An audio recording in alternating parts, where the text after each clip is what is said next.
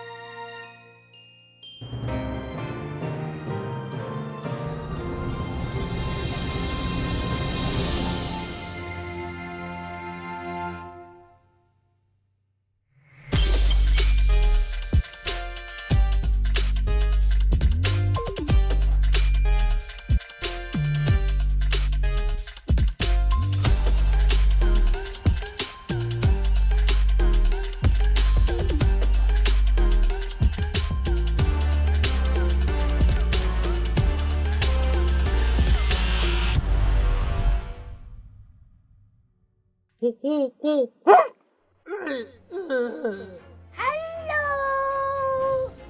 Welcome back. Welcome back. Oh, it's so hot this morning. I mean, it's cooler than a lot of days before this, but it's still hot. So,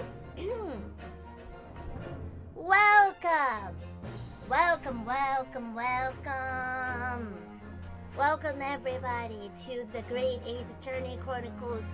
We're continuing this today.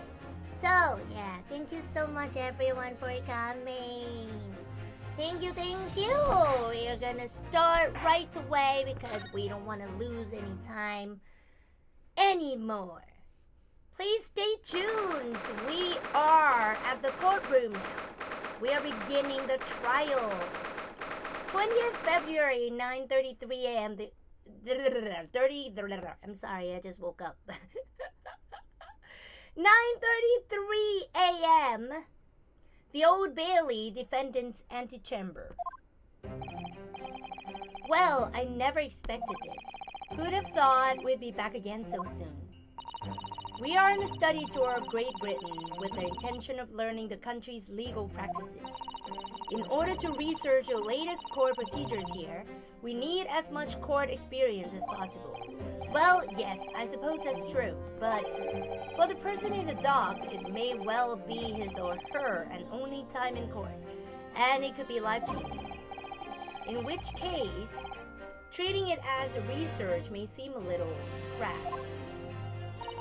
Oh, when you put it like that, you're quite right.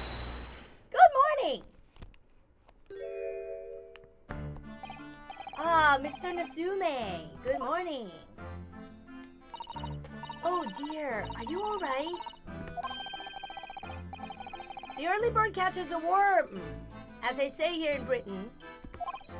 Yes, I've heard that expression, but I really don't want to catch a worm. So I tried desperately not to wake up early, but I was so worried I couldn't catch a wink. And now I'm absolutely exhausted as a result. Do all literary people take things so literally? Thank you for putting your faith in us today, Mr. Natsume. I mean, nobody believed in him. I wish I had 9 lives. My whole future hangs in the balance. I'm too terrified to tremble. Really? Because I can feel tremors in the floor. I can't do this. I can't take it. Although, locum student Mr. Naruhodo Esquire. Yes? I caught a glimpse of the public gallery as I walked by the courtroom. It looked like the opening night of the opera. There were so many people. I had no idea my case was such a notorious affair here in London. Oh, neither did I. Do you know why that might be, Mr. Sato?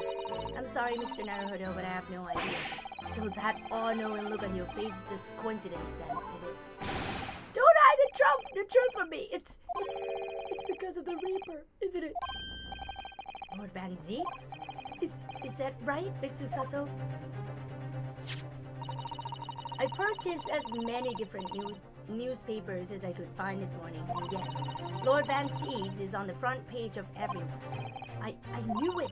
Sometime after the prosecutor was dubbed the Reaper of the Bailey, he stopped appearing in court, it seems. It's been several years now, in fact, until the day before yesterday. Yes, Inspector Gregson told us something similar, didn't he?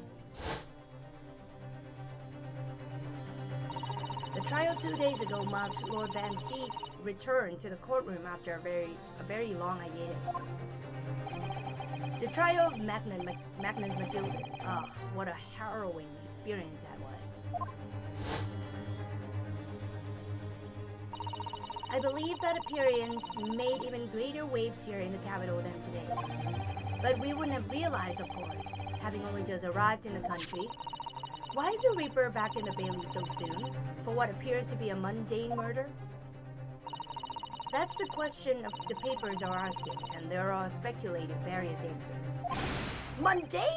Mundane is the most significant saga of the century to some of us.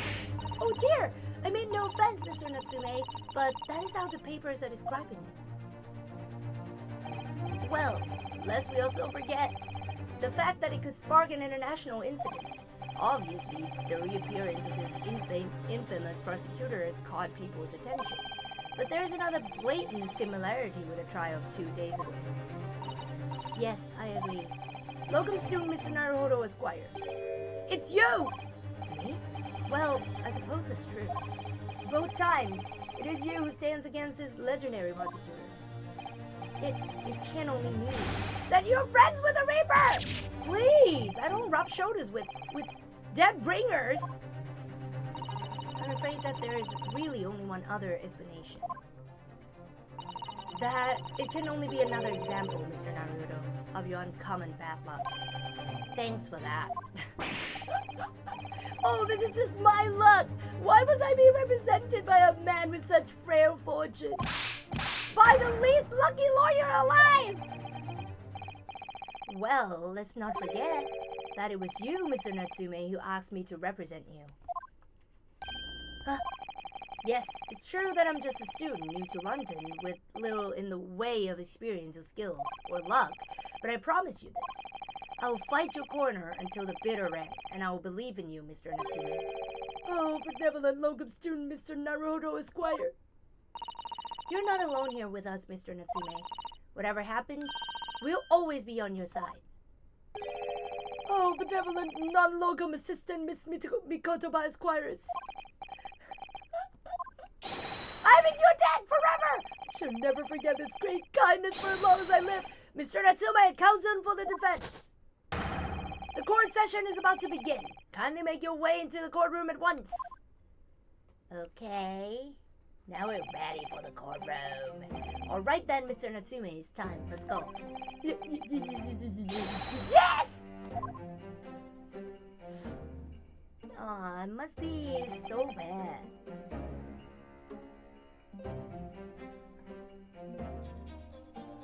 This is it. My second appearance in the British courtroom, and my second trial against the Reaper. I hope you're watching over me, Katsuma.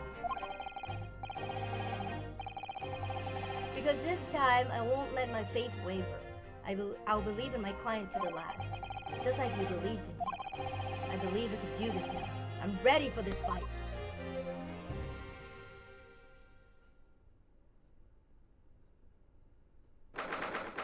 20th February, 10th a.m. The Old Bailey courtroom.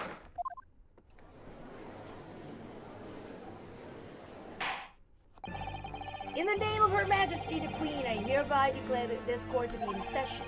I now call upon the counsels for the prosecution and defense to declare their willingness to proceed. The prosecution is fully prepared, my lord. The defense is ready, my lord. The Nipponese are a truly fascinating breed. Sorry, what?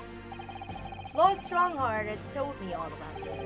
That you're a student who arrived in London but 2 days ago, a mere amateur. Do you have a point? Okay, I'm gonna sneeze.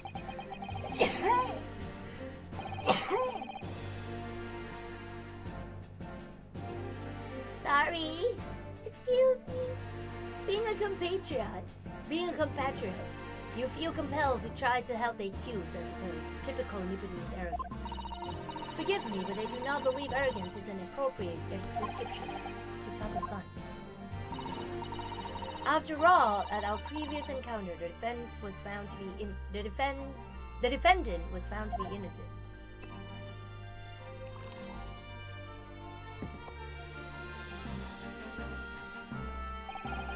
Very true, and a most fascinating, if dull, trial was too.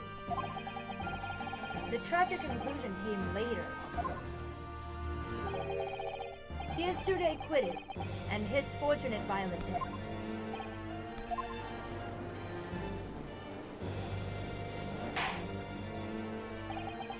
Thank you, counsels. I see both sides are in fine fettle. Now, ladies and gentlemen of the jury, are you ready to carry out your duties here in court as impartial members of the public? You never know when you might be down in your luck, but I believe in fair play for everyone. Oh, it's him! Well, I must warn you, I'm rather more ruthless than I appear. Oh, well, not me. What you see is what you get. I'm a peace-loving fellow. I'm afraid to say, I think it's quite possible that mustached foreigner did the deed. What? How can you be a juror? You're a witness! Come on, what are we waiting for? No doubt he did it anyway. Eh? Sorry? Didn't quite catch that. Oh my god. Very well, let us proceed. Your opening statement, if you please, Lord Fanname. Very recently, Great Britain signed an alliance with a rising power in the Far East. The accused in the dock today is a student from that same land, a certain Mr. Soseki.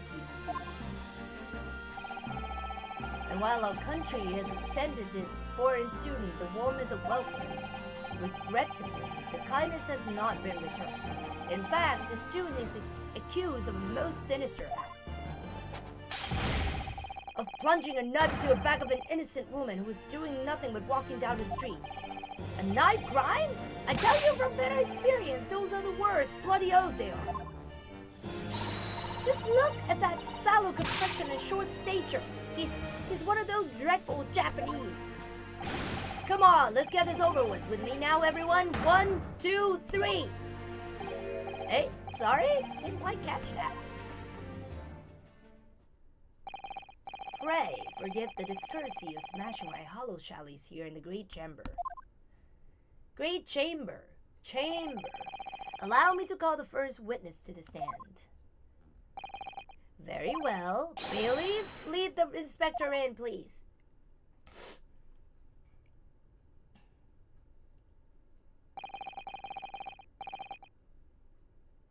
Your name and occupation, please.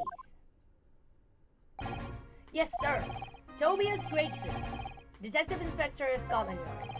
Would you please summarize the events of the case for the court, Inspector?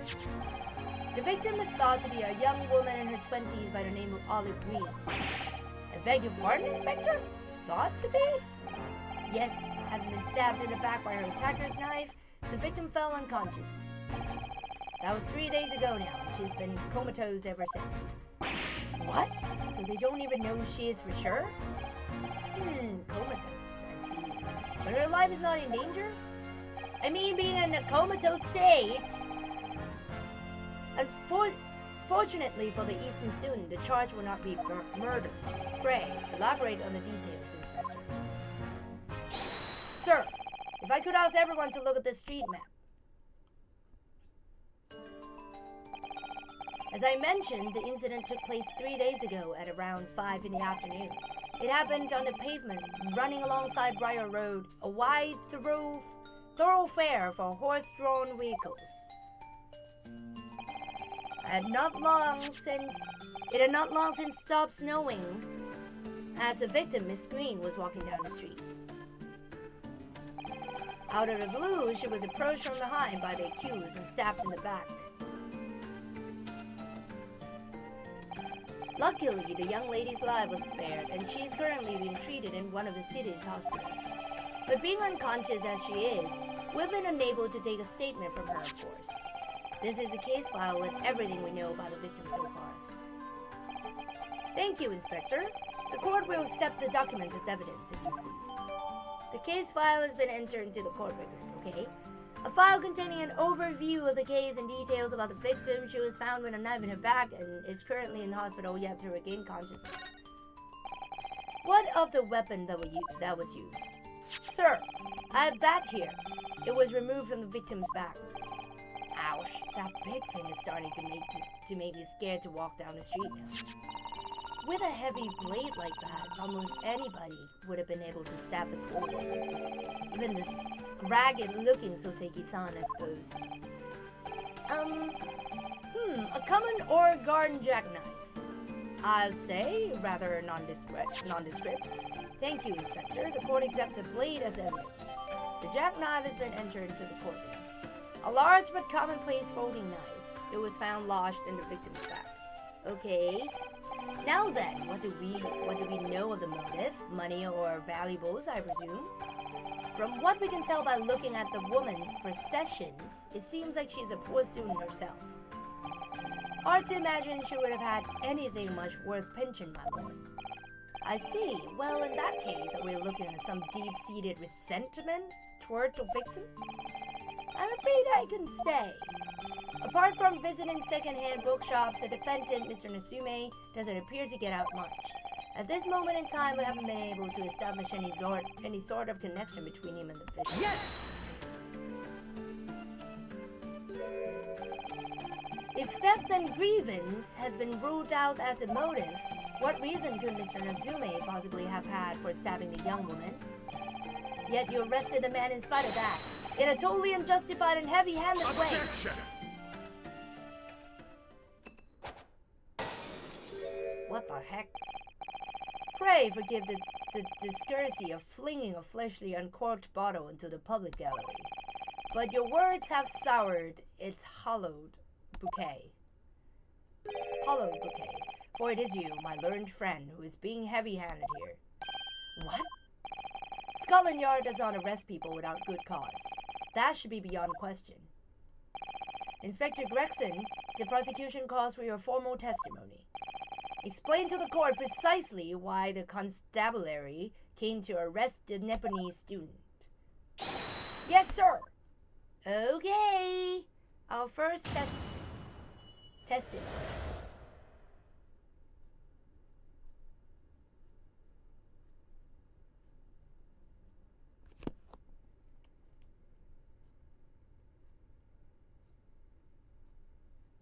Mr. Natsume's arrest. As I said, it was 5 o'clock in the afternoon when the incident occurred, and there was an unusually light fog. Visibility was reasonably good, and there was no one else but the victim and the accused. Out of the blue, the victim was stabbed from behind and subsequently collapsed on the pavement. The accused ran off, scattering his belongings all over the floor. Those being a number of old books he had just bought. He was on his way home from a bookshop, it seems. It was just a matter of working out who the books belonged to, and we found the bloke to arrest him.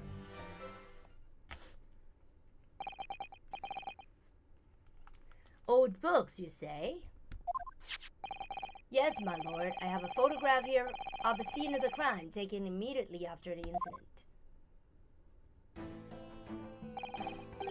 Ah, yes, I can clearly see the books to which you are referring. I will take that photographic print as evidence, please, Inspector. The crime scene photograph has been entered into the court record. A photograph of the scene taken by a policeman just after the incident occurred. A large knife can be seen thrust into the victim's back. Okay, your Nipponese are a spineless breed, too cowardly to admit defeat. Denying everything despite overwhelming evidence to the contrary. Well, Forgive me, Lord Van Seeks, but the defendant is not denying everything, as you put it. What are you doing, Mr. Sato? Do go on. Mr. Natsume has admitted to playing some part in the incident. Isn't that right, Mr. Naruto? Well, now you mention it. When we visited him in the prison yesterday, he did tell us what had all happened. As I was walking along that accursed pavement, I could make out the sole silhouette of another ahead of me. A woman wearing a green overcoat she was. And just as I went to overtake her, she suddenly let out a little scream and collapsed onto the cold, hard slabs of stone at my feet. I was terrified. I had to get away from her. So I ran as fast as my legs could carry me back to my accursed lodgings. A green overcoat? Well, that's exactly what the woman in that print is wearing. Oh my, a photographic print in full color. What will the world come up with next? The defendant has done nothing more than admit he fled the scene from a terrifying incident. That does not mean that he's guilty of the heinous crime of stabbing the woman in the back. There was nobody else there at the time. Just the two of them, the victim and the accused. In other words, there's nobody else who could possibly have stabbed the woman. A fact that the accused concedes. Ugh. It seems his cross-examination could prove to be pivotal. Pivotal? Counsel. Proceed, please. Yes, my lord. Nothing for it. I have to use this cross-examination to turn the tables here. Is our only chance.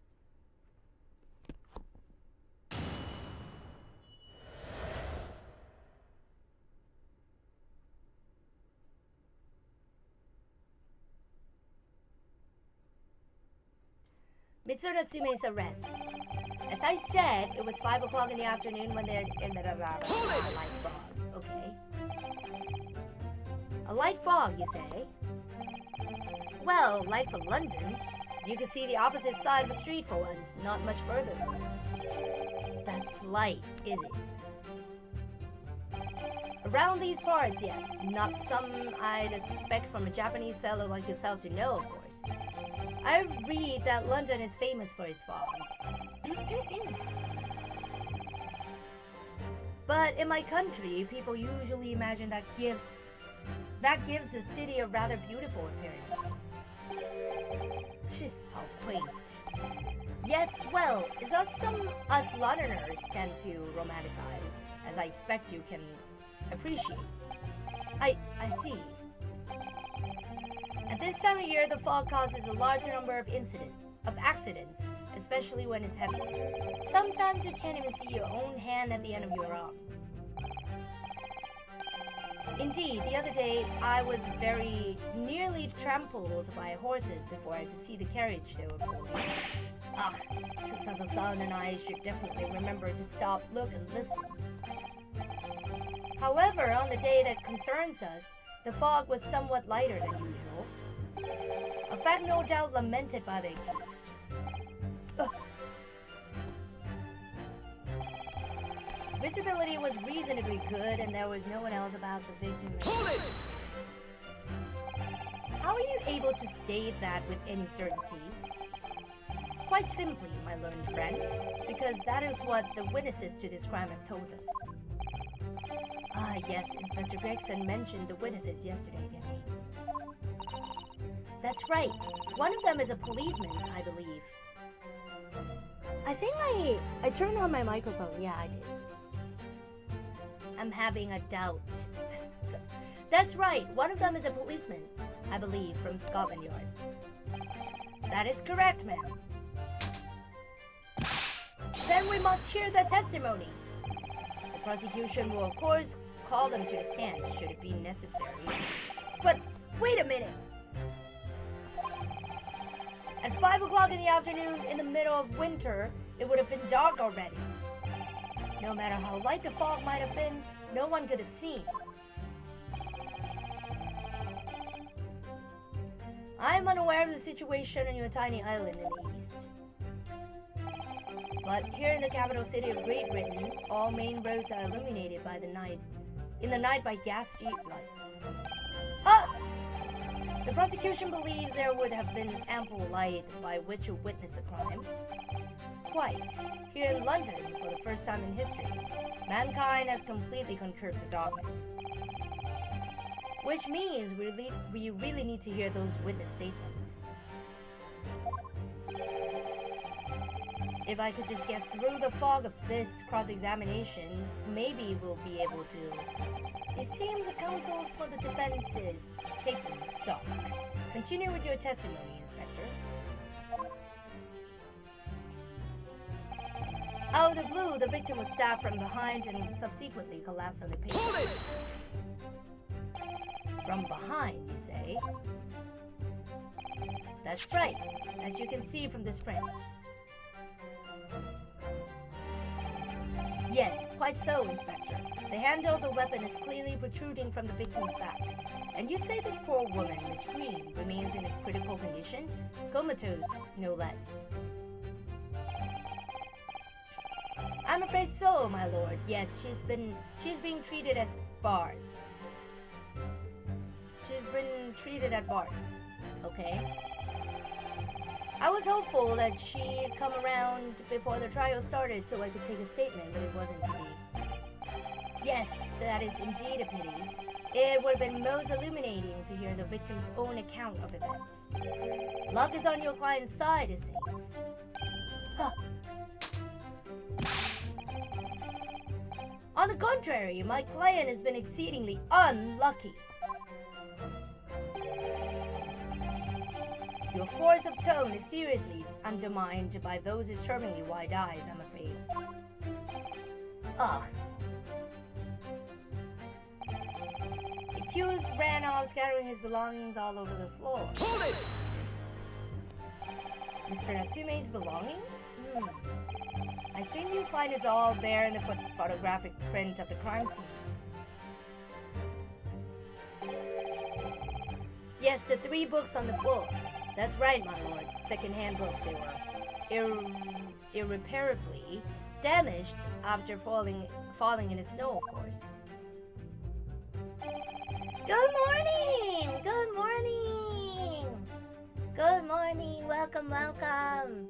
The accused could easily have carried all 3 books in one hand, which means his other hand would have been free to wield a knife, for example. He's very clever, isn't he? What do you mean? He's made it extremely hard for you to assert that Mr. Natsume had his hands full with his books. He's managed to close the one avenue of escape we might have had before we even knew it was there. You mean to say that the defendant was holding his belongings as he thrust a knife into the woman's back? That must be what happened, my lord, yes. Those being a number of old books he just bought, he was on his way home from a bookshop. Hold it! The defendant apparently visits a second-hand bookshop on a daily basis. Yes, so I understand. A shop full of old English literature. I commend the accused on the lofty subject matter of this scholarly attention. The bloke's room was stacked floor to ceiling with those musty old books. Can you tell us more about the bookshop in question, please, Inspector? Well, if I must, I'll have to ask you to look at the street map again, I'm afraid. The closest second-hand bookshop to the accused lodgings is a place here, Bourbon Books. A little place on the corner of Briar Road and Meerschaum Street. I don't know, so hard. As it happens, the accused is currently living in lodging on the other side of Briar Road at the opposite end. Which means it doesn't take a genius to work out the route he would have taken home. Something like this. The local map information has been updated in the court record. Okay. Yes, I concur with your conclusion, Inspector. The defendant would certainly have passed the scene of crime on his way home from that particular shop. Mr. Naruhodo, I think that what the inspector just told us could turn out to be of vital importance. Yes, I agree. The most important point that the inspector just made being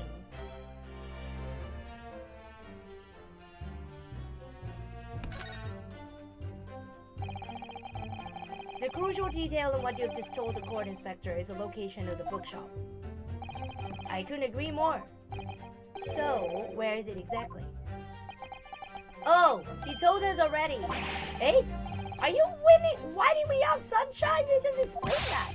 I got the map out and everything. Used red, Lucenene, and drew the bloke's route home for you. And I distinctly remember seeing you nod along, counsel. Oh, yes, of course. I must have been so nervous I didn't take it in. The blunder of the day goes to you, my learned friend. No, not yet. The trial's only just begun after all. Mr. Naruhodo, I would strongly advise you to look carefully through the court record at this stage. Okay, I'll go.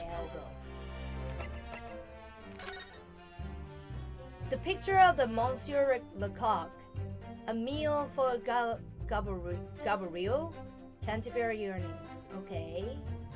2 shillings.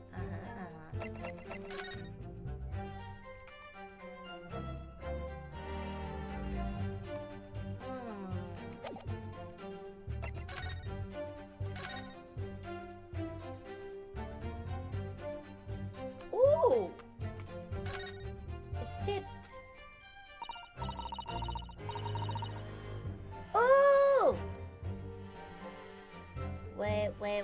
wait.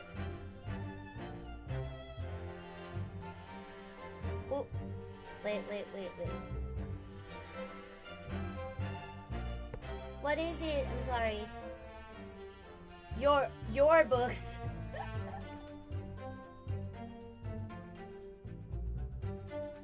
Oh, you have a watch streak. That is so good.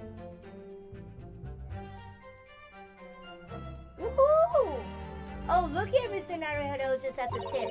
A small piece of the blade appears to be missing. You're right. Well spotted, Miss Susato. I wonder what could have happened to it. Yes, you don't think it could still be lodged in the victim, do you? Oh dear, I do hope not. That sounds terribly painful. Okay, the tip is...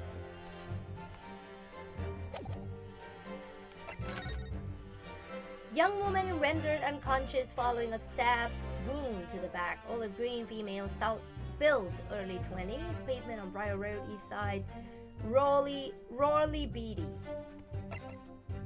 Additional notes, the victim remains unconscious. Her name was gleaned from her personal effects. Other details are unknown. Apart from a single stab wound from the large knife, no other signs of injury were observed. The assailant was seen running away by the reporting officer and was successfully arrested the following day. Okay. Yeah, miss. At once, miss. Sorry, you made mistake, miss. Inspector, continue with your testimony, please. Wait. I have to get it right first. Hold it.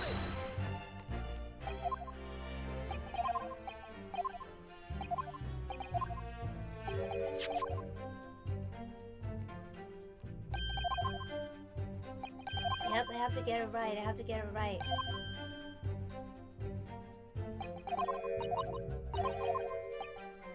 Okay, stock. I often think, Inspector, that what really makes a good bookshop is the quality of the books that they stock. What is a name?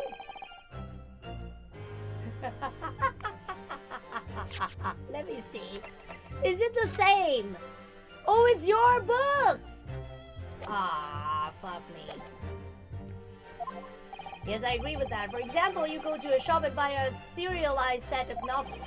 But when you return home, you find horror that the third volume is missing. Doesn't bear thinking about. Just the sort of thing that really gets my goat. Exactly! That is the point I was trying to make.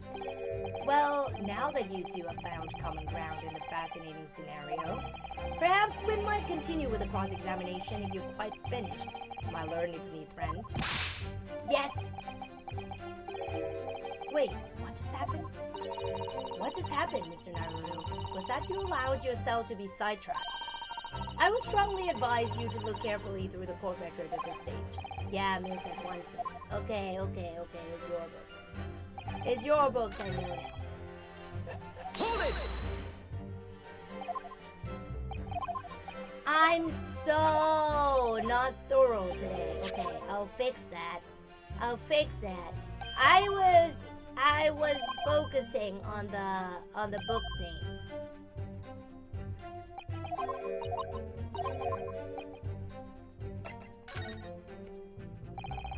Inspector Gregson, may I ask you a favor? What? Would you kindly add the name of the bookshop to your formal testimony, please? I believe it may be of vital importance. Maybe? Oh, well, yes, it could be a very important clue. Very well, not that I can see it being of any great significance, but please revise your testimony accordingly, Inspector. Yes, sir, my lord, whatever you say. Could the man be any more sardonic? Yeah, that's why I was so not thorough, because I didn't lose anything. He was on his way home from Bourbon Books, a second-hand bookshop he apparently patronizes. Hold it! So the shop is called Bourbon Books, is it? That's right, that's the closest second-hand bookshop to the accused lodgings. and to get from there back to his room, he would have gone right past the very spot where the incident took place. If I could just confirm one point, can we be sure that the defendant really did visit Bourbon Books on the day in question? Well, we haven't actually confirmed it, no. You haven't confirmed it? Why the devil not, Inspector? Well, the thing is, the shopkeeper's gone on a trip, you see. Left the morning after the incident to collect more stock, I'm told. So we, haven't been able to ask the bloke if the accused visited his shop on the day in question or not. Well, in that case, what did the defendant himself have to say about it? No recollection. What? According to the statement he made at the time, the accused has no recollection of where he'd been. Of course he doesn't. Very convenient. The bloke clearly has his head in the clouds whenever he's walking about town. He claims he just wanders into whatever bookshop he happens to be passing and rarely notices a name. I should say the man ought to learn to look where he's going, at the very least. So, it's just as I thought then. Is some matter? Inspector, you may continue with your testimony. Okay, I'll press another one first because... Oh shit. What do you think, Mr. Naruto? If you aren't able to sway the jury during this cross-examination, I'm afraid that Mr. Natsume's fate will be sealed? Yes, they're sure to find him guilty. So one way or another, I have to expose an undeniable inconsistency in the inspector's testimony. Okay.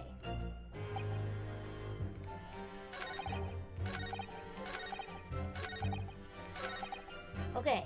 Hold it! You asked for the help of the famous detective Sherlock Holmes to locate the defendant, I believe. Stuff and nonsense. Sorry? That Jack in office, that busybody, just comes and sticks in his oar in whether we ask him or not. But according to what I have here, Mr. Sholmes was shown to the scene by Scotland Yard detectives. Well, there was nothing to do with me. The lads at the scene must have done it without my permission.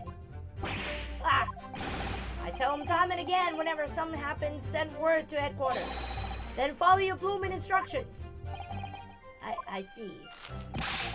If that meddler gets his hands on any details, we'll be reading it in Rand's magazine next month. And you can bet your last farthing that I'll be in there too, to rip off all my hard work in the case. Yes, Mr. Sholmes, no, Mr. Sholmes, aren't you clever, Mr. Sholmes? That's all the thanks I'll be getting. Inspector, if the man is proving detrimental to the yard's activities, perhaps I should step in and deal with him. Ah! It appears Inspector Gregson is lost for words. Yes, the Reaper's words carry a lot of weight, obviously. Anyway, the point is this. That little Japanese bloke's already admitted it.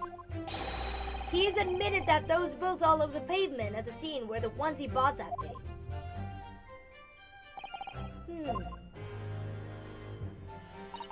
What do you think? Okay, we're gonna... Okay, we're gonna present here. Objection! If I could just stop you there, Inspector Gregson.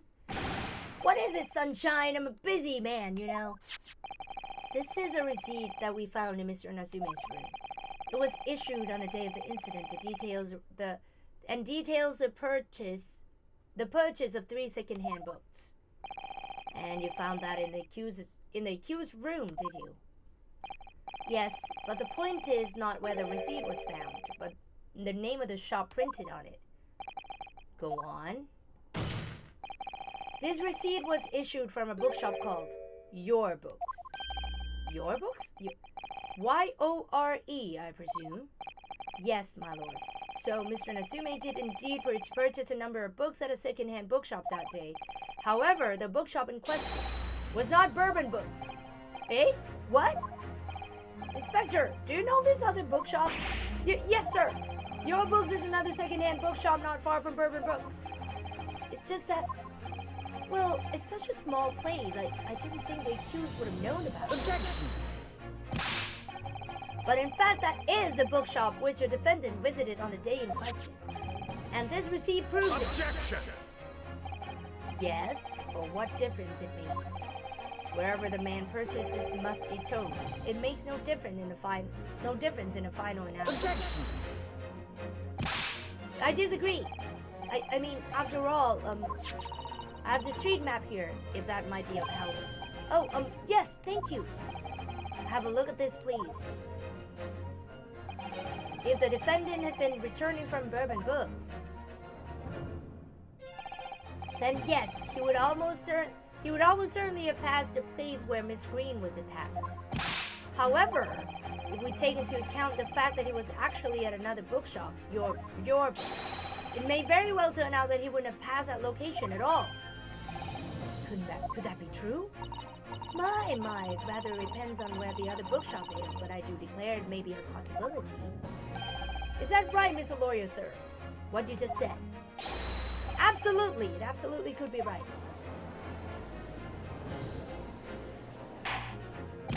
Inspector Gregson, where is this Your Books establishment?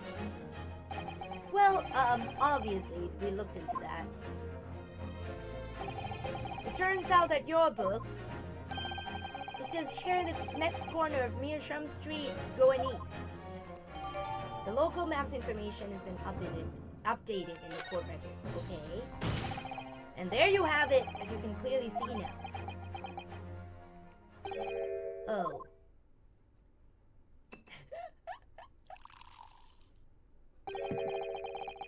My learned Nipponese friend is obviously in training to be a clown, the way he regales us with such witticisms. To your future career in the circus. You put that glass down now, or I put it down for you. I didn't think I needed to spell it out, but here we go.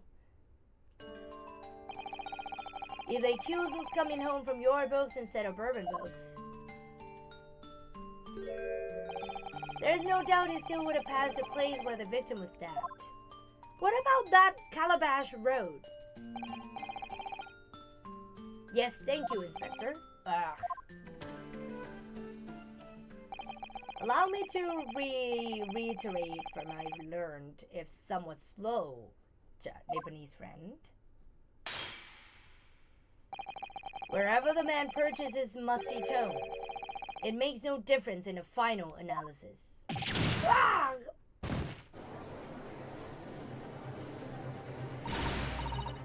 As I suspected, you can't fool me, and I don't suggest you try.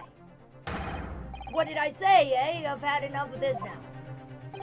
I beg your pardon? Terribly sorry, but would you mind repeating that?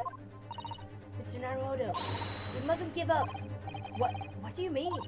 If the prosecution's assertion is correct, the members of the jury may very well decide that Mr. Natsume is guilty. Ah, she's absolutely right. We must think.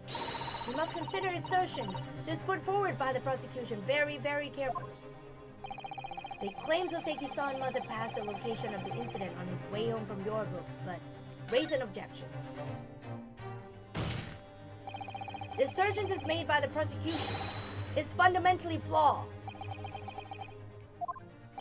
Explain yourself, counsel. Yes, my lord. You can see what I mean on this map. When returning home from Your Books to his lodgings,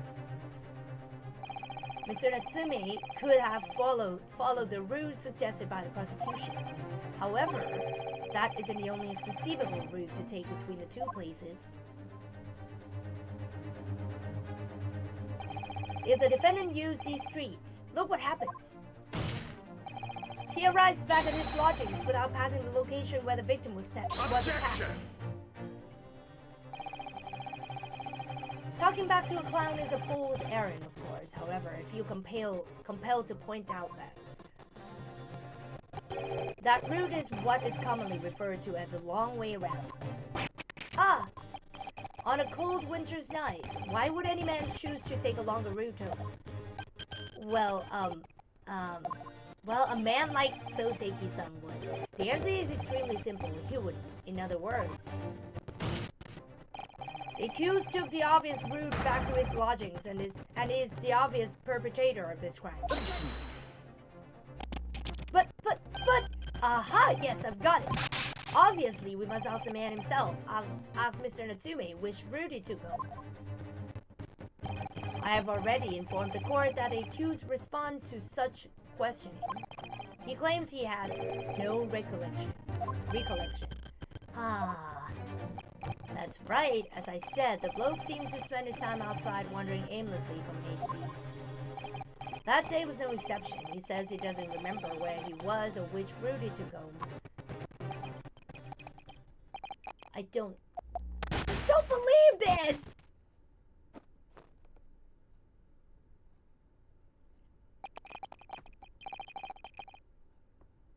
I thank you, my learned friend, and suggest that we do not waste any more of the court's time by wandering aimlessly around this subject. Pray, what say you, insightful jurors?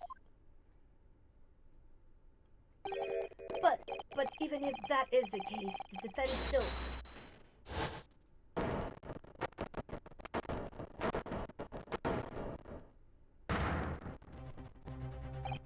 I agree with Lord Van Zieks, wholeheartedly and in every way.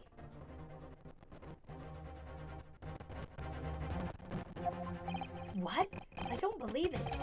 Does this mean... We members of the jury are completely convinced now. Very well, in that case, I hereby call upon all members of the jury to present your findings to the court. Guilty! Ooh. Guilty! Guilty! You didn't even hear what we were saying, Uncle.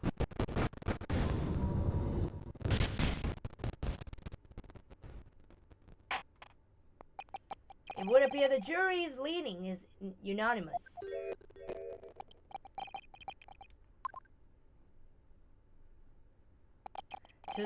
To the insightful members of the jury, I applaud your brave resolve. You serve Queen and the country admirably. Mr. Naruhodo?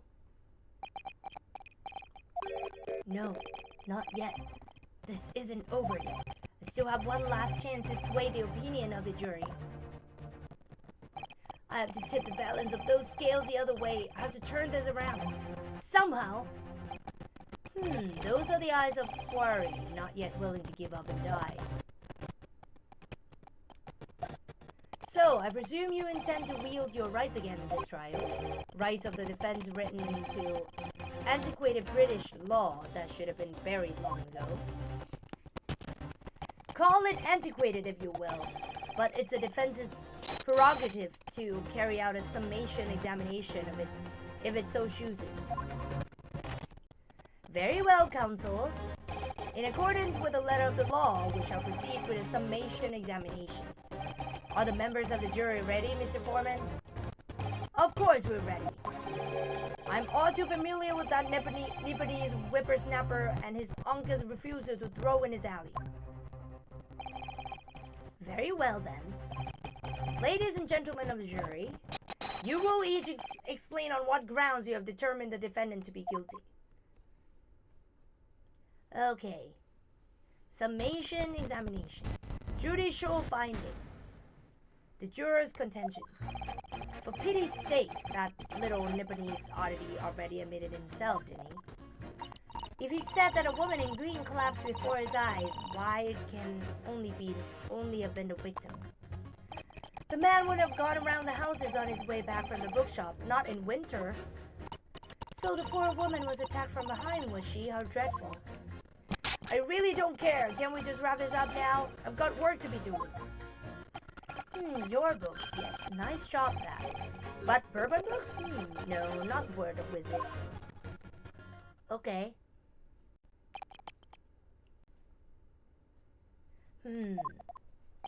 With only minor exceptions, the reasons for finding the defendant guilty are all too clear. When the stabbing occurred, the only two people at the scene were the victim and the accused. and the accused himself has admitted to seeing the victim in her green overcoat sink to the ground before his eyes. Furthermore, we have heard from the inspector that the defendant then fled the scene. I must say, I would have ample grounds to convict this man already. Oh dear, even the judge appears convinced of Mr. Natsume's guilt now. Ugh, why did he have to run away like that?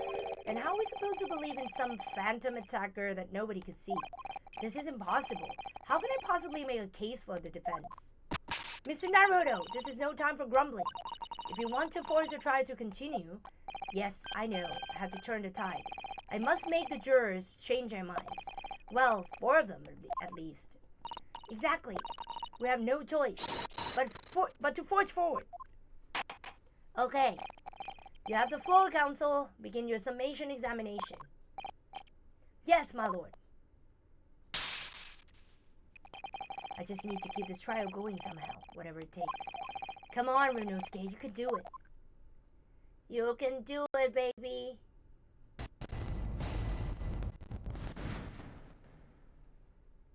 The defense's rebuttal. Hold it! Excuse me, but aren't you... Yes, that's right. I was in the witness stand myself just 2 days ago. Yes, I had a feeling I knew your face. Or the side of it, anyway. If I remember correctly, you're a banker, aren't you? That's right. After the gold rush down under, I came back to London to work. And it was all going swimmingly until you started fossicking around. Bruce Fairplay was a man of repute. Sorry? Don't think I've forgotten how you treated me the other day. You had me and that young hatter pegged as criminals. Oh, well, you know, water under the bridge. Now, there's all sorts of rumors buzzing around that the police have been badgering me nonstop. If I could turn back the clock. Well, anyway, I don't know about the hatter, but at least I'm in the clear now. I'm free to make up my own mind about who's guilty and who isn't. Ah, thank goodness. Alright, maybe I might struggle to change this man's mind, given our awkward history. Oh dear, I wonder what's become of Mr. First now.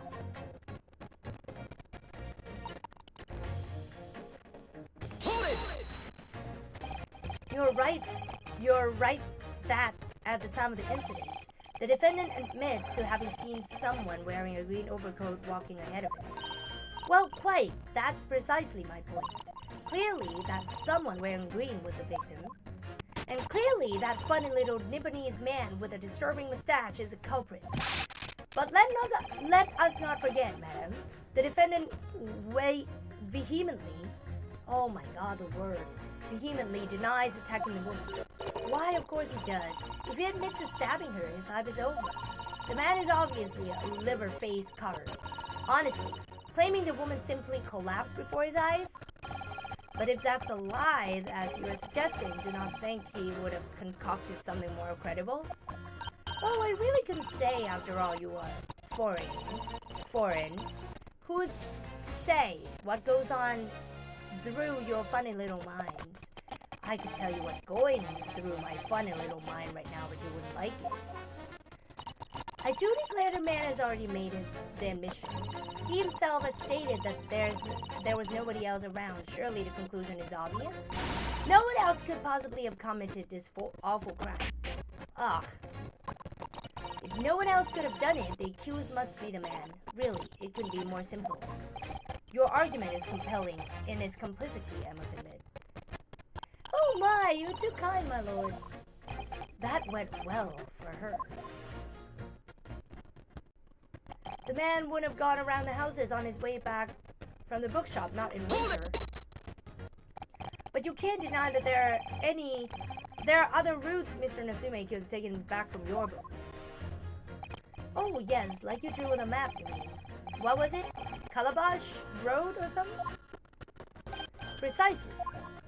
But it seems to me that what counts is whether a little Japanese fellow actually went that way or not. Well, yes, that's true. And at the moment, there's no proof that shows he did, is there? Well, yes, that's true as well. And as I understand it, the accused himself doesn't remember which way he went, does he? Well, yes, that's annoyingly true. Winter nights are dark and cold, so the way you see it, you'd want to get home as quickly as possible. Well, yes. Why is all this true? So really, the only thing that makes sense is that he went home along Briar Road. I'm supposed to be convincing you here. I've given it a lot of thought, you know. I didn't just make up my mind on a whim that he did it. I mean, if there was some logical reason why he might have gone the Calabash roadway, it'd be different. I'll be happy to reconsider my position in that case. Honest, I would. A reason why Soseki-san might have taken a longer way home. Yes, a good reason. I don't imagine you'll be able to sway this young man's opinion without one. Okay. Hold it! Whatever is the matter, young man? You're the wife of Mr. Garrison, aren't you? The landlord who rents Mr. Natsume's room. The master's wife? Where do you get your ideas, sir? I'm the maid you understand. She's keeping up the charade. This is going to be awkward. Why did you mention this yesterday? That you've been selected for the jury and in this trial, I mean. Well, I was told not to mention it to anyone till the day of the trial, you see. It was in the letter I received. The instructions were very clear, so I'm afraid I had no choice. I see. Anyway, Mr. Natsume, the defendant, takes lodging in your master's house, doesn't he? Yes, that's right. Although he's only been in a little over a week now. And in that time, surely you must have taken stock of his character. Does Mr. Natsume look like the kind of man who would commit a crime such as this? I would say yes. Oh my goodness me, yes, he's just a sort. What? Spending all his time in that dark and dingy room, sporting that unscrupulous mustache. The man never speaks, and don't get me started on those shifty eyes. All the neighbors are talking about him. I've heard them, you know. People think he must be building a bomb in there or something. Oh dear, poor Mr. Natsume.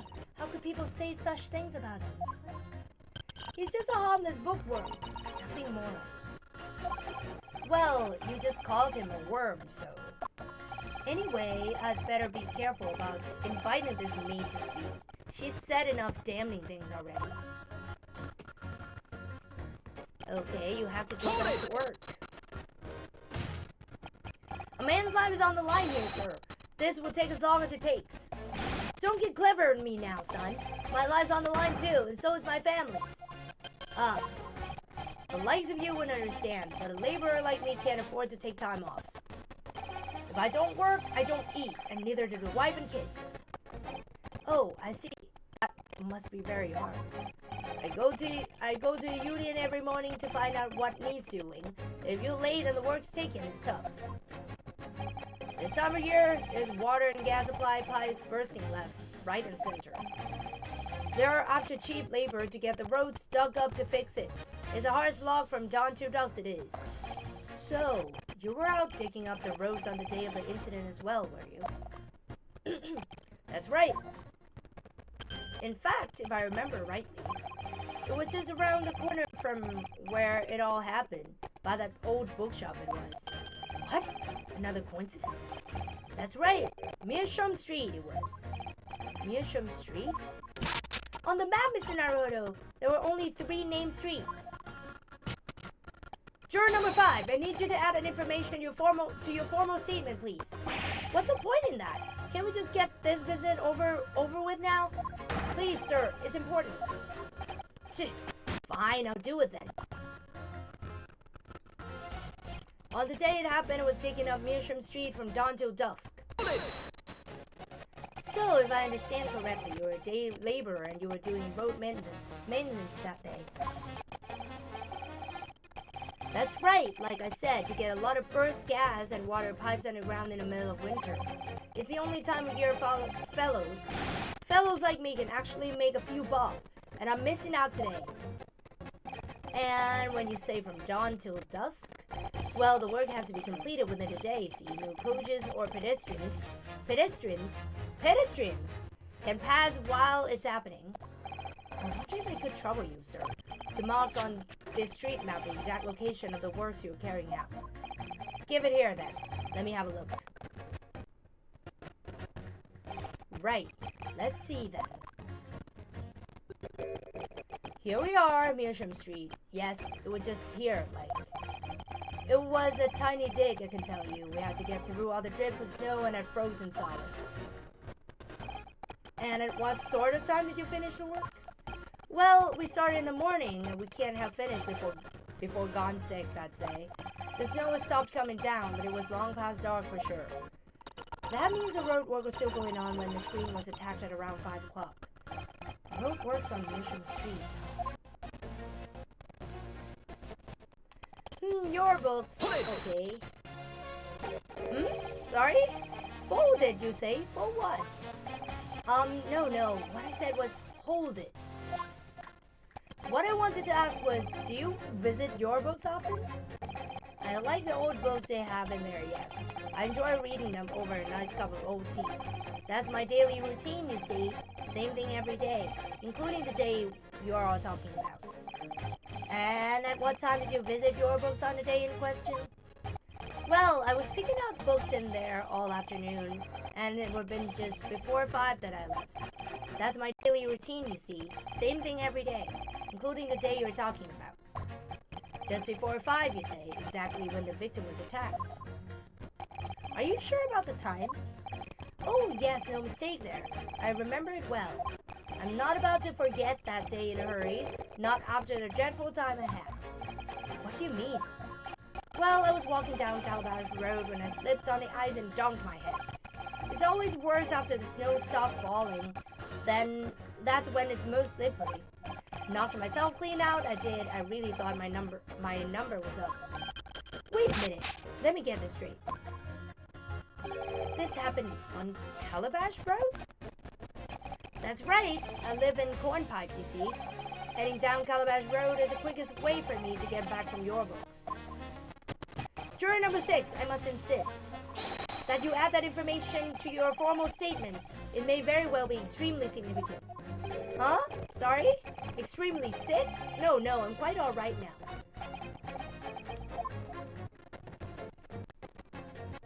It sends a shiver down my spine to hear the members of the jury so convinced of Mr. Nasume's guilt. But I can't help feeling that some of their opinions are rather subjective. I agree, it's the irrelevance of what some of them are saying that sends a shiver down my spine. Still, at least some of their assertions don't actually incriminate Mr. Nasume of anything. That's something. We must use that to our advantage, Mr. Naruhodo cunningly. Yes, you're right. Let's listen to the jurors again carefully. And if any of their assertions are at odds, I'll pit them mercilessly against each other. Yes, don't hold back. Pit them all against each other. I see that, he has a green coat. This one. He has a green coat and with a similar stature. You know what I mean? With the victim. Maybe the one that he saw falling on the ground is him. I don't know. I feel like it's this. Because if there's road construction, he cannot be going that way. Those two statements are clearly at odds with one another. At odds, counsel. Explain yourself. Please don't point. It wasn't me, I swear. Hey, what? I just want to get it done and dusted. Well, juror number 3. Oh, me, sir? What do you mean? Juror number 5's words is now extremely significant. Let's take a moment to consider the implications of what's been said on our map of the local area. On the day in question, Mr. Natsume visited this bookshop to purchase a number of secondhand books. And on the same day, we now know that there were works being carried out on Meerschaum Street, making it impassable. Which means that the defendant's rude tone could not have taken him along Meerschaum Street and down Briar Road. Oh, yes, of course. What do you think, sir? Well, yes, you can't argue with that, really, can you? We must have had a good yards or more of the pavement. Every gentleman and gentlewoman that came along had to turn back and go the other way. So, the only conclusion is this. The defendant must have taken the longer route back to his lodging. Yes, I suppose he must have. I suppose that must be right, eh? Juror number 3, you said the following. The man would have gone around the houses on his way back from the bookshop. But we see now that he had no choice. Yes! My lord, Mr. Judge, sir, if I may. Yes, I don't think in all good conscience that I can say the man's guilty now.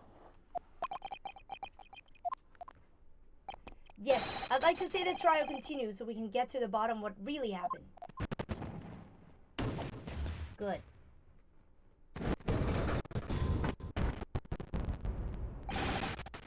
What about you, sir? Eh? Who? Me?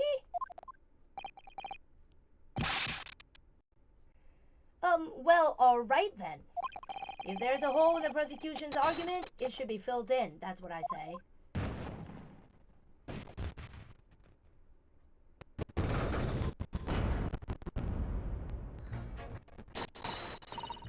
Oh, well done, Mr. Naruhodo. That was wonderful. Well, we've managed to change a couple of minds at least. It strengthened our position somewhat. Yes, and it will prompt the other members of the jury to reconsider their stance as well. They'll be asking themselves if their current leanings are really right or not. Now, if we could just identify one more clue or discrepancy that would make them stop doubting Mr. Natsume, we might be able to tip the balance completely. Yes, that's exactly what we've got to do. Van Seeks is looking to bring his trial to an early conclusion. That's what we have to prevent, by whatever means we have at our disposal.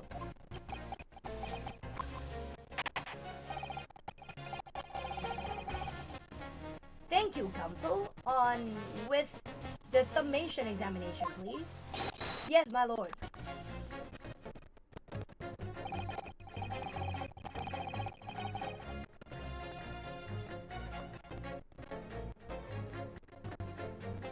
I have to say not guilty at this point so I can see where this trial goes from here.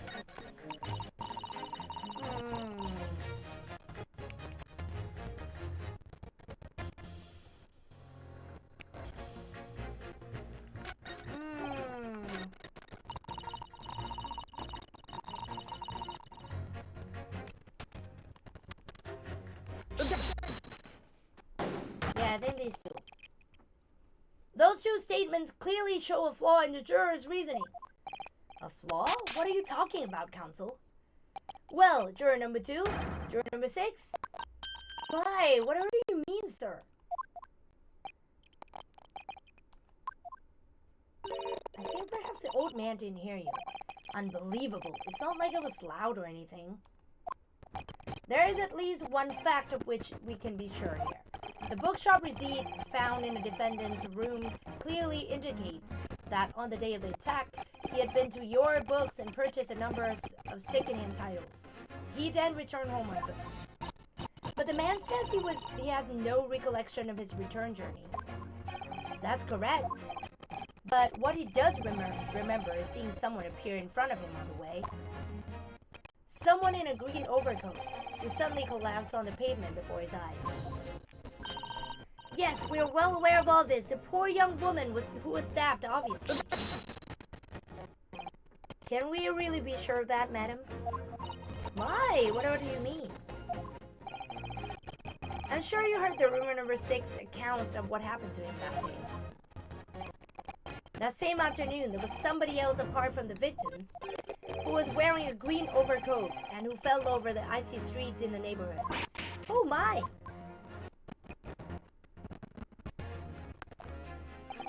My goodness, you mean... That's right, I'm referring, of course, to hard of hearing juror number 6. Are you really suggesting that the person in green overcoat whom the defendant saw collapse in front of his eyes was a jolly old gentleman on the end of the bench here with me today? That is entirely possible, yes. After all, the old man has a somewhat similar build to the victim. Well, look at that. My goodness me. Huh? Sorry, you need a pee? And crucially, we know precisely where the old man in the green overcoat fell. On Calabash Road. Therefore, if the person whom Mr. Natsume saw collapsing in front of him was in fact juror number 6, it means the defendant must have taken the long route back to his lodgings. And if that's true, then clearly,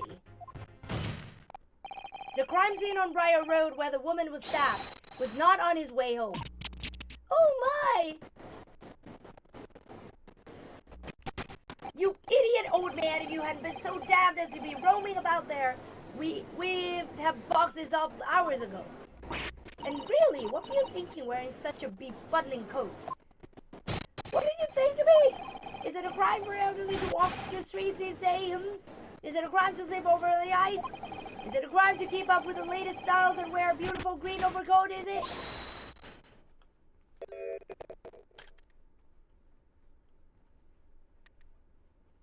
My lord, I do hope it won't cause any inconvenience, but you'd like to change your leaning, I presume?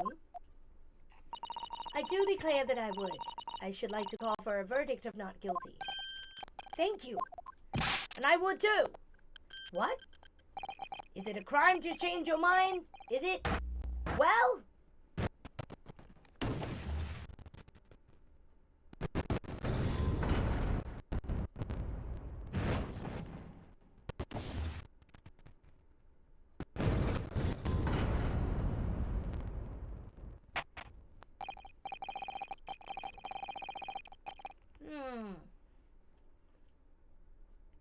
Well, that summation examination is concluded with a rather large shift in opinion. The eyes to the nose for... so the nose have it, not guilty, they say.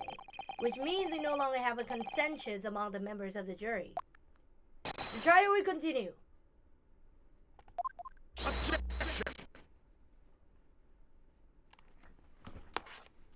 I forgot my water.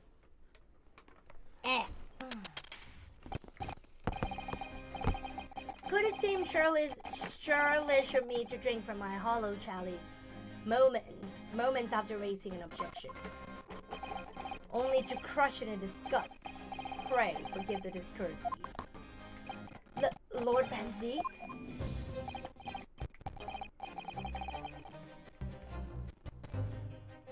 It seems I must retract my earlier remark. What do you mean? I mistakenly credited these jurors with intelligence by describing them as insightful. Yet we have just witnessed them falling for a cheap trick performed by an Eastern entertainer. Eh? Whatever do you mean? I haven't tricked anyone. Everything I've said is the truth. Indeed. Stalwart juror number 5 was undoubtedly repairing the road as he claims. I believe you said it was a good 2 yards of the pavement which you had excavated, sir. That's right. Took me the whole day and they paid me measly 2d for it. Now, my learned Nipponese friend, tell me. Do you have any notion of the distance that 2 yards represents? Well, if I'm honest, I don't have a clue, no. 2 yards is a little less than 2 meters. Less than 2 meters? That's not much at all. In other words, a distance readily vaulted by anyone of moderate vigor. Would you not agree, my storied friend? Eh? Me? Well, I can't say you're wrong, no. What? And did you perchance erect a sign to prevent pedestrians from passing the side of your works? Eh? I wouldn't dream of it. What a waste of time. No coaches would have had a hope of passing anyway, and we just turn any gentlefolk back when they come. Kids just jump right over us all the time. The accused is no gentleman as far as I can see. I have a little doubt, however, that he could spring over a 2-yard trench in his meandering around town. Ah! Is that true, is it? The incontrovertible truth is that the books just purchased by the accused were found at the scene. There can be no doubt that on his way back to his lodgings, Mr. Natsume walked down Briar Road. crushed in a single sentence. And old man, cold man, you can talk. You say that at around 5 o'clock on the day in question you slipped and fell. You slipped and fell on Calabash Road. Pray, was there a suspicious-looking Lebanese behind you at the time? Oh, I can't say as I remember. You don't remember? How about a wager, my learned friend? You say it was this old man that the accused saw, but I would lay 1,000 to 1 against you being able to prove it. Ah!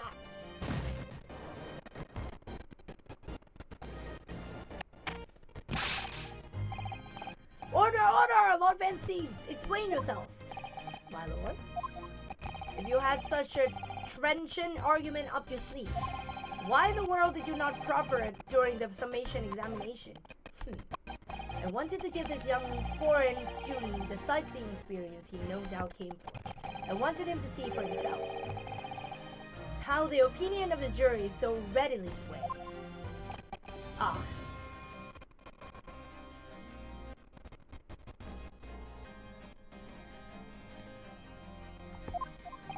But my hospitality has its limits, and they've been reached, I feel.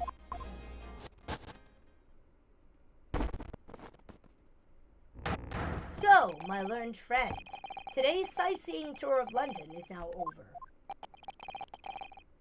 What are you talking about? My lord!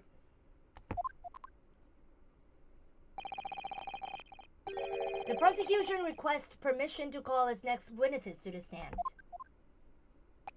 Granted. Bailiff, bring forth the witnesses.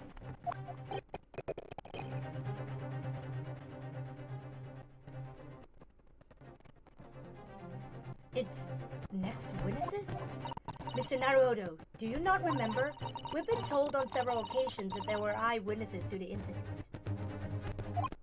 Yes, I remember. One of them in Scotland Yard, policeman no less.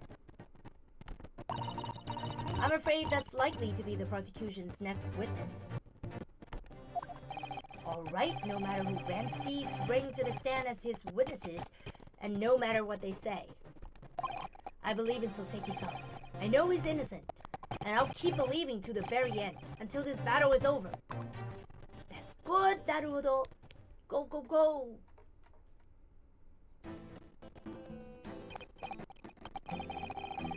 Witnesses, please state your names and occupations for the court.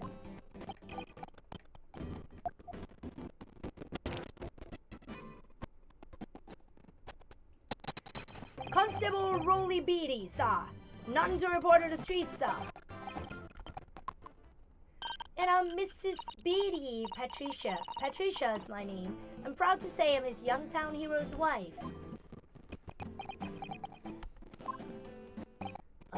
What's the story here? Well, in truth, we've not been married long. In fact, we celebrated our first anniversary only the other day. No, it was your husband I was asking about. He seems tired. Oddly surprising. Whilst being an honorable occupation, patrolling the beat is the most demanding work in the world. Oh, really? I'm sure I've heard that before, actually. Indeed, apart from rare days off, our gallant officers trudge some 20 miles a day, you know. They patrol boarding houses and pubs, collect taxes, survey the streets, check the meters are reading true, and they're responsible for keeping the streets clean and lighting and extinguishing our streetlights. There are a number of items on that list that don't sound much like policing duties at all. I wouldn't just be falling asleep on my feet. I would have collapsed long ago. But it goes without saying that a policeman's primary duty is apprehension of criminals. Even when he's off duty, a constable is expected to investigate and resolve any crimes on his beat. Father London Bobby is a man of honor. And a man of slumber. On the day in question, this man and his wife were walking down Briar Road in the opposite direction, and they witnessed the incident as it occurred. Is that not correct, Mr. and Mrs. Beatty? That's right, sir. Isn't it, Raleigh? Constable Raleigh Beatty, sir. Nothing to report in the street, sir. What a great witness is going to be. Very good. I'd like to hear your formal testimonies now, please. You will tell the court exactly what you saw on the afternoon of the incident. Yes, sir! Okay. Is he okay? What the witnesses saw. It was our wedding anniversary and Raleigh was taking me out for a meal. There was no time to change after work. Anyway, two silhouettes appeared out of the fog on the pavement in front of us. All of a sudden, one of them just collapsed on the floor. Then the others scattered some before running off. We ran straight over, of course, and then went for help at the nearby police box. It was definitely that Japanese man in the dock. Raleigh and I both saw him as clear as day.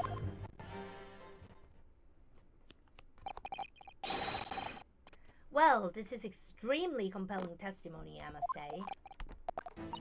Oh dear, this policeman and his wife are claiming to have positively identified Mr. Natsume as the scene. If their testimony is true, the alternative course of events that you established in the summation examination will be quashed. It's death knell, in fact, because that alternative was never viable in the first place. What an unfortunate chancing. And on your wedding anniversary, too. Oh, I know. But I still managed to go out for the evening with my man. I thank the Lord for that.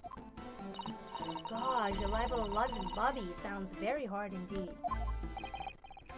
Indeed, however, this cross-examination will be over in minutes. You may well have time to rest this afternoon.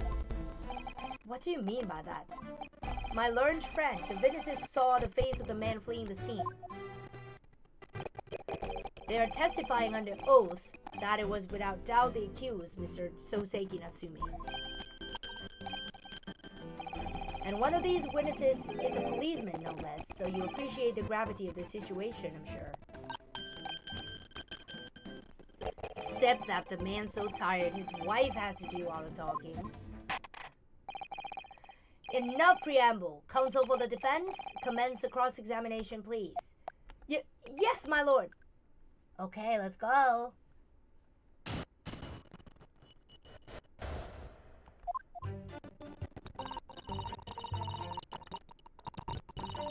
Hold it!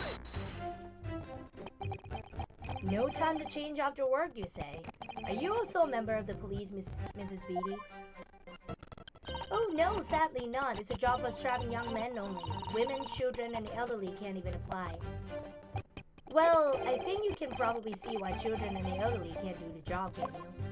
I think Raleigh looks ever so handsome in his uniform. It suits you down to ground, doesn't it, darling?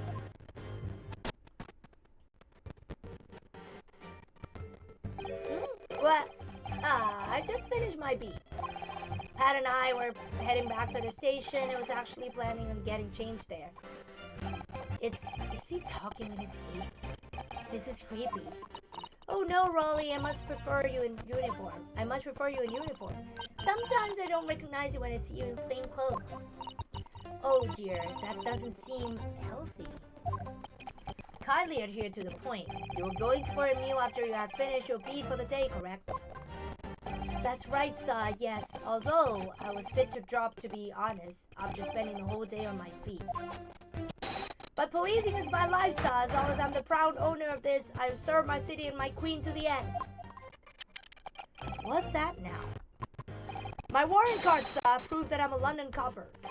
It has a noble founding principles of the force written on it as a reminder to all us policemen of our sworn duty to patrol the streets of London town and uphold the peace of the common man. Sir, and for such a noble cause, I cover 20 miles every single day without fail and without a grumble. Because I know that the plodding of my boots is all Londoners need to hear to feel safe and secure. So, fighting crime doesn't appear to come into it then. But sir, Just on one particular day, I was looking forward to celebrating my wedding anniversary. Mrs. Beatty puts up with a lot. Being married to a bobby like me, I wanted to show my dear wife how much I care. Oh, Pat. Oh, Raleigh. Okay. Oh, what a charming couple. Their young love is such a joy to behold. If a little over the top, perhaps. And then kindly describe what happened next. Two silhouettes appeared out of the fog on the pavement. Hold it! Okay. Two silhouettes? That's right. They were coming towards us, walking up Briar Road on the opposite direction. That was a rather plump figure, followed by a scrawny, thin-looking man. That does sound exactly like the victim is pictured in this frame, and like Mr. Natsume. Yes, unfortunately it does. And you're certain that at the time there was nobody else nearby. Oh yes, quite certain. It was dark, but there are street lights on Briar Road, you see. There was nobody else around at all. Isn't that right, my darling?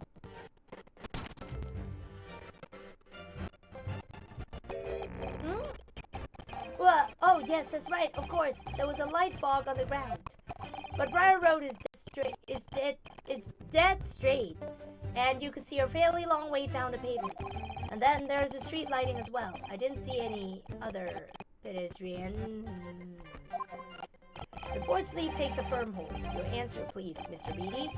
Aren't you quite sure of what you've just said? Yes, sir! As a couple who spends all day, every day keeping watch of the streets, I'll swear to it, sir. I'm as sure as my love for Patricia is true. Oh, Pat. Oh, Raleigh. Okay. They're still maintaining there was no one else around other than the victim and the attacker. It's starting to seem like that must be how it really happened. It's beginning to seem like there's nowhere to run.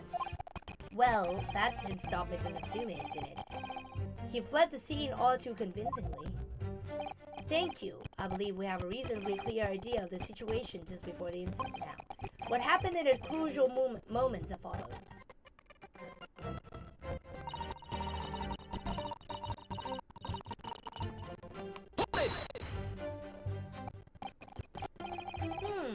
Scattered something? What do you mean by that?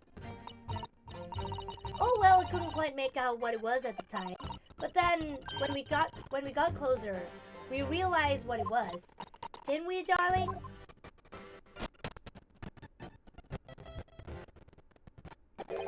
What? Yes, that's right. It was some old books. I see, old books.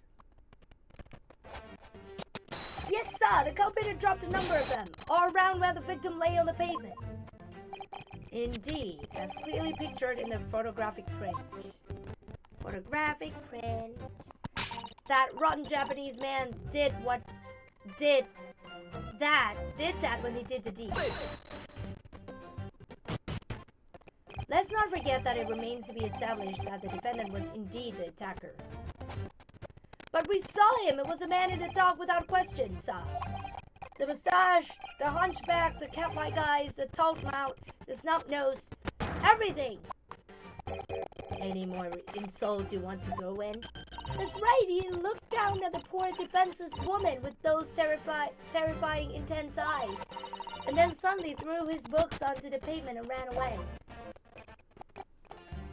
I see. This is tough. They seem as though they're telling the truth here. May I remind the court that this unambiguous testimony comes from a policeman and his wife. Now please continue. Yes, sir!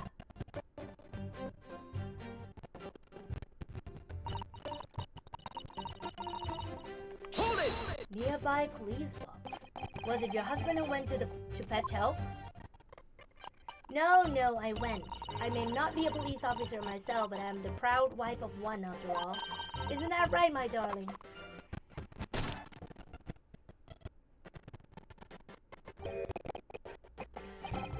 What? Oh, yes, that's right. I asked Mrs. Beatty to go. I was off duty by that point, but a Bobby is never truly off duty, of course, so I felt obliged to stay and guard the scene. Very laudable, Mr. Beatty. Preserving the scene of the crime is a task of considerable importance. That's why I sent Patricia, you see. I told her where to find the right police box. Forgive my ignorance, but what do you mean exactly by the right police box? Depends on the crime's location, you see, as to who deals with it. Where the woman was stabbed wasn't actually on my beat, so I told Patricia the way to the police box for the beat the incident fell under, so she could go and report it. I ran there as quickly as I could and asked for help from the Bobby on duty. There is nothing more potent than a young couple in love working together, you know. And thanks to your swift response, the case was quickly resolved. The actions of two model citizens. Oh, please, you're making us blush, isn't he, darling?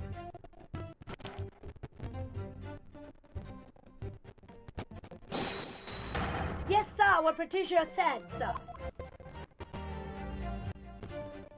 Let's move on, shall we? It was definitely okay, as clear as day. But surely you wouldn't have been able to see his face by the light of the gas street lamps, wouldn't you? We absolutely could! Us Londoners have exceptional eyesight, I'll have you know. Right. The light from the street lamps was more than enough, and my husband already told you that the fog was only light, didn't he? Ah, yes, and what of the fog? We're famous for it across the globe, I believe, but it's an absolute menace to those of us who have to live with it, of course. Oh, it is, it is. When it's thick, you can't even see the hand at the end of your own arm. Yes, all right, I take your point. Now, could you stop shaking your husband about? The constant fog makes our eyes very sharp, you see. That's why we can tell you for sure and certain that it was the little Japanese man we saw. Can't we, darling?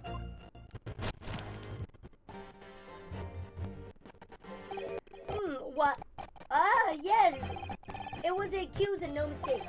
The mustache, the hunchback, the cat-like eyes, the taut mouth, the snub nose. Unmistakable, sir! As far as this couple's testimony is concerned, there can't be any question. It was Soseki-san that saw running away from the scene of the crime. So that's it, is it? That's their entire testimony? What do you think, Mr. Naruto? Well, I hate to admit, but on hearing the testimony, it really does seem as though Mr. and Mrs. Beatty saw what they say they saw. Mr. Natsume running away from the scene on Briar Road that day. Yes, I feel the same. So if that's true, where does it leave us? The members of the jury are sure to call for a guilty verdict after this testimony. Oh no! Then what do we do? If Kazuma-sama were here. What are you trying to say? I think you would try to find a contradiction somewhere else within that testimony. What do you mean somewhere else? That statement about seeing Mr. Natsume is unequivocal. Calling that into question won't help. But if you could identify some other part of that testimony which appears to contradict the facts, you might be able to discredit them, to make the jury doubt if the pair's memory of the day is accurate. Oh, right. Put simply, we must focus on finding a discrepancy in these statements somewhere. If we don't, I'm afraid the trial may reach an early and unfavorable conclusion. Ugh, why do I always seem to be so up against it? Okay. Mr. Lawyer, sir, can I ask you some... Oh, yes, of course. What is it? Well, you keep asking us all these questions about everything we've told you, so... It seems like you don't believe our testimony. Is that right? Is it? Well, out with it. What? No. Oh, no, it's really not that at all. My husband's a policeman, remember? And I know what I saw. I remember every last detail, everything, like... Oh, I know. What about the books the man dropped? I could tell you the names of every single one. I could. Every single one. And you dare to question how reliable my testimony is.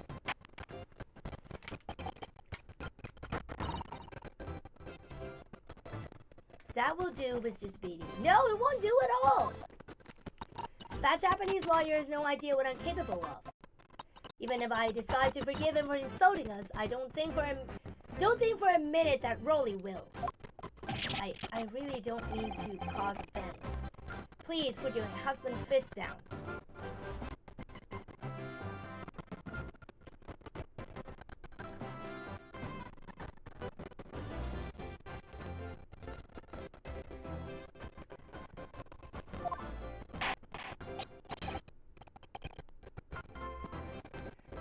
Perhaps you would like the opportunity to supplement your testimony, Mrs. Speedy.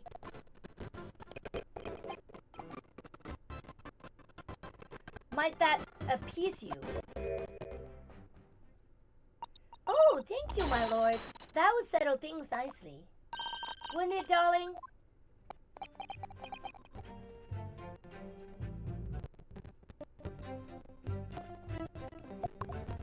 Okay. I could even tell you the names of the 4 books. 4 books? I believe that was... He bought 3. Yes, we know that there were books dropped at the scene of the crime, as you say. Those purchased by the accused at the nearby second-hand bookshop on the day in question. After I'd been to the police box for help, Well, I decided to have a good look over the area for good measure. I'm a proud policeman's wife, after all. I did it for Raleigh. And what was your husband doing at the time? Oh, he was lying face down in the snow, getting some well-deserved rest. He works ever so hard, you know, ever so hard. Don't you, my darling? Interesting way of guarding the scene of the crime. Well, Mrs. Beatty, seeing as you have regaled the court with tales of your powers of recollection, would you be so kind to recount the titles of the books you observed at the scene? I'd be happy to. Now, are you all listening? There was a picture of Monsieur somebody or other, and what's it yearnings, and there was a meal for someone, and the last was definitely the thingummy something. See? Yes, I see there are 1 or 2 holes in your memory. Oh well, they're along those lines, I'm quite sure. There were indeed books found at the scene with titles along those lines, as you put it. Well, what did I tell you? So I think it's very mean the way you have been implying that my testimony can't be trusted. Don't you agree, darling? Anyone who says my Patricia will have me to answer to.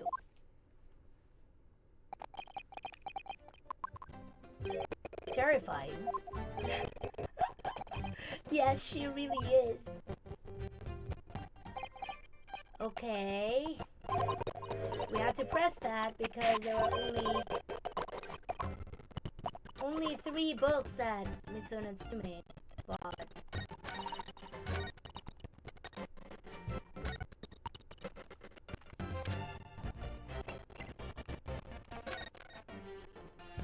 Yeah, a meal for a picture. Objection! So, you're saying that there were 4 books? That's right, I remember all of them. The picture of Monsieur somebody, what's it yearnings, a meal for someone, and a thingummy something. I'm sorry, Mrs. Beatty. But there is a fundamental flaw in that statement of yours. Oh no, what flaw? Simply that, at the scene of the crime. There were only 3 books, not 4. What? This is a receipt from the bookshop where the defendant bought his books. Your books? Yes, and it details Mr. Natsume's purchases that day. But as you can see, only 3 books are listed. Only 3? But no, that can't be. I remember seeing them. There were 4 books, I tell you. 4 dirty old books. Oh, really? Have a good look at this photographic print of the scene of the crime. As you can clearly see from this evidence as well, there are only 3 books. But I just don't believe it. I saw him there, I swear it, I saw him. No, madam, I'm afraid your powers of observation cannot be relied upon. Grr. So it cannot be denied that though you say it was a defendant you saw, you could very well be mistaken. Oh no, oh no, oh no, oh no. No!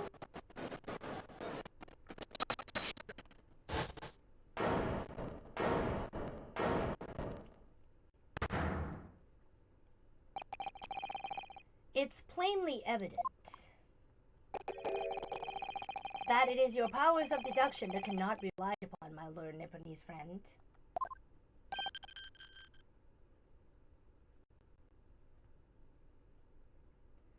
What? What cannot be denied is that these two witnesses saw the accused running from the scene. A fact that you know very well you have no hope of disproving. Ah! So you have striven to avert attention from that by dint of some inconsequential discrepancy. Would that be fair? Ah, he sees right through me. But your plan has somewhat recoil against you. What are you talking about? It's quite simple. Let me explain with a toast. To the policeman's wife and her entirely accurate testimony in every respect. Oh! You see, the matter is not up for debate. At the scene on Briar Road, a total of 4 books were most definitely found. Objection! But what about a photographic print?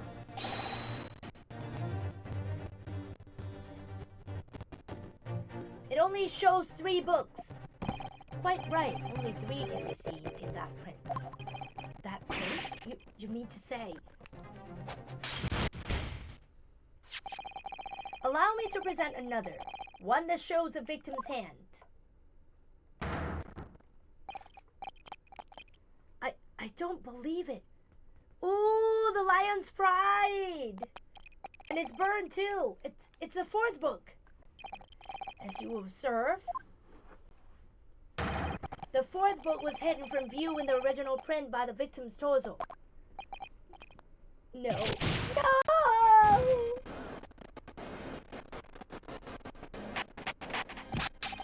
Order! Order! There, you see? Look at that! Look! Yes. It's just like I said, isn't it, my darling? Yes, sir! Patricia always right, sir! Let us study the receipt for the books purchased by the accused on the day in question. Mrs. Beatty, the titles once again, if you please. Oh yes, of course. Picture of Monsieur somebody or other. A picture of Monsieur Lecoq. What's it, yearnings? Canterbury yearnings. A meal for someone. A meal for Gabriel, in fact. And the court had just heard. The witness remembers the book titles flawlessly, save for a few minor details. Mrs. Beatty's powers of recollection can only be described as exceptional. Did you hear that, Rolly? The gentleman paid me a compliment. Yes, sir. Flawless, sir. Patricia is flawless. But there are only 3 books on the receipt, and Mrs. Beatty mentioned 4. There's nothing surprising about that. Clearly, the 4th book is that which is known in this photographic print. But it wasn't the one that she talks about, though. It's some thingummy, right? I'm sorry, counsel, but does that not seem odd? Why should the 4th book be omitted from the receipt? It's not odd at all, my lord. As the photograph clearly shows, the 4th book was found in the victim's clutches. In other words, it belongs to the victim. The victim was holding her own books? I wonder what became of that 4th book. Obviously, it wasn't overlooked by the investigating officers at Scotland Yard. I have it here as evidence. You will submit that and the aforementioned photographic print to the court, please, counsel. My pleasure, my lord. Okay, second photograph. Okay, and the lion's pride. I just know it. I just know who that belongs to. The prosecution rests. I have nothing further to add. What? You seem surprised, my learned friend. But your resistance until now has been in vain. Entertaining, yes, but futile.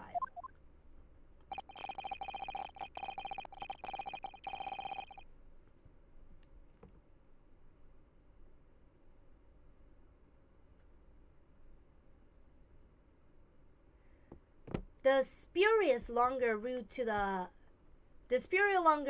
the accused lodgings that you tried to establish in your summation examination, and the attempted discrediting of the witness's powers of recollection in your cross-examination. Futile? I walked right into this, didn't I?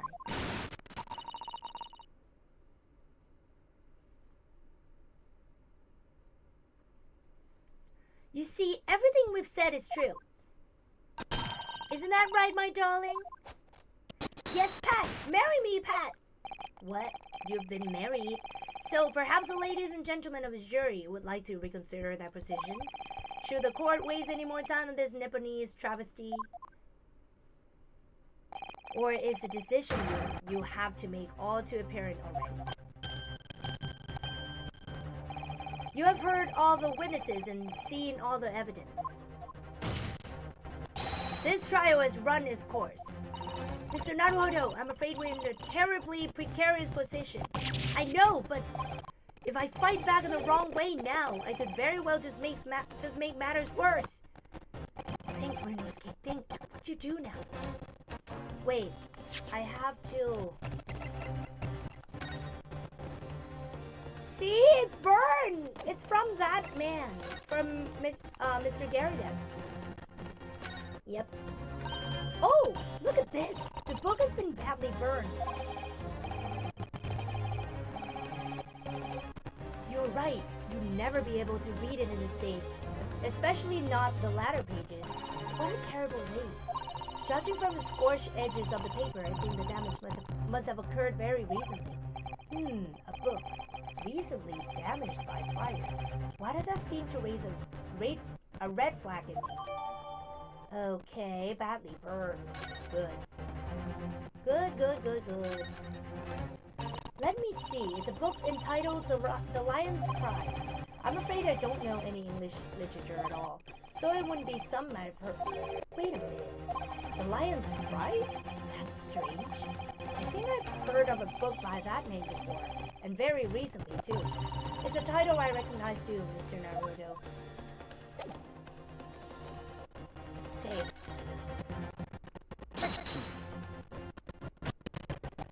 I'm not done yet!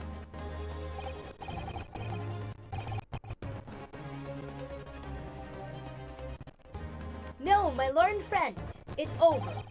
That last cross-examination was your final chance to establish a credible defense, and you failed.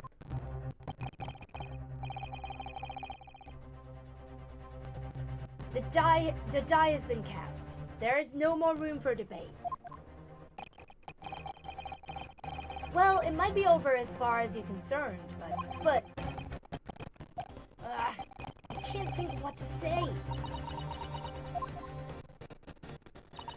If I may, Lord Van Zieks, it seems somewhat boorish to close down the debate at this point. Your insignificant little Eastern Isle must be a lawless hole indeed. For a lowly judicial assistant to have the audacity to intervene at a moment like this. Oh! I am, to my shame, still a very inexperienced lawyer. So you will have to forgive me, but I consider my assistant's advice essential and her opinions invaluable. Mr. Naruhodo! One of this land's great guiding principles is tolerance. So the court will hear you, ma'am. Go ahead, Mr. Sato, please. Very well. Pray, what insight can you give us? What have we all overlooked in this matter that you see fit to pursue further? Well, the court has been presented with new evidence, but only after the last cross-examination finished. I see. And you believe that is new evidence warrants further examination to you? Mr. Naruhodo?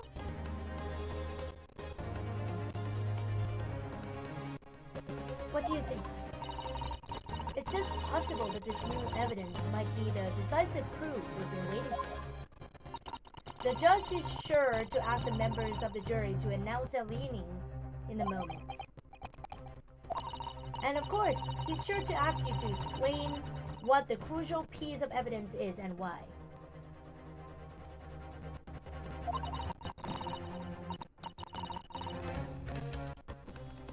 So we must take this opportunity to examine the newly presented evidence as thoroughly as possible.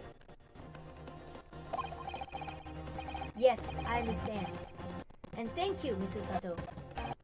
This is it. Susato-san has managed to win us one last chance here. I can't let it go to waste.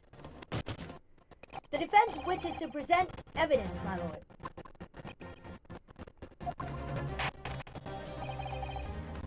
Very well. The defense may present one further piece of evidence. Evidence that apparently offers a profound insight into this case and had hitherto been overlooked. The evidence in question is what we can see from the newly presented photographic print of the crime scene. The fourth book, found in the victim's hand. Objection! We have already discussed the fourth book at length. Other than it belonged to the victim's... Its being in the victim's grasp at the time of the incident, no significance has been attached to it. Pursuing the matter further would be a flagrant waste of the court's time, as you well know. Yes, I'm afraid, counsel, I must concur with the prosecution on this matter. When I afforded you this opportunity, you led the court to believe that the evidence in question contained a hitherto undiscovered clue. So I must insist that you elaborate, counsel. You identify this clue at once. Do I make myself clear? Oh, yes, my lord. It's, Mr. Naruhodo. I believe the prosecution is trying to avoid a thorough examination of the evidence, which means you may very well be on the right track. Yes, I think you might be right. So, counsel, precisely where is a vital clue in this case, which is what this fourth book conceals? Got it! I would ask the court to observe the back of the book in question. The back? What do you... Good gracious! It's been burned to a crisp! So we have to ask ourselves, why was the victim clutching what is clearly an unreadable book? It is undeniably an extremely unnatural thing for her to have been doing.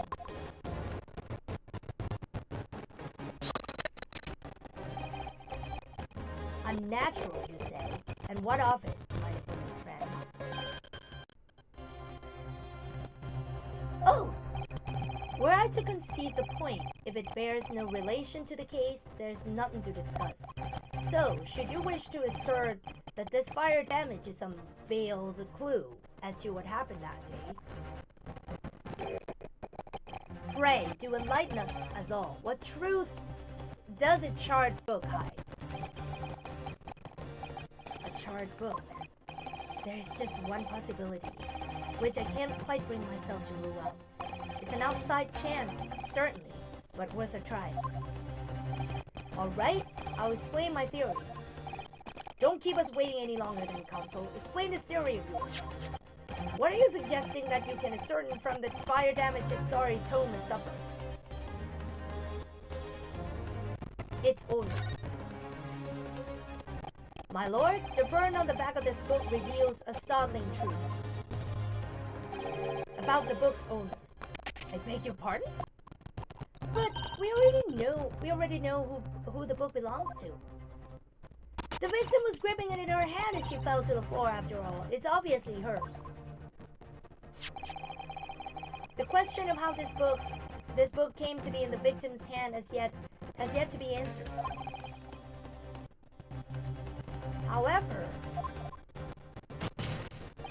as to the questions of who the book really belongs to and where it originated, the defense has very credible answers. Good gracious, how can you possibly? Very well, I'll play along with this futile attempt to delay your inevitable demise.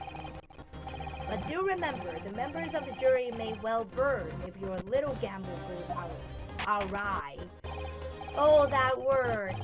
I remember when I had to look up that word to see how it's pronounced. Counsel, the defense's response here is very likely to influence the final outcome of this trial. So tell the court, who do you claim is the owner of this burnt book? Let's go, John Garrideb! The answer is that the book belongs to the couple who own the house where the defendant has his lodgings.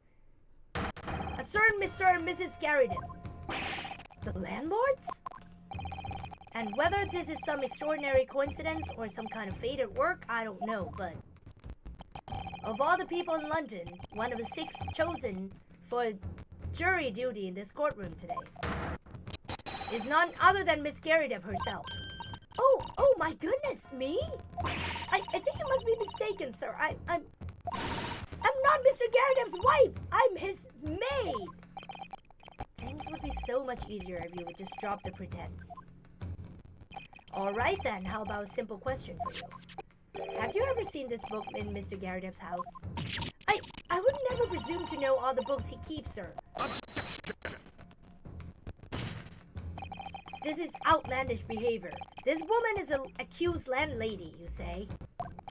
You implicate this hardworking member of the public. You bemerge her without a shred of evidence. Your actions are unforgivable.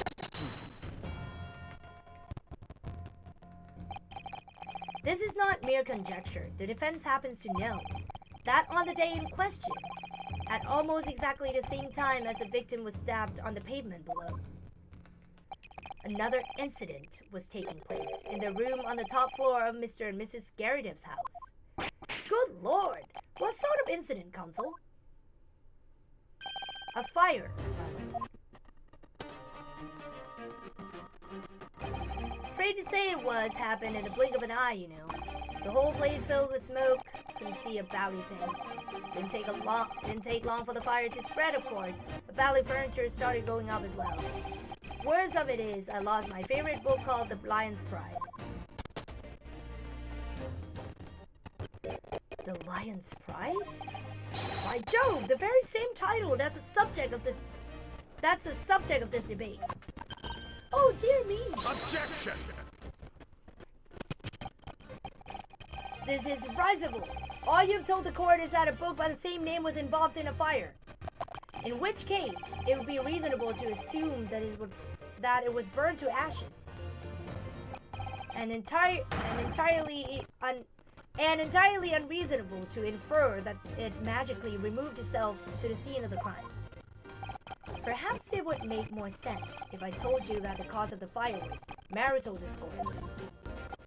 Without going into details, it appears that Mrs. Garrideb was considerably enraged. Apparently, she continued to attack Mr. Garrideb even amid the flames. Oh, how awful! I can't even imagine being so horrid to the one you love. Can you, Rowie? Absolutely not, sir. My Patricia would never raise a finger against me, sir.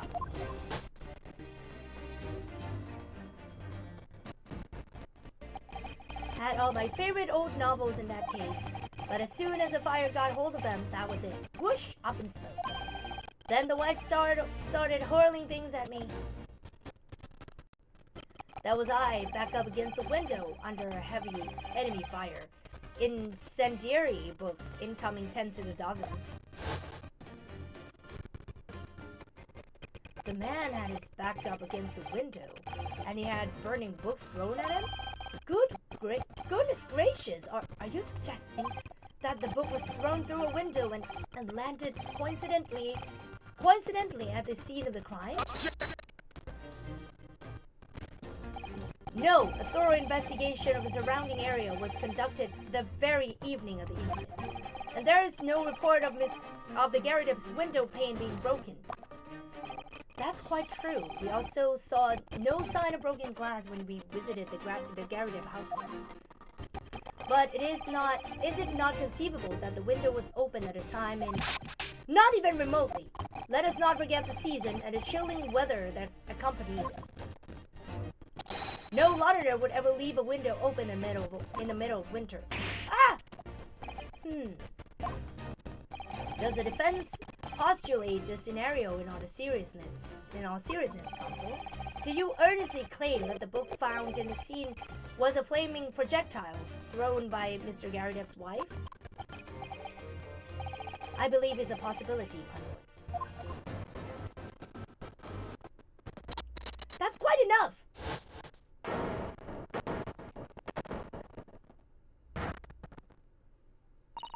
Well, I hope that everyone can see for what you are now, you little foreign trickster.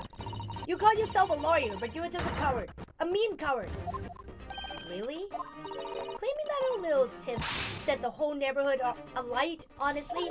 Implying that I'm merely posing as a maid for appearance's sake? How could you? It's not to do with this Beasley case, not any of it. All you've done is sully your family's name. No, I assure you, that was never my intention. Dragging an upstanding citizen's name through the mud simply to divert attention from your failing defense. I should box your ears. That's what I should do. It's utterly unforgivable. Too right. Here we go. How long have we sat here now, listening to this Nipponese spouting out his fancy foreign theories? But think about it. At the end of the day, the only person who could possibly have stabbed a victim is that little hunchback with a mustache, and he ran away from the scene too. I do declare you're right. It's true. Yes, what did I tell you? Makes sense to me. Huh? Sorry? What's that? Well, it would appear that the ladies and gentlemen of the jury are once again in full agreement. What is your position, Lord Van Seeks?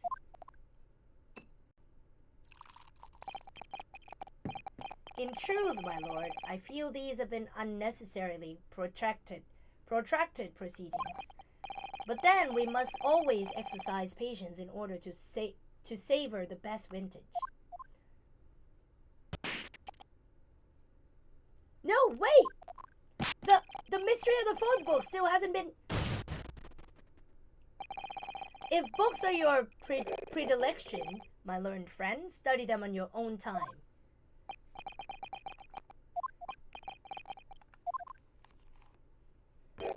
What? No forgive the discourtesy this time? I am, in that case, ladies and gentlemen of the jury. You will now state your individual decisions regarding the defendant's culpability of the court to hear. Oh, come on. Guilty.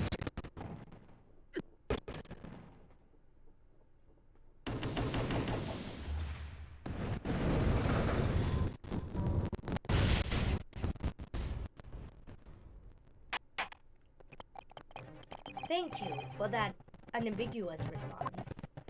That's twice now. It's over. Mr. Naruhodo, don't give up. Miss Usato, have you forgotten? The battle isn't over yet. You're not suggesting. Of course, the defense has a right to another summation examination at this point. You can still convince the jurors to change their minds. You have one more chance. My lord, the defense asked to exercise its right to a summation examination. You believe you still have tricks up your sleeve. I don't intend to trick anybody. I intend to uncover the truth. This is no time to be downcast. As long as there's a chance, I have to stay strong and determined. That's good. Let's go.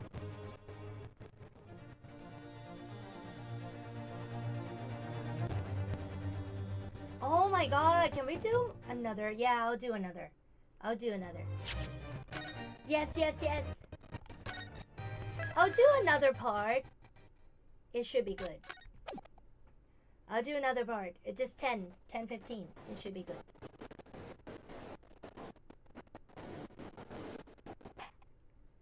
I have considered the defense counsel's request for a further summation examination of the jury, and I have determined that the court must uphold the defense's judicial right to this procedure. So, counsel, you will now proceed with your second summation examination. I presume the jury is ready, Mr. Foreman? We are, my lord. Very good. In that case, I must ask each of you now to state clearly and concisely for the court the grounds on which you find the defendant guilty of this crime.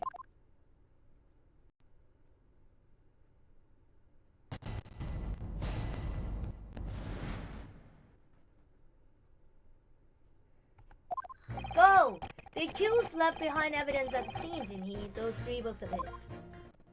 If there was some novel alternative explanation about how the victim was stabbed, I might reconsider. Even if the woman was throwing books, it can't be related to this crime if the window was closed, can I? Jerry and me, it was only a little book, hardly life-threatening, even with a direct hit. Look. Yay, summation again. Yes, of course. Look, I just want to get this over with. If I don't bring home some pay tonight, I'll be in a tiny bit of trouble. Come to think of it, we had a fire at home a while ago and gave me the sneezes.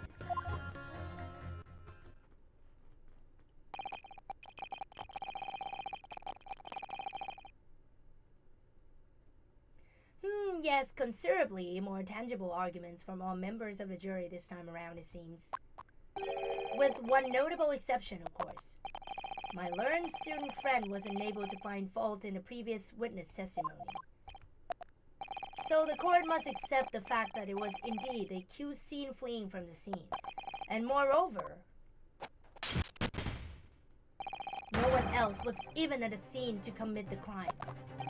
Well, if the eyewitnesses are correct, it would seem as if the conclusion is somewhat set in stone.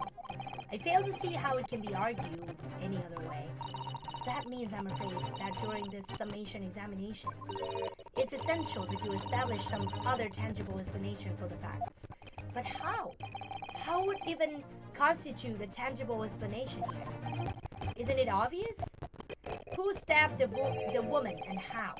Those two details are all you need to provide. Simply give us a name and a method by which the attack was conducted. And there I was thinking this might be hard. But Mr. Naruhodo, you have to do it. Otherwise this really will be where the trial ends. No pressure then.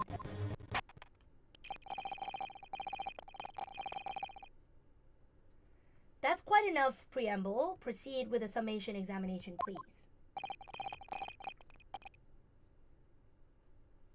I presume you are prepared, counsel?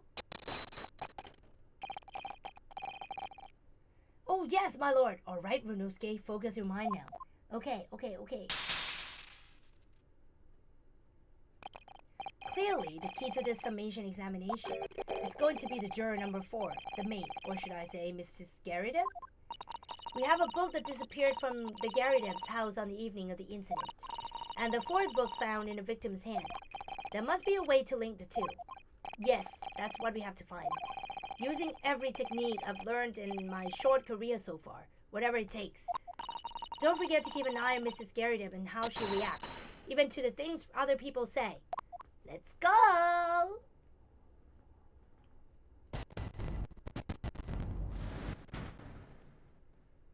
The defense's rebuttal.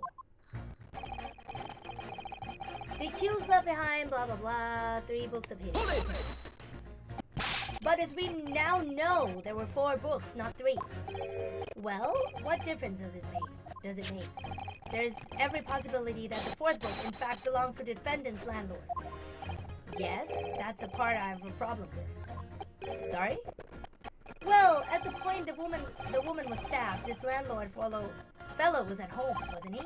Enjoying a fiery scrap with his wife or something, you said. That's not exactly how I put it, no. Well, anyway, the point is, the fellow and his wife were somewhere else when it happened. you call a strong alibi. So it could have been the landlord who did it, which only leaves a Nipponese fellow. Honestly, I can't see what all this palaver is about. It's a done deal, isn't it? I suppose it is, since I've nothing with it really left to say.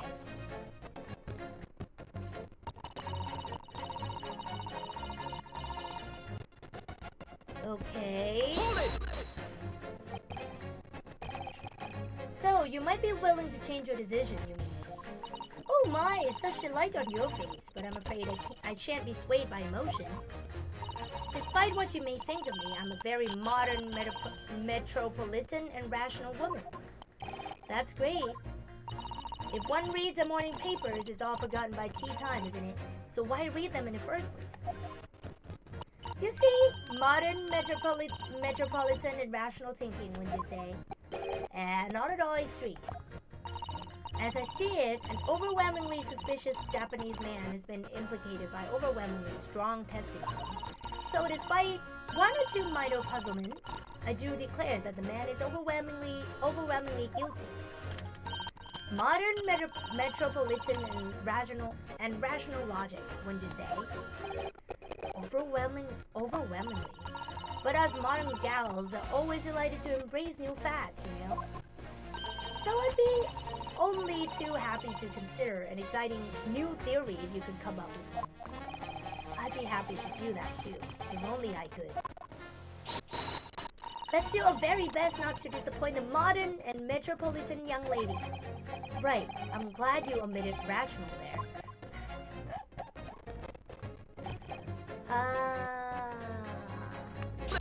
What if the window was closed?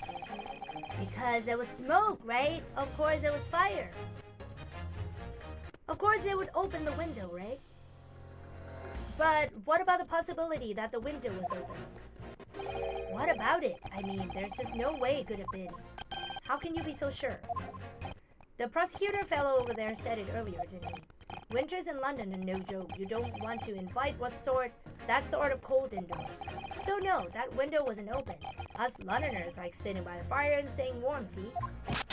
But you couldn't categorically state that the window wasn't open, could you? It just wasn't. They wouldn't have opened it. Then what's the point in even having windows, huh? Counsel, you kindly refrain from childish briggery. Oh, sorry. Somehow I need to show there's an undeniable possibility that the window was open. Because this young man isn't going to budge otherwise. Hold it! But the little book was on fire at the time, was it not? With flames of love, I will have you know.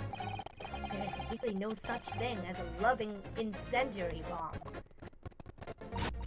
Well, he brought it upon himself. It's playing with fire to betray a fiery love.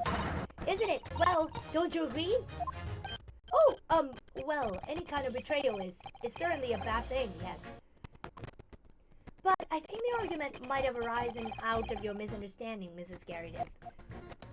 Never you mind that. The point is, we were just having a jovial little dispute, nothing more. And I won't have any more of these suggestions that it was anything whatsoever to do with this crime.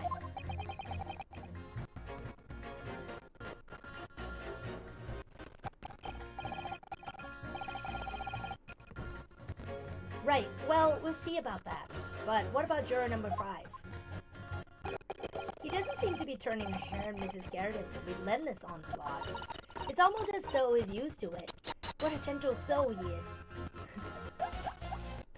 Look, I just want to get this over with. Blah, blah, blah. Okay, just one month. You just want to get this over with? How can you sit there and say something like that? A man's future is at stake here. Well, him and me both then, like I said before. What? I told you already, I'm a day laborer, aren't I?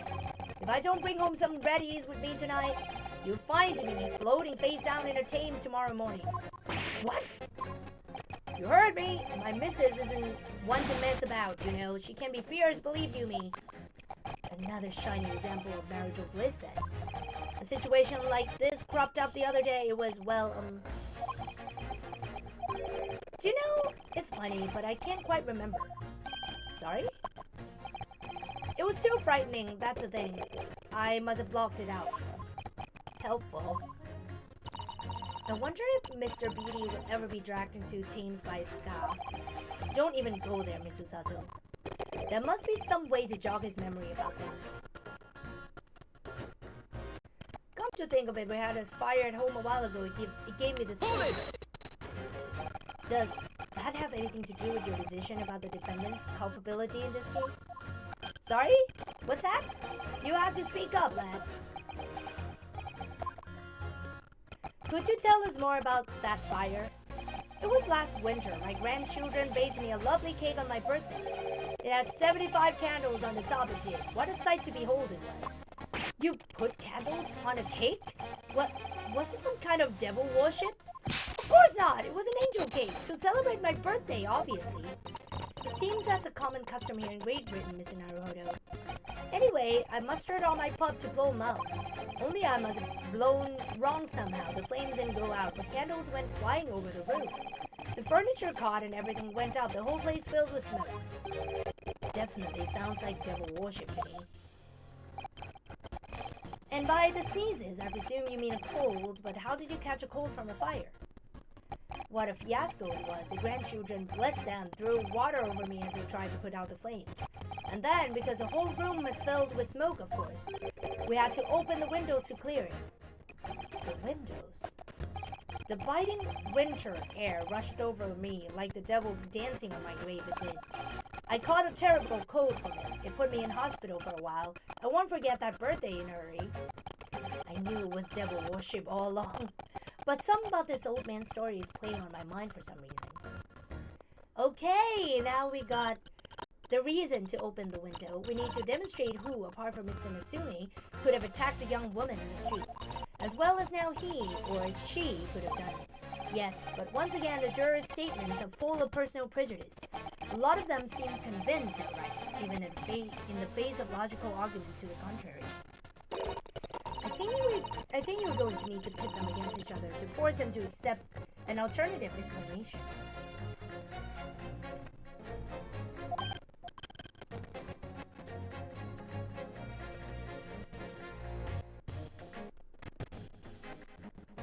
Yes.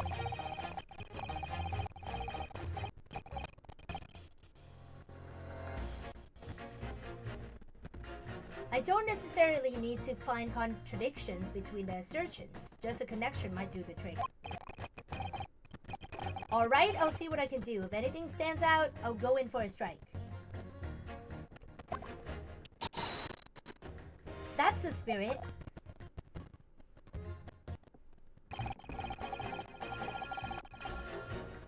Okay, then I would pit this one to this one. These jurors' statements clearly contradict one another. They do? How exactly, counsel? Don't point at me again. I told you it wasn't me. What's that you say? Speak up, lad. Speak up. Juror number 3. Do you see? Oh, me? See what, sir? Did you hear juror number 6's account of his birthday celebrations last year? It seems, despite being a Londoner, he once opened his windows in the middle of winter.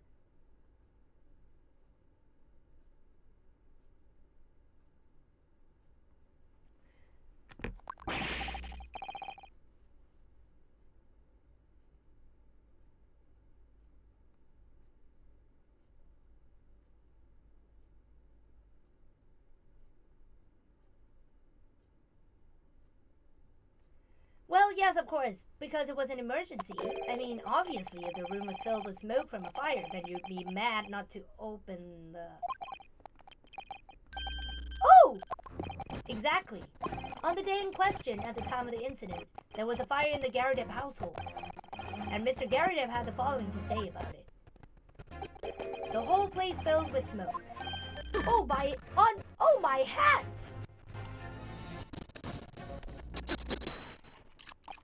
Juror number 4, do you have something to say about that? Mrs. Garadeb. Oh, dearie me! What is the meaning of this? How dare you imply that I'm hiding who I really am? It's imperative that you confirm something for the court. So please, it's time to drop the pretense now. What is it? When the fire started in your house that day, did you or your husband open the window?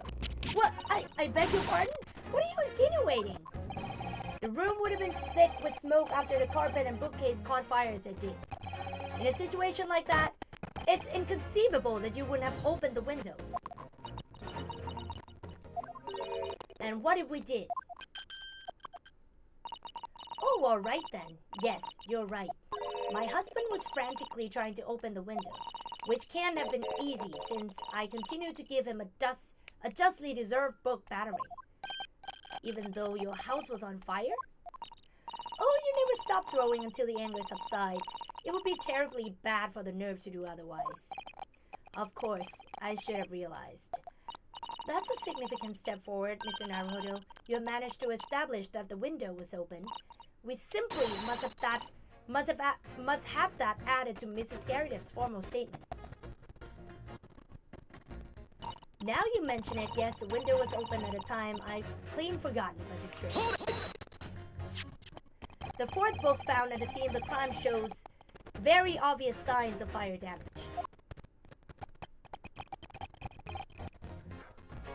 And the title of the book is The Lion's Pride. The same title, in fact, that the book that Mr. Garridev told us he had been reading. Well, I really couldn't say. On the day in question, did you or did you not throw at your husband the copy of The Lion's Pride that he had been reading? I did. It was the first thing I could lay my hands on, so I hurled it straight at him. And now you come to mention it, yes. He was rather enjoying reading it, you're right.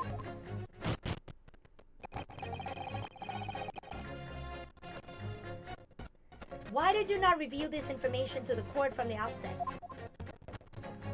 Because I couldn't, you insolent little man. I didn't remember. At times like that, you pick up and throw whatever you can lay your hands on, as well you know. I really don't. I barely noticed I was throwing a book, much less the title of it. What? What is it, juror number 5? You know something? I've remembered what it was. The memory I blocked out. It was listening to what this granny was saying. Brought it all flooding back. Who are you calling her granny, you cheeky devil? I'm Mrs. Garridev, or the maid, I'll have you know. The man doesn't even flinch. Please tell me that's not because he's so used to being hit all the time. It was about 2 weeks ago now. I just got back home after work late. I put my hand in my pocket for the wedges I just earned that day, and I nearly died. There was a hole. Every last penny had dropped out. Oh dear, what a disaster. You haven't heard the half of it, boy. Oh? The wife was cutting up some chicken at the time. I could hardly get the words out, but I told her straight. I've lost a day's wedges, love. Next thing I knew, the blade was whistling past my ears, stuck into the wall next to me. It did, about an inch deep. No words, just terror. I could smell it then, you know, that god-awful stench of the Thames. I was sure I was going to end up face down in a muddy Banks at night, I can tell you. Now, that's a real disaster, isn't it? I'll never use the word lightly again. Anyway, the point I'm trying to make is this. When women lose their rag, they'll throw anything at you. Knives, hatchets, hammers, you name it. Mr. Naruto, you mustn't think that all the women are so short-tempered and unrefined. No, I wasn't thinking that. Throwing household objects as people is so uncivilized. At least attack with honor, using a bow or the like. What? Attack? Who are you going to attack? Never mind. Anyway, this man's words could be rather significant, I think. Alright, we'll come back to the bow and arrow thing later, if I dare. A woman in a rage will hurl almost anything at you. The kitchen knife really brought that home to me. Okay. Hold it! Your wife really threw a kitchen knife at you. That's right. She was chopping meat with it. Had a tidy edge on it, believe me. Still, it's all memories, isn't it? It started with that smile she threw me when we were courting. And since then, the list of things she's thrown at me has grown along with our relationship. There was a cup, then a glass, and a pot, a kettle, a chair, a wardrobe, a cooker, a bathtub. Your wife must be even beefier than you. And things came to a head last week when she threw me right into the Thames. Still, she's not so bad when she's calmed down. She's a little sweetheart, really. I'm so happy for you. If you want to know what I think this whole idea of ladies first that we are so obsessed with in this country was thought out by some clever lads who'd been tossed into the Thames a few too many times by their wives. That's a very interesting theory. What a terrible thought. On the face of it, this juror's statement just sounds like a really extreme anecdote. But I think it might turn out to be an extremely powerful weapon. A weapon I might be able to use to make the jurors accept the alternative explanation. Okay, how do I pit things? Winter house fires are dire. You have to open windows to clear the smoke. That's when the shield gets you. Hold it! Did you change your statement from before? Well, yes, it was one of my most memorable birthdays, you see. I couldn't let it go unremembered. I'm sure the defendant will be delighted that you are using his trial to explore your past. And how is that memory related to this case exactly? Huh? Sorry? What's that? You have to speak up, I'm afraid. Never mind, he's as deaf as a post when he wants to be. But actually, this old man's anecdote might just provide the alternative explanation I need to make my point to some of the other jurors. We used unlit candles on my birthday this year. It's safer that way. Oh, we use unlit candles. Oh no, we use unlit candles. Okay. So the window was open when the Garridebs were arguing that day. Yes, Mrs. Garrideb has finally admitted to it, which is a very significant victory for the defense. I feel like the fog's starting to clear, and an alternative explanation to this case is starting to show itself. Okay.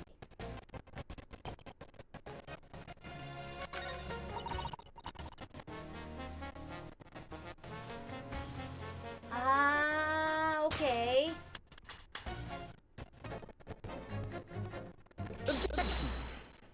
Is it? Yeah.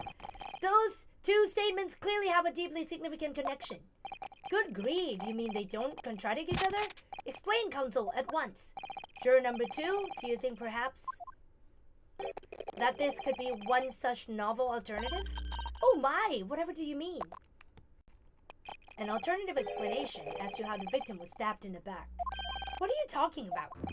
We have demonstrated that the fourth book, The Lion's Pride, that was found at the scene of the crime, originated in Mr. Garrideb's room on the top floor of his house.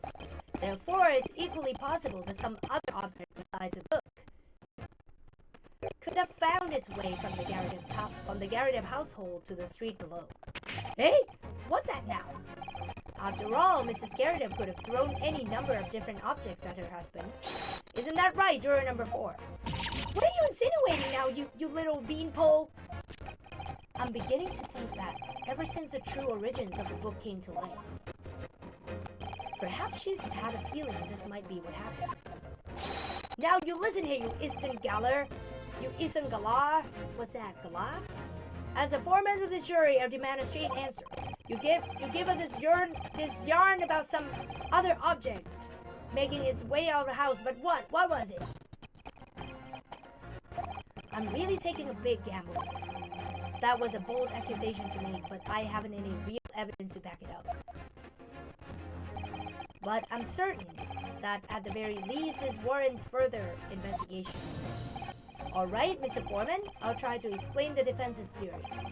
The other object that found its way from the Garrideb household to the scene of the crime was the knife! Juror number 4, Mrs. Garrett. What now? I must apologize in advance for this. But I need you to confirm something else for the court. This knife. Have you ever seen this knife before? Ah! Good Lord, Counsel, what on earth are you doing? That's a weapon that was lodged into the victim's bag, man.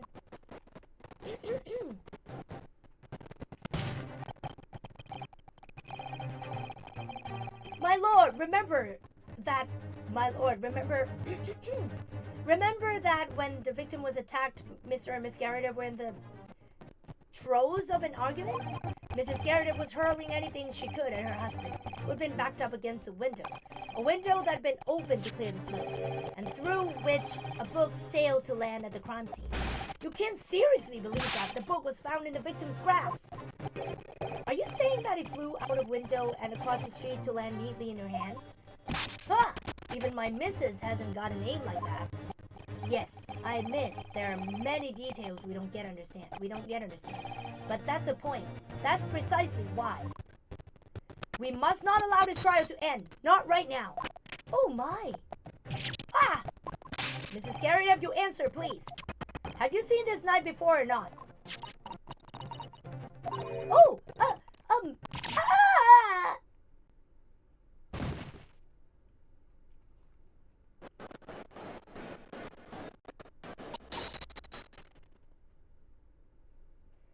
My lord! I wish to change my decision. I'm a woman of my word, after all. Thank you, madam. Yes, I agree. I certainly didn't see this coming, but I just don't think it would be right for this trial to come to an end now with so many unanswered questions. Mr. Foreman? I'd have to agree. Not that I think the granny did it, mind. Yes, you know what? I'm not quite happy about this as a moment either. All together now, ladies and gents.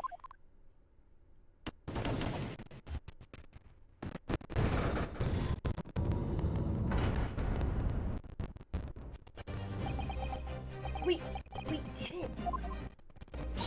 Oh, congratulations, Mr. Naruhodo. So, as a result to the defense summation examination, a number of jurors' leanings have changed.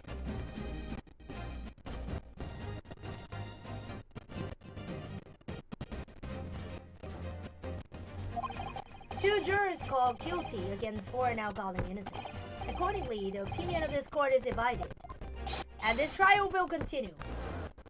Okay, it's continuing.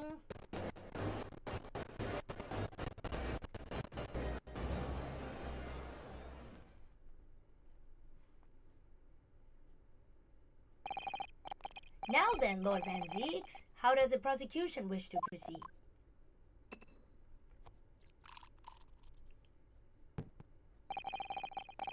The trial is rapidly descending into a farce. Oh, come on, prosecution. You know something is amiss, and you try to cover it too. Like a corked wine, a first few sips are bitter enough.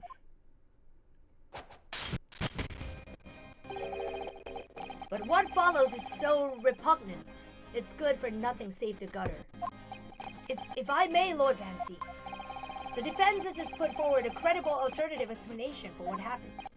Credible? Is that your considered opinion, Mr. Foreman? The defense's argument is a joke to which I barely know how to respond. But let me start by insisting that you must all familiarize yourselves better with the relative positions of those places being discussed. What do you mean by that? What's his angle this time? It should already be more than apparent that between the crime scene and the Garrett household runs a rather wide street right around. Which means that the distance from the Garrett's house to the crime scene is some, 15 yards. But the book fell! Let me see, 15 yards. That's around 14 meters. 14 meters? Oh, that's a little further than I imagined.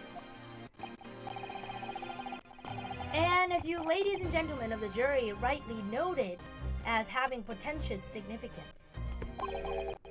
The fourth book was found in the victim's clutches.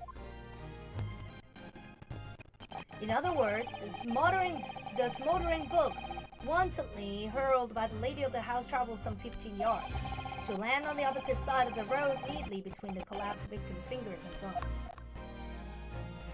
Is that your final conclusion, my learned and deluded friend?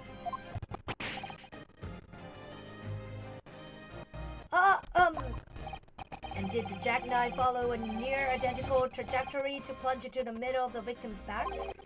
This fantasy is somewhat stretching the notion of having a bad day for a victim, I think. Even those pathetic serialized detective stories have more believable plots. Oh, come on! There's nothing I can say to that. That prosecutor loves the sound of his own voice. Misu Sato, serialized detective stories are pathetic, aren't they? How dare he? Maybe let's pick up battles here. My lord, might I be allowed to speak? As judicial assistant, you may speak for the defense. Yes, go ahead. The prosecution may consider the idea a fantasy, but what the defense has postulated was believable enough to persuade the jury to change his leaning. And as such, the court has a duty to explore this alternative explanation as thoroughly as possible. To that end, juror number 4, Mrs. Joanne Garrideb, must be called to testify and submit to cross-examination. Seems a lie! A cross-examination of a juror? Order! Well, this is highly irregular. It is unprecedented for a member of a jury to be summoned to the witness stand.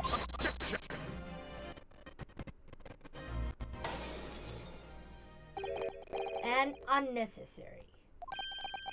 Lord Van Seeks. There are already witnesses in the stand whose testimony the defense may further cross-examine. If my learned friend's farcical theory has any truth in it, then both a burning book and a jackknife must have flown through the sky before the couple's eyes. And we must assume they would be able to testify accordingly. What say you, witnesses?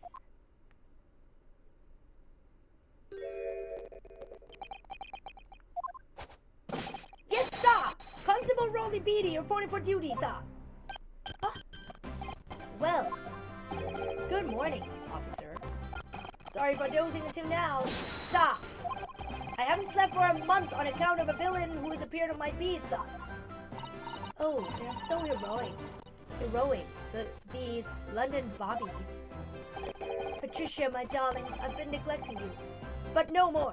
Oh, Rolly, my hero, you make me swoon. Hello! Konnichiwa! Sorry.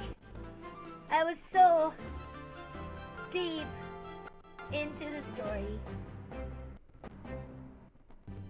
Okay. It's okay. Oh, it's your lunchtime. Good. Have a good meal. Thank you so much for at least dropping by. Thank you. Very well, I hereby reject the defense's request. Oh. And order the witnesses in the stand to testify again. State forthwith before the court any details pertaining to the defense's alternative explanation of events. Yes, sir!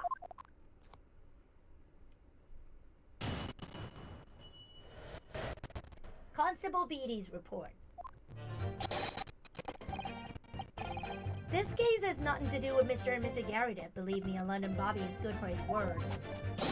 You see, sir, the windows on the top floor of the Garrideb's house are top-hinged casements? Obviously, if anything had been thrown out a window, we would have seen it. I did leave the scene to go and fetch help, but my trusty Rolly was there to make sure nothing would disturb. I didn't take my eye off the crime scene for one moment, sir. Nothing strange to report on that front, sir. You guys.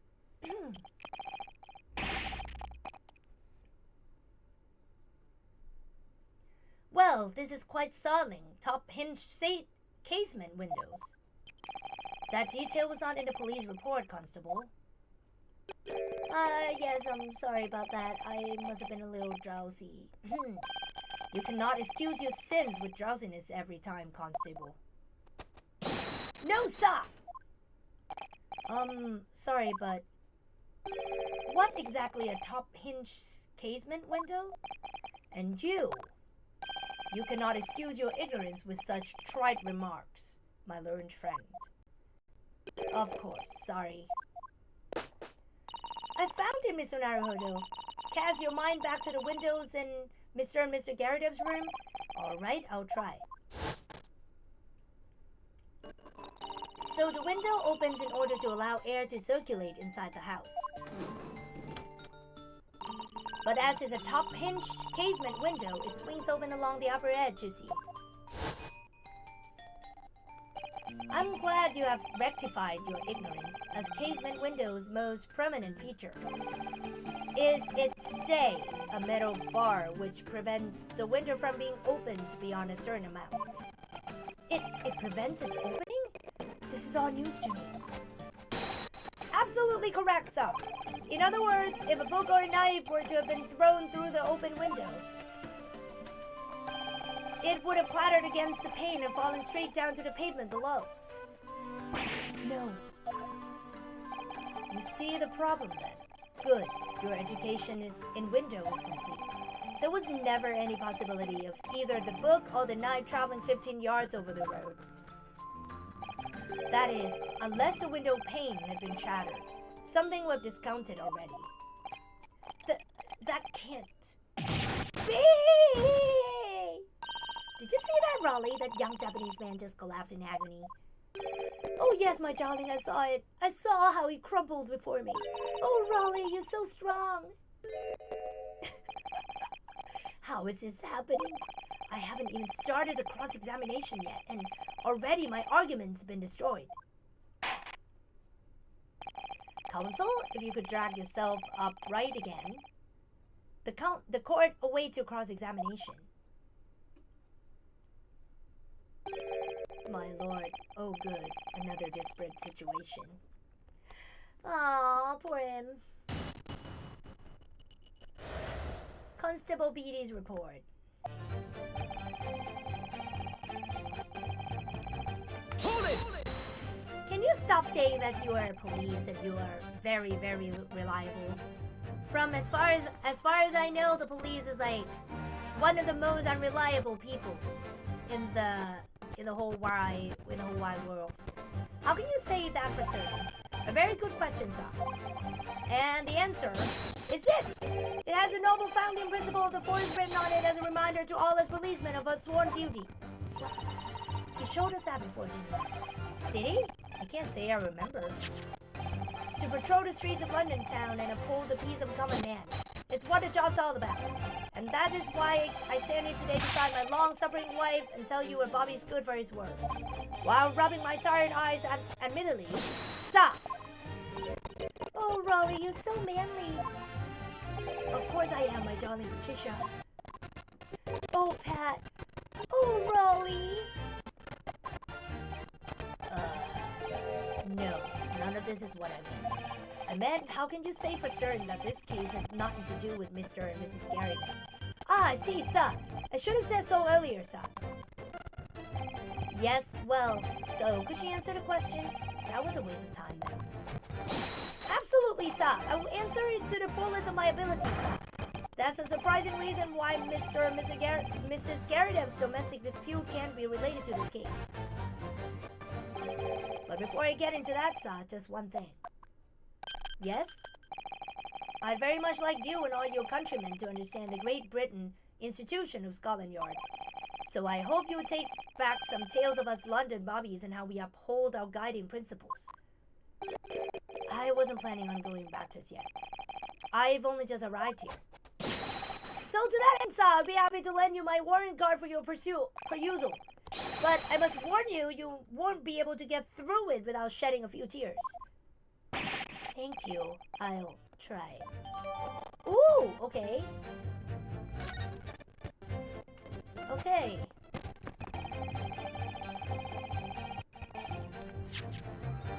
I wanna examine it. Okay, principles of policing. Item 1, a policeman will strive to preserve the peace within his allotted beat. Item 2, a patrolling officer is expected to walk 20 miles around his beat every day for the furtherance of community relations. Metropolitan Police Regulations. Item 1, any crimes fall under the jurisdiction of the beat in which they are discovered. Item 2, when a crime is discovered on his beat, a policeman must assist with initial investigations and help detectives. Okay. Hold it!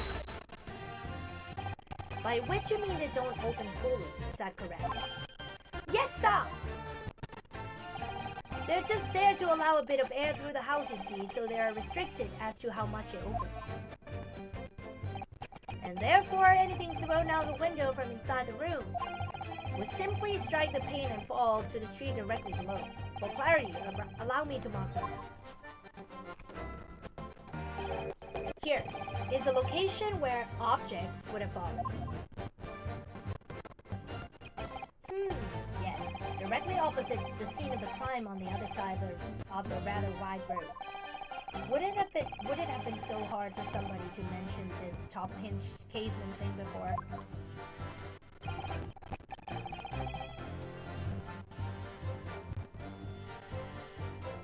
Well, I have another question for you, Constable. And what would that be, sir? How do you even know? Why would you have any idea of what sort of windows Mr. and Mr. Garrett's house is furnished with? Well, sir, that's very simple. You see, I helped with the investigation yesterday. Excuse me. Do you have something to add, Mrs. Beatty? Sorry. You look, well, delighted. Is there some particular reason for that? Oh, I was just remembering, that's all. We really were so lucky. Lucky? What do you mean? Well, of course I feel terrible for the poor woman who was attacked. Don't misunderstand me, please. But we were just so lucky it didn't happen on Rolly's beat. It was so close, you see. Oh, I hadn't realized.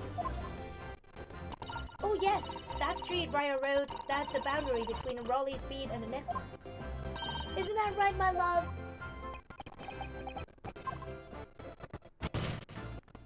Constable Beatty. Huh? Oh, yes, that's right. That's the reason I was helping out with the interviewing the occupants of the Garredev household yesterday. The house is on my beat, you see, sir. That really was cutting it close then. Constable, I wonder if you could clarify something. If the Garredev household is on your beat, does that mean that the pavement next to it is as well?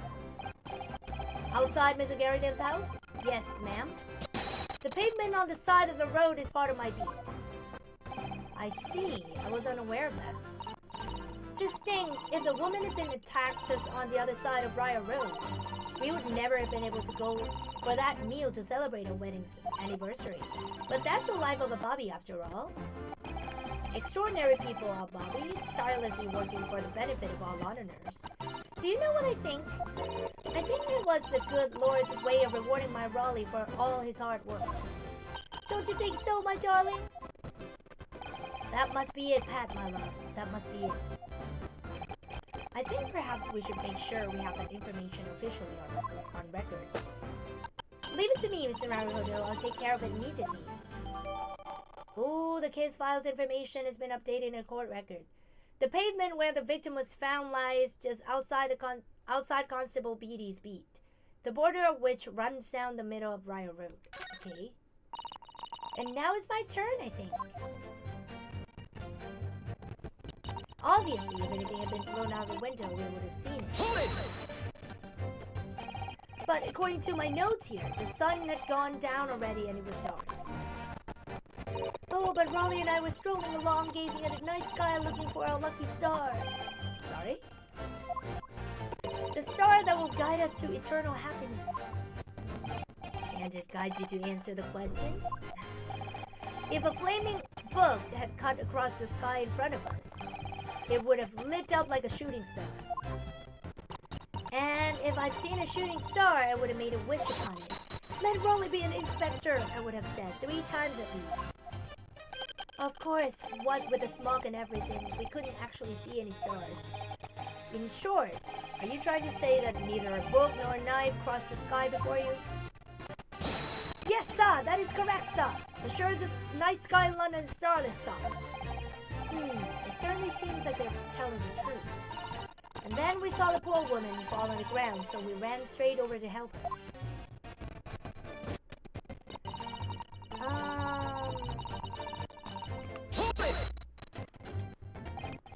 Yes, you said you went to a nearby police box to fetch another officer, is that right?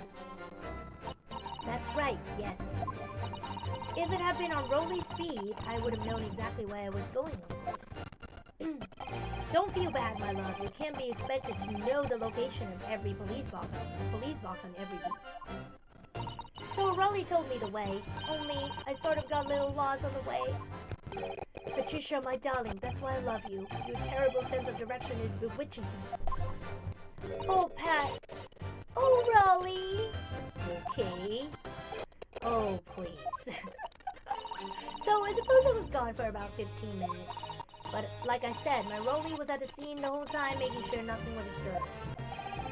I was off duty at the time, of course, but a true Bobby is never really off duty, so. Okay, didn't take my eye off the crime scene for one moment. Nothing to report? That's correct, sir. I had my eyes wide open the entire time, never looked away for a second. No one else approached the scene, nothing was removed from it. I can swear to that on the yard's honor, sir.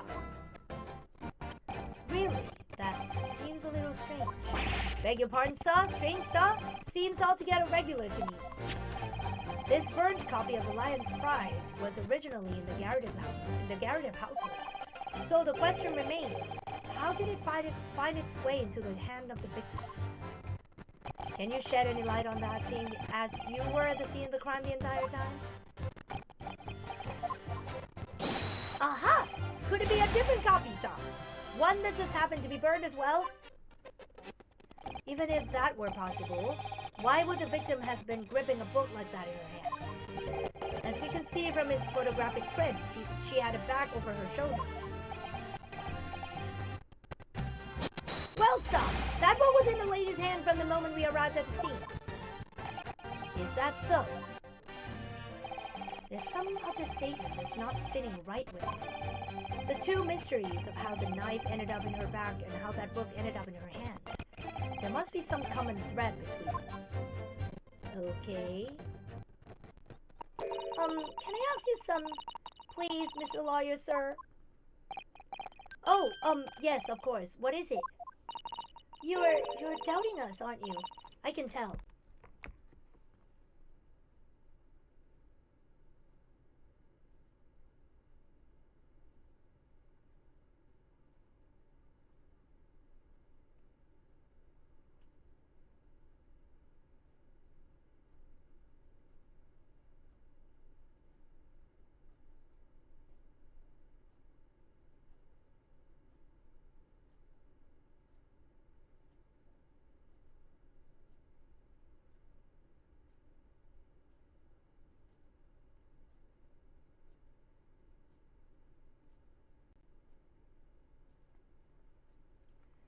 You're doubting us, aren't you? I can tell. What? I wasn't really... I mean, what's she doing? Please, just because I'm a woman, it doesn't make my testimony any less valuable. You might just see me as a wife of a policeman, but I'm a woman of my word, I am. I really don't remember ever suggesting that I doubted you. No excuses. I don't want to hear it. My voice will be heard. My lord, you will let me speak, won't you? Yes, Mrs. Beatty, I will allow you to supplement your testimony if you so desire. Sometimes the path of least resistance is a safe one. That was a very loud mutter. I heard that! That Japanese man thinks a policeman's wife's word counts for nothing, does he? Well, watch out, sir. I might let you get away with something like that, but my Rolly won't. Duly noted, Mrs. Beatty. Please, I humbly ask you to continue. What could she possibly be about to say, I wonder?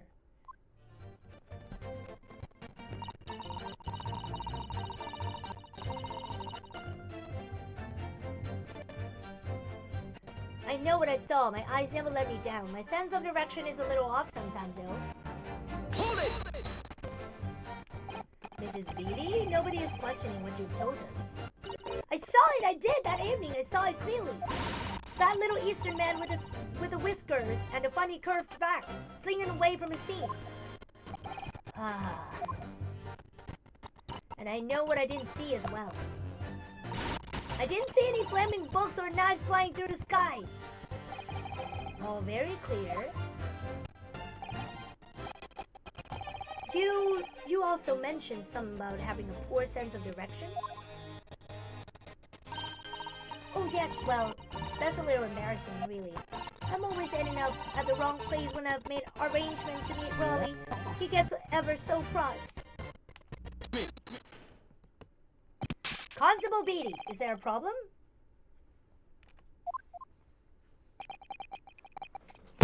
Oh, sorry. No, sir. No problem, sir.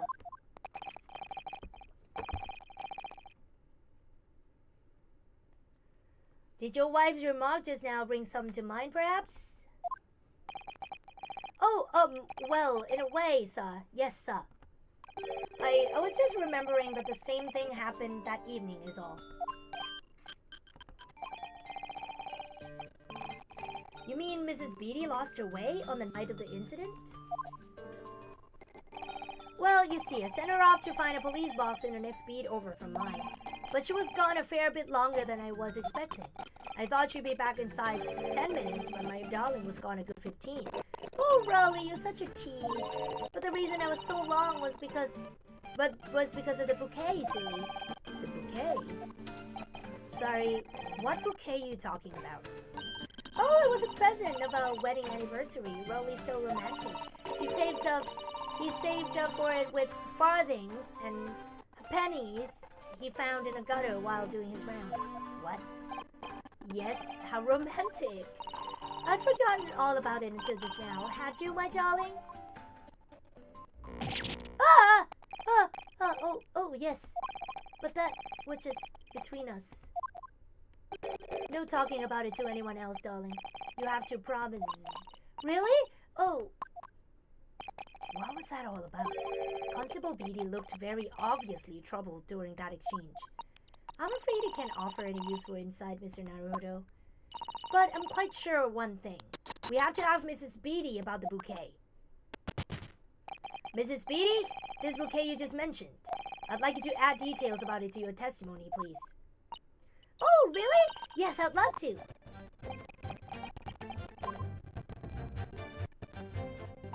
What happened was I dropped my bouquet and ended up losing my way for a while. You mean you dropped the bouquet at the scene of the crime? Yes, that's right. Oh, I was so upset. When we ran over and saw it was a woman with a knife in her back, I was so shocked. I dropped the bouquet Raleigh gave me. It was a dark spot where the street lights weren't casting any lights, so I didn't notice it at first. And then you went to the police box to report it to the policeman, whose beat it was on.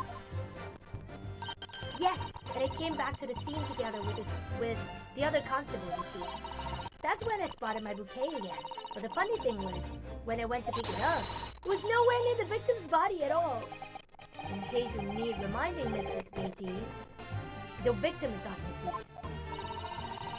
I was all flustered for a moment before I heard a voice calling me from the other side of the road. Your husband, presumably. That's right, silly me. I'd gone over to the wrong side of the street. Although I'm going to blame the bouquet this time, I can't think of how it got there. I really can't. So the bouquet somehow moved from one side of Briar Road to the opposite. Interesting. Curious indeed. Isn't it? But the worst of it is, I forgot to pick the bouquet up again when we left the scene. That beautiful rose Raleigh bought me with that change from the gutter he spent so long collecting. By bouquet, do you perhaps mean this sorry, solitary rose?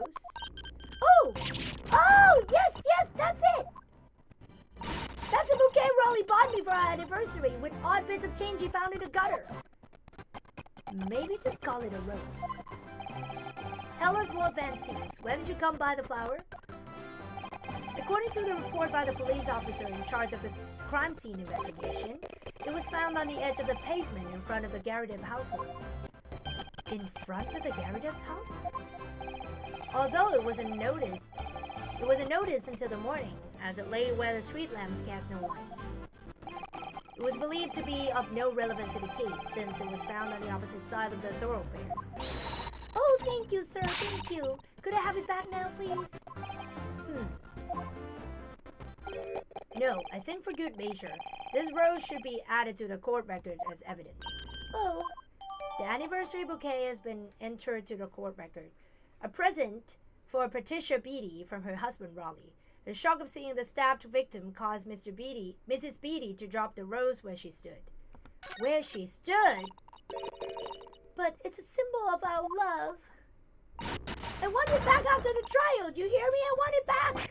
Good grief. Rest assured that I shall do my very best not to forget, Mrs. Beatty. Okay. I didn't take my eyes off the crime scene for one moment.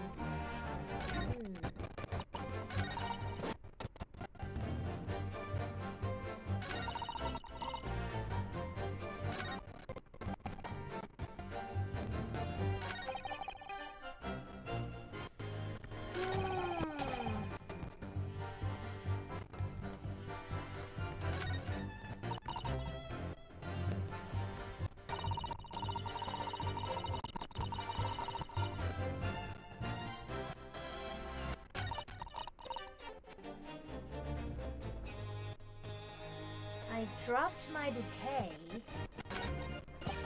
I didn't take my eye off the crime scene for one moment. Hold it!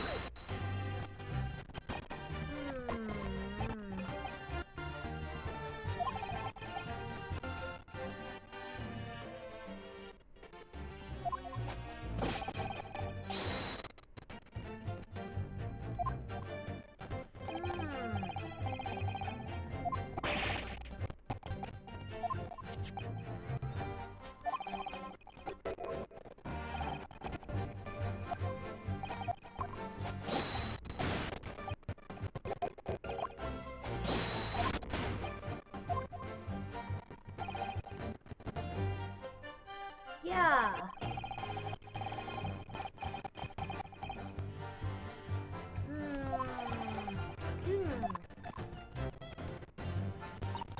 Well, Mr. Naruhodo, what do you make of all this? Yes, the whole idea of an invisible attacker has been troubling me all along, but I believe I'm starting to get a picture of what really happened here. The fourth book that had no business being at the scene of the crime made me sure that Mrs. Garrideb was hiding something from us, but it's becoming increasingly clear that someone else has been hiding something from us as well. I think I may already be armed with everything I need to strike a decisive blow here. This time, it's going to expose the whole truth about this mysterious affair. Okay, I kinda know that Raleigh moved, I think he moved the crime scene to the other side of the road, so it's not within his beat.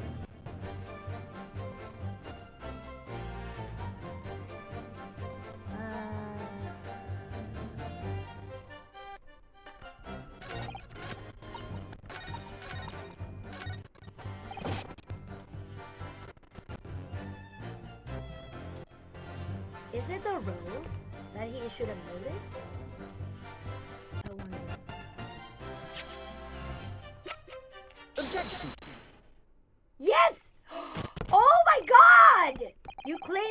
Constable Beatty, there was nothing to report in the 15 or so minutes you were guarding the scene. But that cannot be. What do you mean to say?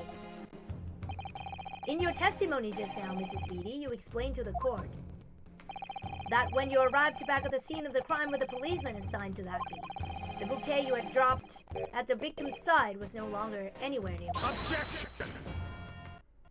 Yes, on the opposite side of Briar Road to where the victim was attacked. But considering the size of that meager bouquet, if a single sorry bloom can be so described, no doubt it was blown in the wind across the street, back into the gutter where it belongs. Meager? Objection! Meager? Is that how you... But if that were the case, why did Constable Beatty not testify to the fact? No one else approached the scene, nothing was removed from it. Constable Beatty swore on that on Scotland Yard's honor. But the bouquet belonged to me. It has nothing to do with the case. That's why Raleigh didn't mention it, I'm sure. No, because sadly, it's not only your bouquet we're talking about here. More than one thing in this case is mysteriously the wrong way around. What are you talking about? Think about it. Besides Mrs. Beatty's bouquet, there's Mr. Garrideb's book. Mr. Garrideb's copy of The Lion's Pride, which was thrown out the window by his wife, would have struck the pane of the casement window and landed here, on the west side of the street. And yet, it was actually found here on the opposite side of the road in the victim's hand. Meanwhile, according to the testimony we have heard, Mrs. Beatty's bouquet should have been dropped here at the scene of the crime on the east side of the street, but in fact, it was actually found here on the opposite side of the road in front of Mr. and Mrs. Garrideb's house. There's no logical explanation for those things, unless somebody deliberately moved them. Yes. What are you trying to say? The way you're talking, it sounds like you think my Raleigh's done something wrong. Don't you listen to a word that scrawny lawyer says. Wittering on about books and bouquets, what should we care? It's nitpicking, that's what it is. Oh good, Mrs. Garrideb's come around. You might call it nitpicking, Mrs. Garrideb, but deliberately meddling with the scene of the crime is a criminal offense. It's called, tampering, Mr. Naruto. But the person responsible for this tampering cannot admit to it, for a very subtle but compelling reason. Objection! Tampering? You've barely heard the term before. Tell us, my learned friend. Who would possibly have had cause to carry out such an elaborate deception? Yes, there is someone who tampered with the scene of the crime that evening. All the evidence and all the testimony points to that one particular person. It's Raleigh, because he didn't want the crime to occur on his beat so that he could go for a nice dinner with his girlfriend. Counsel, I must demand that you substantiate this conjecture. Who are you saying is responsible for tampering with the scene of the crime? Obviously, there's only one person it could have been. Constable Raleigh Beatty, it was you. What? A policeman? A member of Scotland Yard? What nonsense! Why would my Raleigh do something like that? There's no one straighter than my husband. No Bobby works more tirelessly for the people of London. Mrs. Beatty, you said in your testimony that your husband asked you to go in a nearby police box to fetch the officer on duty. The 15 minutes that you were absent from the scene is the only opportunity anyone had to tamper with it. You're making it up. It's all nonsense. It's all lies. What about that Japanese man with the whiskers? I bet it was him. He did it. If that was true, Constable Beatty would have seen him do it. Oh, and forgive me for pointing it out, but when you dropped your bouquet, Mrs. Beatty, it was after the defendant had fled the scene. Well... Objection! First, you make accusations about the landlord and his wife, and now you incriminate a policeman as well. But your accusations lack one very important thing. You claim the crime scene was tampered with. But there is only one reason anyone would commit such a reckless crime: to hide something. That's right, he's right. But my husband and I just happened to be there, that's all. So why would we have anything to hide? It doesn't make sense. We have offered no motive for this alleged tampering. And until you do, your accusations are nothing but empty threats. Constable Beatty had a very good reason for wanting to tamper with the scene of the crime. That's the key to this entire affair. Mr. Naruhodo, have you managed to solve this mystery? Yep. Counsel, you have made a very serious accusation against a London police officer. If you are mistaken, I'm sure I need to point out that your reputation as a lawyer will be irrevocably damaged. With that stark warning in mind, you will now explain to the court the motive for this alleged tampering. Yes, my lord. You can do it, Naruhodo Ryunosuke. Constable Beatty's motive for tampering with the crime scene was to hide where the victim fell. Where the victim fell to the ground. That is what this body had to cover up at all costs. What? Where the victim fell? You mean where she was attacked? What are you talking about? We told you at the very start, didn't we? On the pavement of Briar Road, we saw it happen, remember? It was right here, as if anyone didn't already know. That's certainly what everybody has been led to believe. But in fact, that isn't where the victim was stabbed at all. What? What?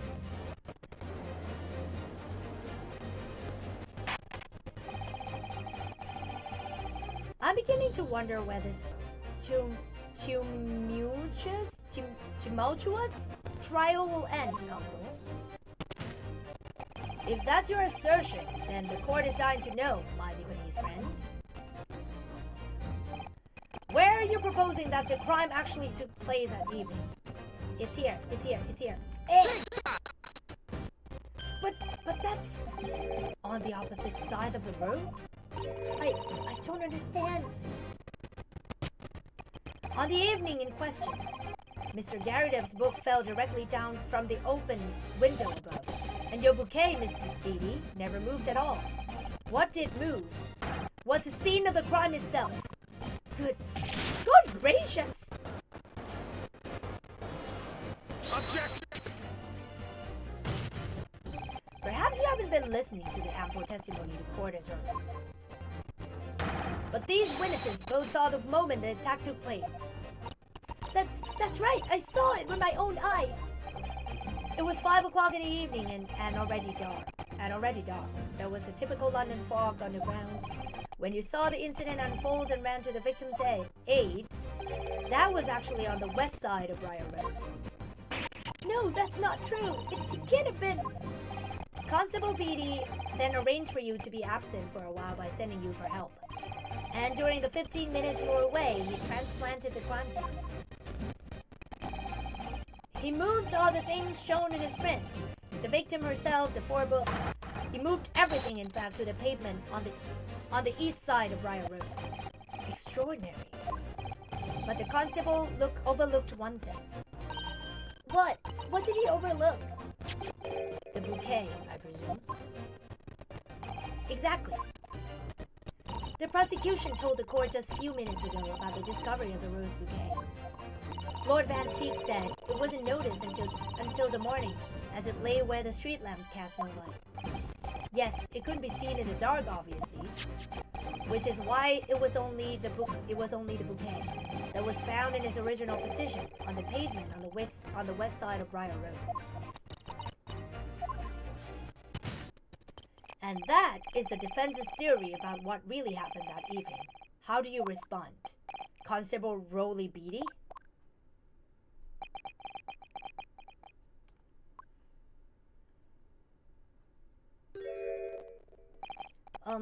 Well, I'm very sorry. I didn't mean to nod off again, but I haven't slept properly in a month. Did I miss anything important? Oh, Rolly, it isn't true, is it? What that lawyer said is all lies, isn't it? I know it is, because you're the most upstanding, righteous man I know. I had a dream, a terrible dream. All the things I did that night, everything come out, everything exposed. Only it seems it wasn't a dream at all. Good golly! Order! What on earth is the meaning of all this? Oh, Rolly, why would you do something like this? Moving a corpse is a criminal offense, isn't it? Wishing the victim dead should be one too. Constable, explain yourself. Why would you do this? As a respected member of Scotland Yard, your duty is to protect the good people of London town. I can't say, sir. What? I really am ever so sorry about all this. For damaging the Yard's reputation, for everything. I have a possible explanation for why, on that particular evening, Constable Beatty felt compelled to move the scene of the crime. I can think of one reason. What? How could you possibly know? You, a foreigner, presuming to understand the mind of a Scotland Yard policeman. And yet, Lord Van Seeks, it is a foreigner who has uncovered the startling truth of the matter thus far. Ha ha ha! Wah ha ha! I believe it would be beneficial to the court to hear this extraordinary young lawyer's theory. Counsel for the defense, if you please. Yes, my lord. Now then, I think you had better show us some evidence. At once, my lord. England, Japan, it makes no difference where you come from. Human emotions are the same. And I think I have a fairly good idea of the feelings behind this man's actions. What gives away the motive for Constable Beatty's unthinkable action? Take that! I realize that I'm a foreigner in this land and I have only just arrived from Japan, which is why all this information about London's so-called bobbies is completely new to me.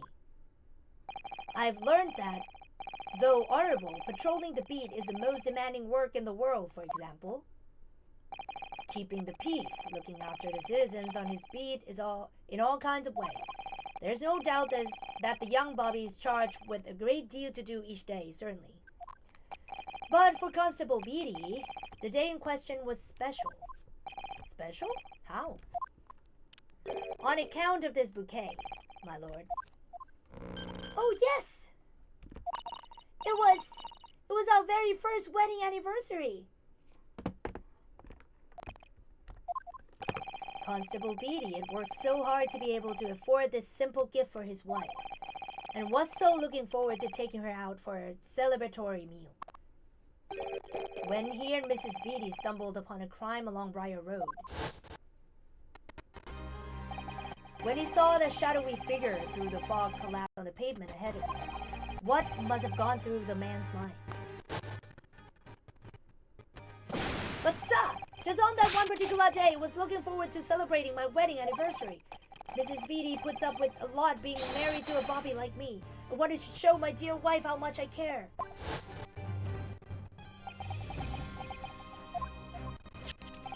This is a warrant card that Constable Beatty offered to lend to me earlier.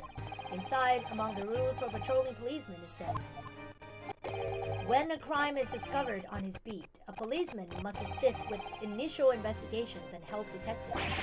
Aha! Constable Beatty? Is that not the reason why you moved the whole scene of the crime that day?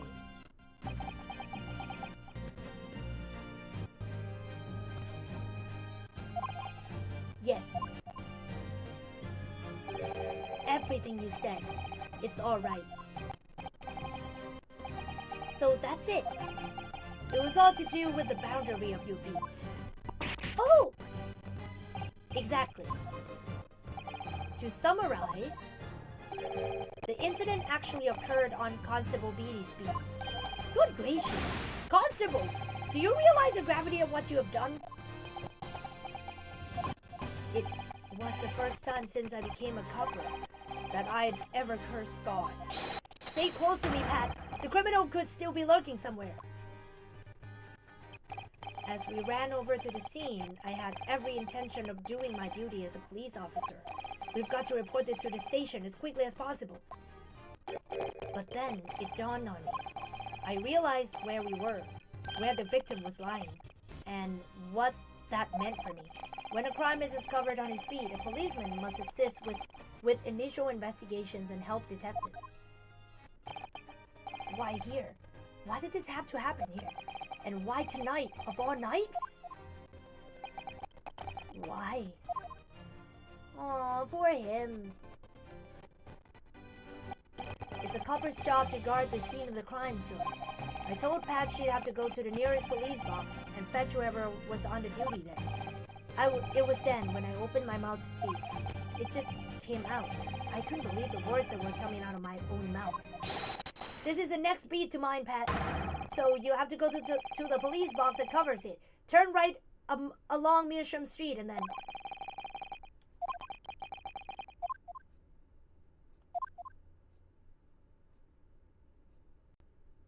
Aww. Poor Constable.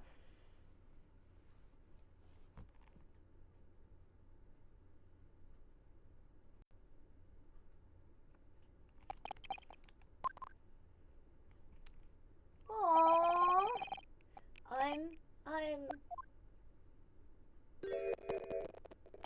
I'm sorry. I'm so sorry. Aww, Constable. I just wanted just that one night to take my Patricia out for dinner. Oh, Rolly, just that one night. You knew that if the incident was on your beat, your evening of celebration would be ruined. And so you decided to move the entire crime scene outside your jurisdiction. Just across the street, to the east pavement of Briar Road, which falls under the neighboring beat's care.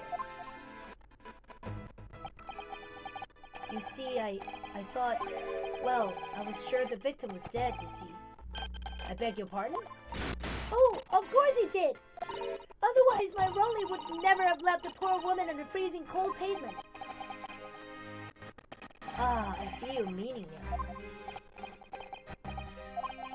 But God got me back from my sins, didn't he? That's why I missed the rose I bought for Pat. Oh no, Rolly, that was all my fault. I should never have dropped it in such a dark place. I'm so sorry, Rolly.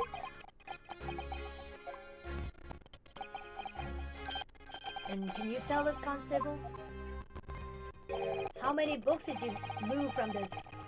How many books did you move from the one side of the road to the other in total?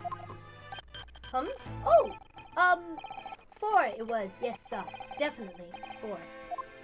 3 of them dropped by Mr. Natsume, and the 4th being the one that fell from the window upstairs in the Garudep's household, of course. But what made you place that book in the victim's hand, when all the others were scattered haphazardly around, I mean? Oh, well, sir, that's because that's how I found it. How you found it? What do you mean? When we first ran over to the scene, the victim was already holding the book. So, when I moved everything, I made sure it was still in her hand. You are sure it was this book, The Lion's Pride, that the victim was holding? Oh, yes, sir. No doubt about it, sir. Interesting. The 4th book's information has been updated in a court record. Okay, in the victim's hand. Okay. Hello! Aw, poor Rolly. I thought it was an open and shut case at the time, you see. There were only the 2 people at the scene, and Pat and me both saw it happen. However which way you looked at it, it had to be the fellow who ran off who done it, I thought. I couldn't see the harm, really. I didn't think moving it all over the road would make a jot of difference. I suppose this is it for me now. I've had it. Love is blind, we're human after all, yeah. Poor him. I wouldn't say it's blind, though. I mean, he's just looking forward to that day and that particular day, you know, out of 365 days in a year. It happens on that day. Poor him. My lord. Yes, Lord Van Zeeks. I believe that concludes the cross-examination of the witnesses. Constable, you may withdraw. Yes, sir! Mr. Prosecutor, sir, what will become of my Raleigh? What will happen to him? For now, you're free to go home. The police will contact you in due course. Please, don't punish my husband. This was all my fault. It's because I'm always mourning at him for coming home late. Leave it now, Pat. Let's go home. I'm tired. Oh. All right then, my love. One last thing, Constable. Sir, let this be a lesson to you. In a criminal investigation, every detail matters, however insignificant it may seem to you. Yes, sir. Carve that lesson in your mind. And never again make the mistake of tampering with the scene of a crime. Huh? Never again, sir? You mean to say? Leave, now. This trial is not yet over. Oh, he's so kind! Sir! He's so kind! Never again. That means he's given him a chance. Well, quite a startling revelation, I must say. Whoever thought of a third party transplanting the entire scene of a crime like that? Indeed, my lord. Nevertheless, there are some immutable facts here. Principally, that the accused, Mr. Suseki Natsume, is the only person who could possibly have committed this crime. Oh my god. No, I disagree. Now that we know the true scene of the incident, there is someone else. Another person who could be responsible for the knife in the victim's back. Forgive me for being presumptuous, but I believe the prosecution is probably well aware of this possibility already. Lord Van Zeeks, is it true? Very well. Name the person if you will. And if further investigation is warranted. The prosecution has no objection to the trial continuing. You name this other person who could have perpetuated the crime. Take that! The defense would once again like to request a cross-examination of the new witness, my lord. Once again? My assistant made the same request earlier. In order to finally reveal the truth about this case, it's imperative that we cross-examine juror number 4, Mrs. Joanne Garrett. Me? Me? Oh, dearie me!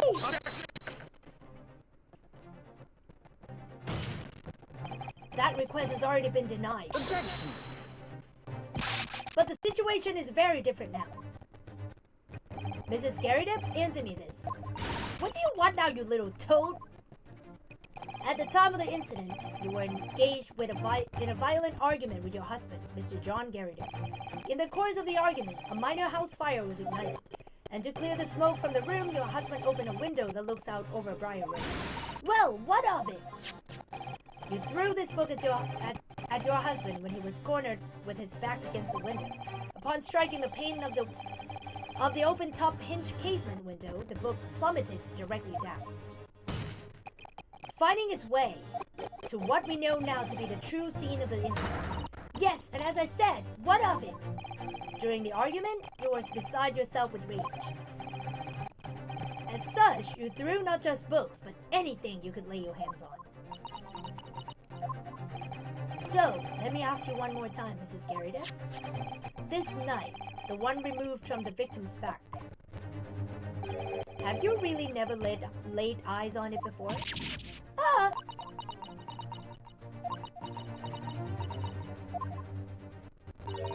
I don't recall it. Seriously? Am I supposed to remember everything I picked up and threw at my husband? Anyway, the man over there in all that regalia said members of the jury needn't testify, didn't he? Conveniently, yes.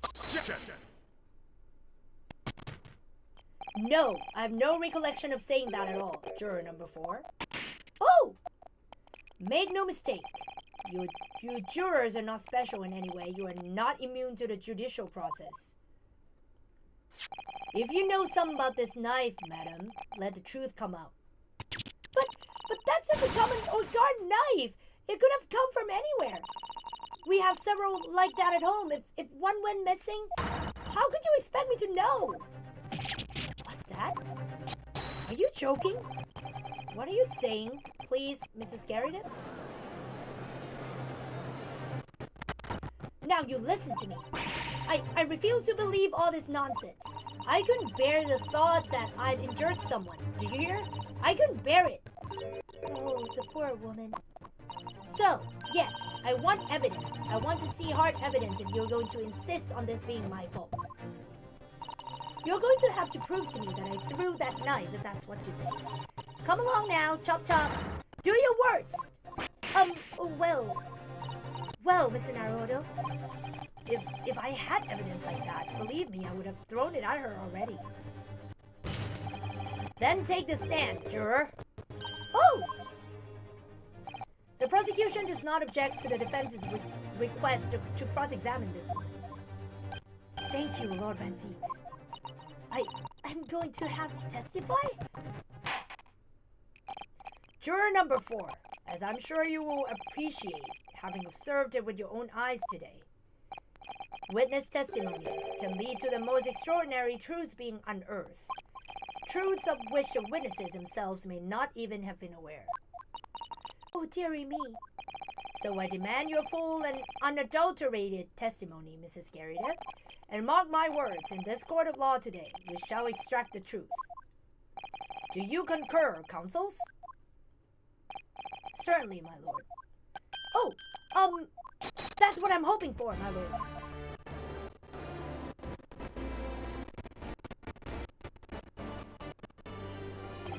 This is such a strange feeling. For the first time since arriving this country, it actually feels real.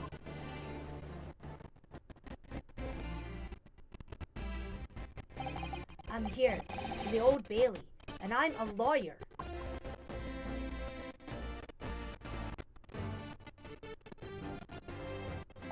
Witness, state your name and occupation. Oh, yes, my name is Joanne Garrida, and I'm a juror, and such like. It sounds like even she doesn't know if she's a housewife or a maid or what anymore. The court had decided your testimony is required in order to clarify matters in this case. Do you understand, madam? Yes, my lord! You will tell the court everything that took place in your household on the evening in question. And I warn you, do not attempt to hide the truth. Oh, dearie me. Chin up, Joannie. Nothing to worry about now. Oh, I didn't know you were here, John. Aww. Wasn't only you in the room that day, old thing, was it? Rather think I ought to testify as well, don't you? But what about your knee, dear? Don't you worry about that. Hardly notice it.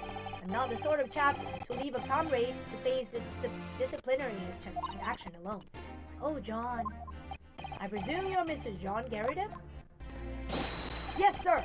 Former 2nd Lieutenant of the 3rd Regiment of the 4th Northumberland Fusiliers, sir? Seen my fair share of action and now living the quiet life, as it were. The quiet life, where you're not engaged in a incendiary battle with your spouse on the day in question? Well, yes, quite. I believe this may represent a first in a proud history of the British court. Calling a juror to the witness stand is unprecedented. However, the court will hear your testimony now, juror number 4, and that of your husband. You will recount clearly and concisely the events in your home at the time of the incident in question. Sir, at once. Okay, should be the very last testimony. Ooh! Hello, Mutiny! Thank you for the raid! Thank you so much for the raid. How do I shout out again, I wonder? Okay. Okay, let me shout you out. Am I doing it right? Yes, I'm doing it right! Thank you so much for the raid! My name is Hoku! I'm a Thai VTuber. I stream twice a week. I try to stream twice a week here on Twitch. Gaming and speaking English all the way through. But if you would like to follow me, I mainly stream on YouTube in Thai. But you may talk to me in English and I'll talk to you in English as well. Hello everybody, welcome, welcome. Yes, on the day you were referring to, the wife and I did have a bit of skirmish. I can't recall the reason now. Knocked a candlestick over and set fire to the carpet. Soon had it out though, and got a window open. Meanwhile, I was picking up whatever I could find to throw at it. Plenty of knives around our place. Can't say I'd noticed if 1 or 2 went missing, I'm afraid. If that body thing in the victim's back really was one of ours, you have a job proving it, I think.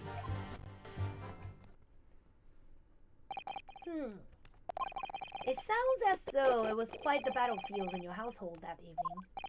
Although an entirely one-sided assault, it seems. The enemy caught us on the hop, sir. Had no choice but to take in and take defensive measures. To be honest, if the enemy had kept shelling us for another minute, we'd have been toast. Of course, a veteran such as myself is only too aware that on every battlefield you're just a gnat's whisker from death at any moment. Are we still talking about a marital warrior? Well, I must say I'm dubious that this testimony will shed any light on the origins of this jackknife. In combat, one's focus narrows such that surroundings are rarely noticed. These witnesses may not be able to offer anything more than they have testified already. This may be a dead end. Van Seeks may well be right. Well, whatever the chances, we only have this last cross-examination to uncover the truth, Mr. Naruto. Yes, I'm afraid so. Very well, counsel. Begin your cross-examination. Okay.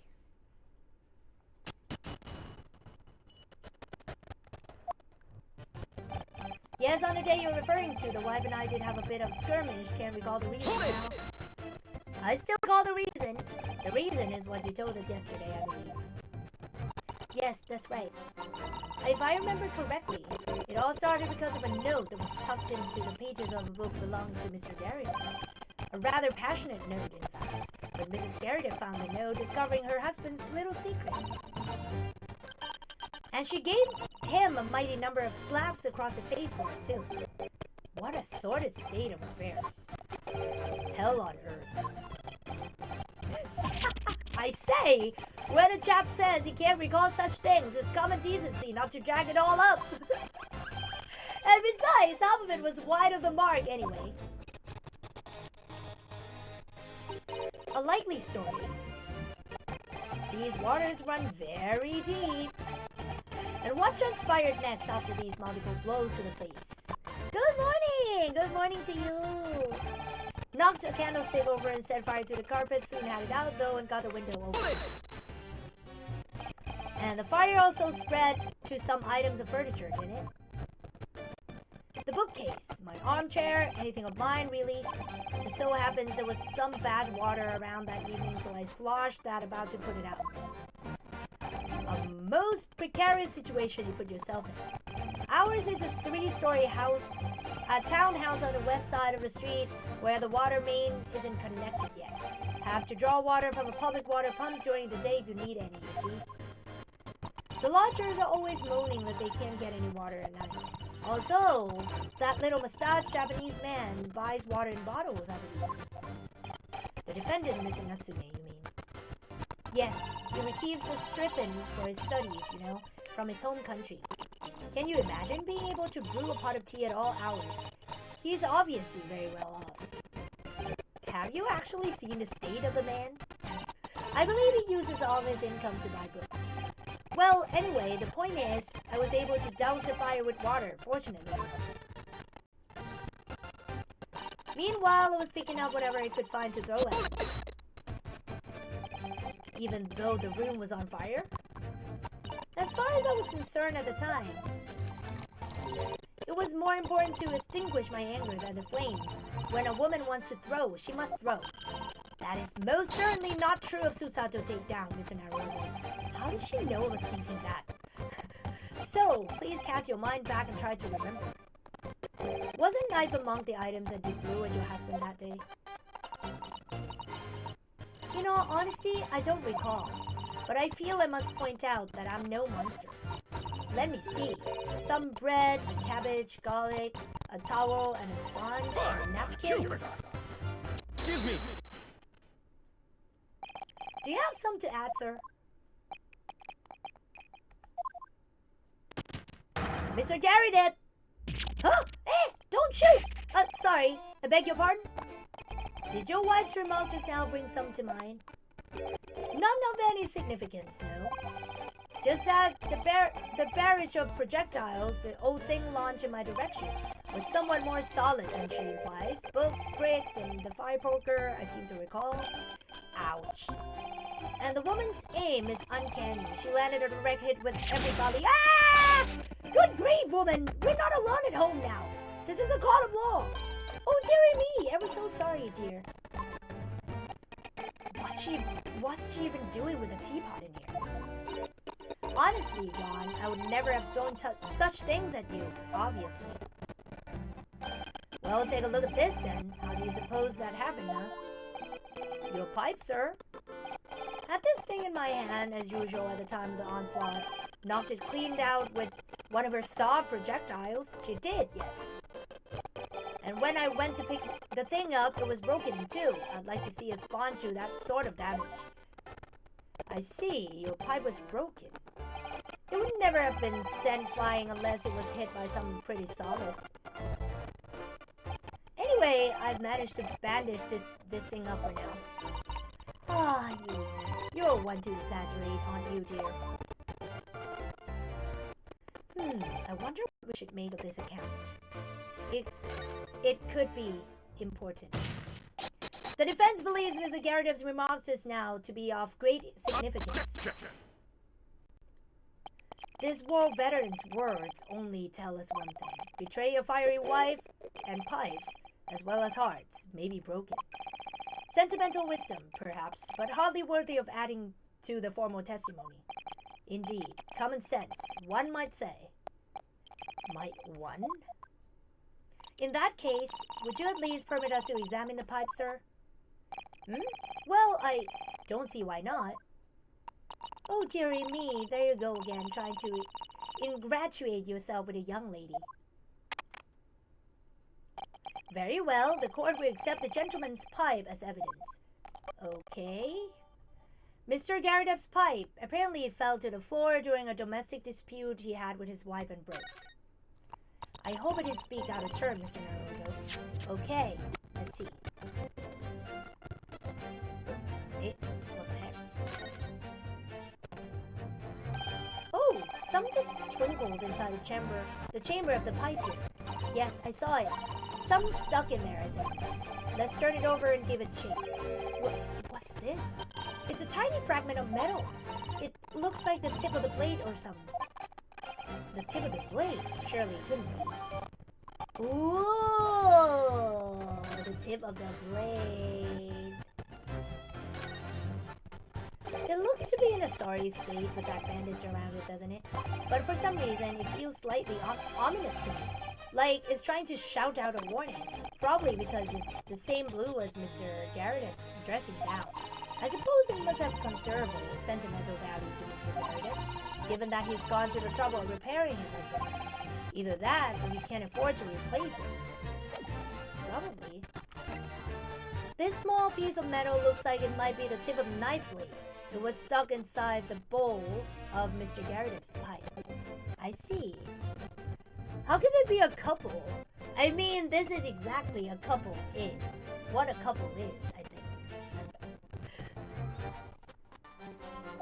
I was just feeling rather disappointed for you that your request was turned down. Oh no, it's fine. Thanks to Susato-san, we have some new evidence to work with. We should examine it carefully. Well, thank you for that. Rebuttal, Mr. Garrett. Now we could return to the crux of the matter. What can you tell the court about the knife used to attack the victim? Plenty of knives around. Our players can't say unnoticed if one or two went missing, I'm afraid. Sorry? Would you care to elaborate?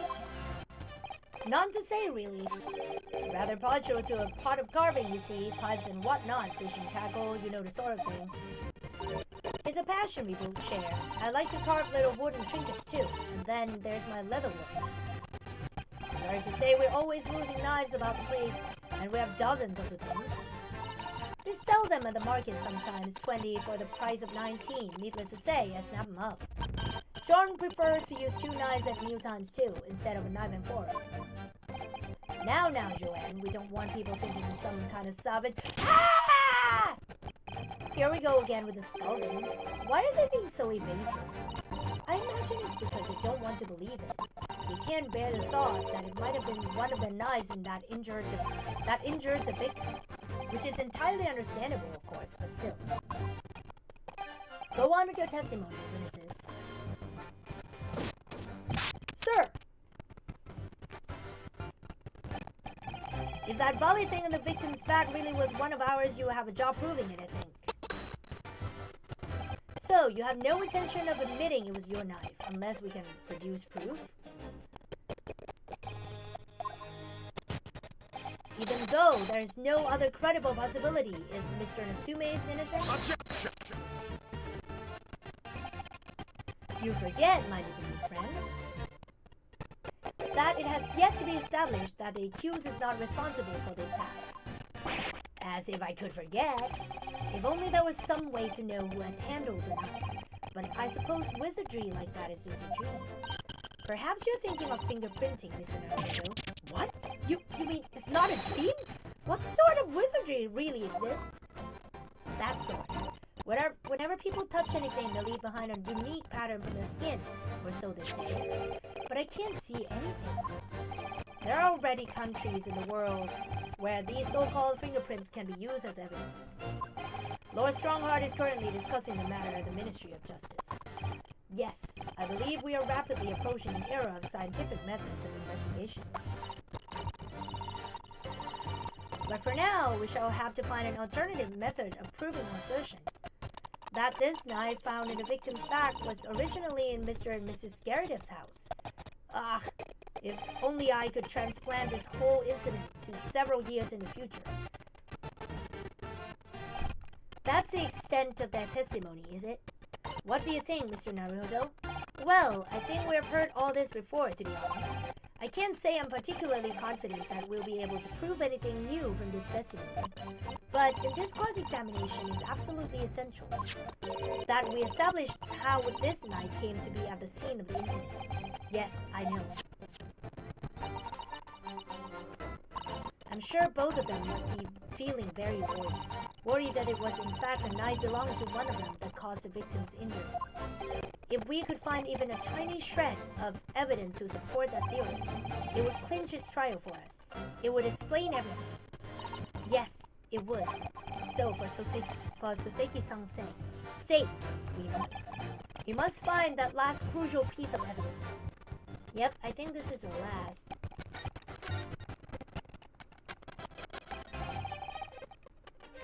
I'm sorry.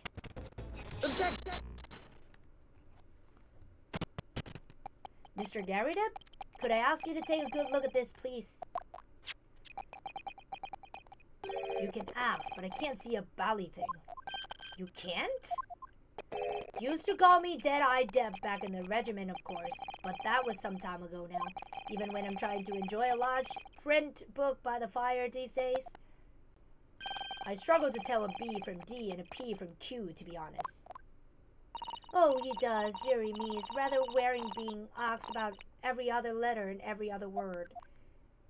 You must be very dizzy.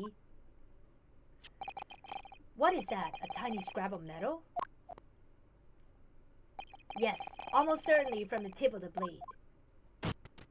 And what may appear at first to be just a tiny scrap is in fact a crucial piece of evidence. Interesting. And where did the defense come by this evidence? It was lodged in the chamber of Mr. Garrideb's pipe. My pipe, you say? By Jove, I wonder how it got there. And what precisely does this fragment of metal signify, Counsel? Are you suggesting that it is in some way related to the matter of a stabbing on Briar Road? Yes! You guys. I am. What? When put together with another piece of evidence already in the court record, I believe this tiny fragment of metal will unravel the whole truth of this case, my lord.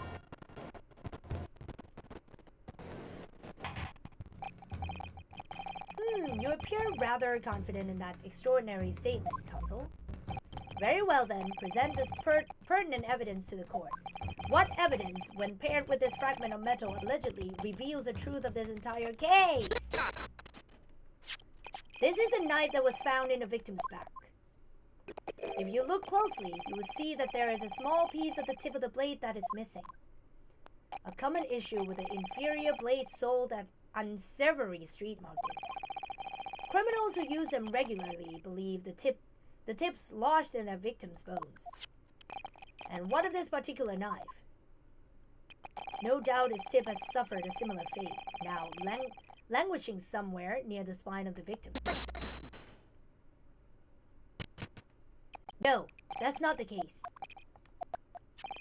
The tip of this particular knife's blade is a very fragment of metal we discovered in the chamber of Mr. Garrideb's pipe.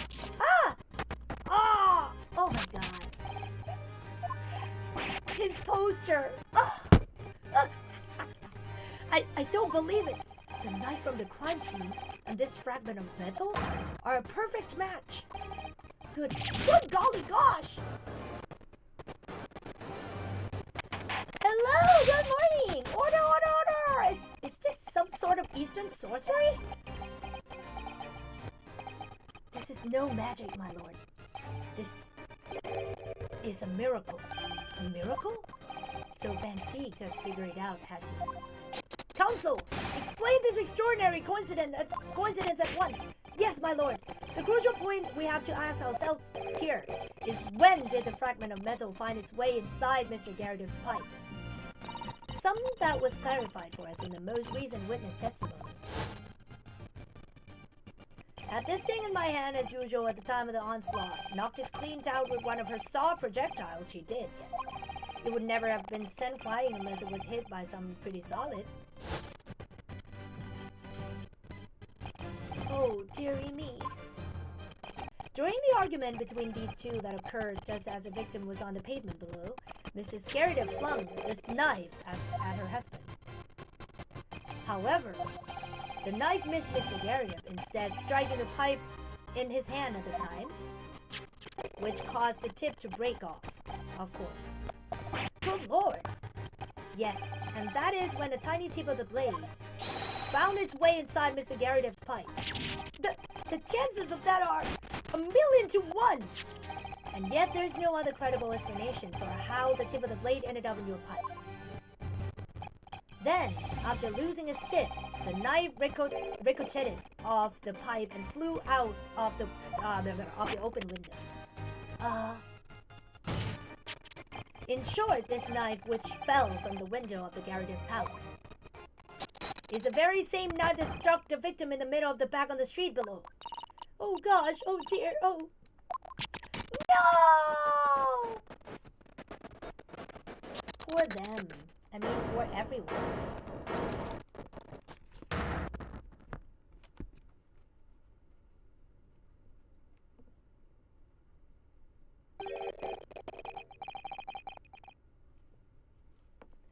A full-body theory, I'll give you that.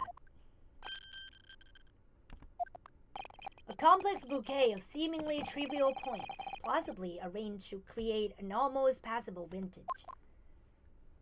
Allow me to toast my learned friend's characteristically Nipponese approach to bottling his argument. Sorry? But after all, it is just a theory. The bottle, I fear, is corked. Because you see, it's spoiled by an insurmountable inconsistency. Insurmountable? What? Lord Van Zeeks, explain yourself. What is this inconsistency you claim to have identified? An inconsistency of the simplest nature, my lord. The victim was found with a knife planted in the middle of her back. Yes, in her. Ah! That's right! You silly little man. Now, Joanne, old thing, what are you getting so excited about? Let us consider the basic facts of the case once more. The victim was walking along the pavement before being stabbed in the back and falling to the ground. If the knife that struck her had fallen from above, there is no possible way it could have planted itself into the victim's back. Yeah! Because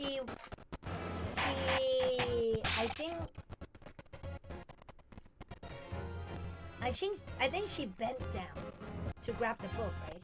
Order! Quite right, you see. That's exactly right. If the knife has fallen on her from above, it would have struck her at the top of her head. Well, he's lost for words, look.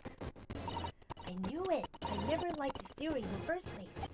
I don't know, though, what really did happen. It would appear the defense has made rather a spectacular blunder. If a theory has even one inconsistency, it cannot stand. Your theory, my learned friend, is history.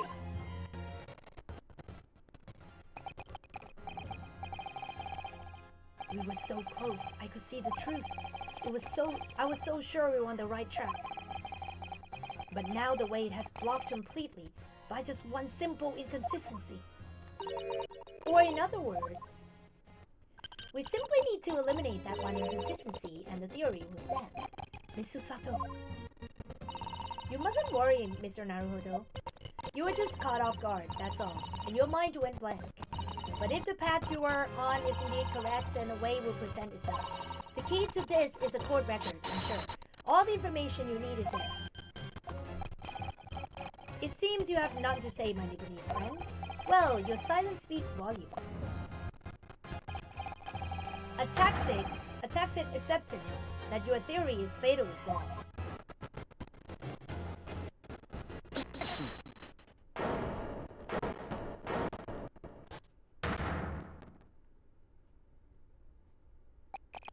This inconsistency doesn't mean I was on the wrong... What? It means that I need to sharpen my mind and dig deeper for the truth. It's a test. Yes! If the knife fell on the victim from above, there's no way that it could have hit her in the middle of her back. Under normal circumstances, that is. What are you implying? Counsel? There is a piece of evidence in the court record that can explain this inconsistency. That can explain how the knife that fell from above could have pierced the victim's back. We already have the answer. Goodness! Utter madness. Surely this must be the last time. Counsel, present the evidence of which you speak. This is the last inconsistency, the final piece in the puzzle. If I can successfully make sense of this, the truth will be laid bare at last. The evidence that explains how the falling knife became lodged in the victim's back is... This, the fourth book found at the scene. This is the final piece of evidence that the defense will present. burnt book? Is that not Mr. Garridom's book? Yes, and to understand its significance, we have to consider how it came to be at the scene in the first place. This photographic print clearly shows the book in question, and the victim holding it in her hand. But as we all now know, it was a police constable that put the book in between her fingers like that. Quite so, as part of his wholesale transplanting of the crime scene to the opposite side of the road. That's true, however. As part of his testimony, Constable Beatty made an extremely enlightening statement on that point. But what made you place that book in the victim's hand? Oh, well, sir, that's because that's how I found it. When we first ran over to the scene, the victim was already holding the book. So, when I moved everything, I made sure it was still in her hand. In other words, the victim had already picked the book up in her own volition. And clearly, that must have been before she suffered the knife wound. Well, I should say so. After being attacked with a knife, I don't imagine she would have been doing so much of anything. So the question becomes, why did the victim have that book in her hand? By Jingo! I think I'm beginning to see what may have happened. Oh, dearie me. We know that the book fell from the top floor of the Garrideb household onto the pavement below, at precisely the moment that the victim was walking past. Yes, at exactly that moment. The young woman was walking along the street in the light fall, when all of a sudden, the book fell right in front of her. The book I threw. Yes, Mrs. Garrideb, and what do you think the woman did? What would you do if you were walking along and suddenly a book landed in front of you on the pavement?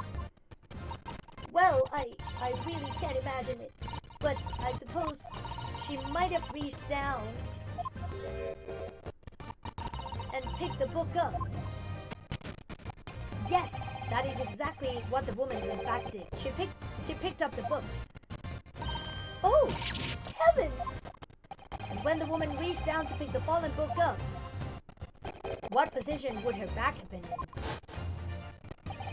That's right, facing the sky, completely and utterly defenseless. Then, in the very next moment, while the woman was still bent over picking up the book,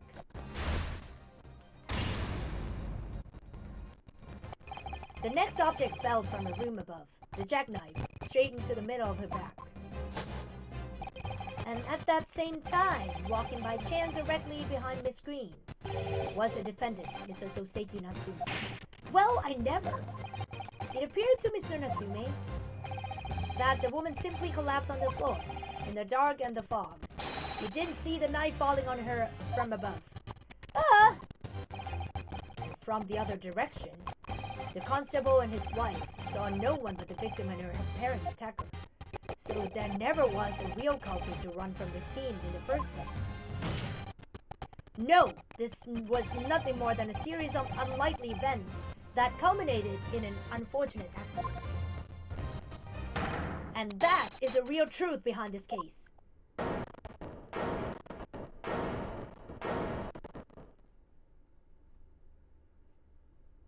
Well, Mr. and Mrs. Garrideb?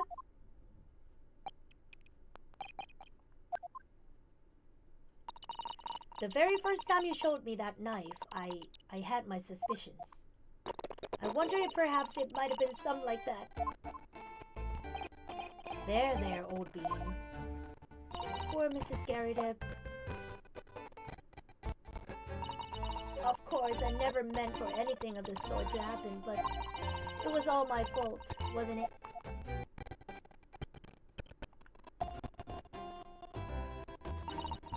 I take full responsibility. I let my anger get the better of me. I threw that book, and I threw the knife as well.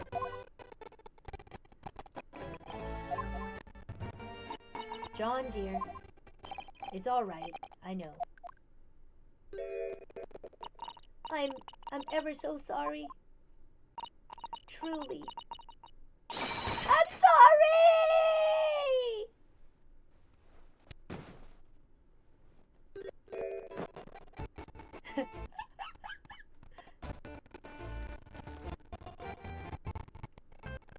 Oh, and his knees.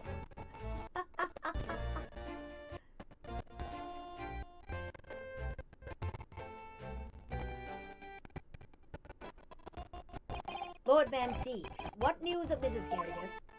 She has been taken to the infirmary. It would appear that today's events has left her in an especially flustered state.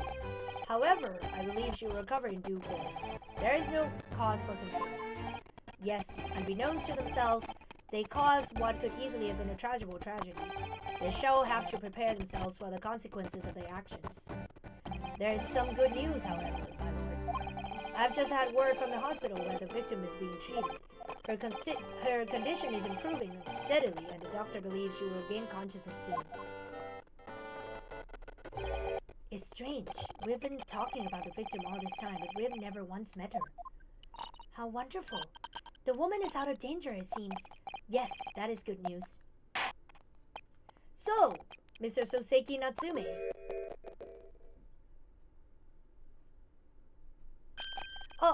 Yes. On behalf of my fellow countrymen, I would like to take this opportunity to beg your pardon, sir. You came from your distant eastern homeland to study our Great Britain culture, British culture, and have been repaid with immeasurable unkindness. Please accept our heartfelt apologies.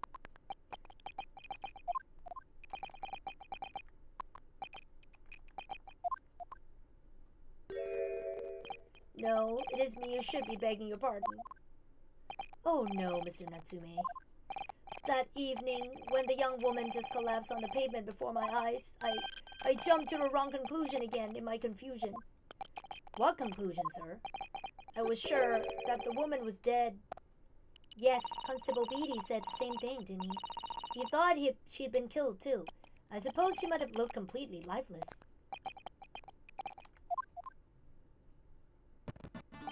It's been about a year since I arrived in Great Britain now, but I still can't get used to life here. I can't relax. I'm sure there are evil spirits lurking in the fog, like they're haunting me. Poor Soseki-san. His imagination really has got the better of him. Yes, poor man. So, when it happened, I thought the young woman had been taken by the fog spirits. I should never have dropped my books like that and run away.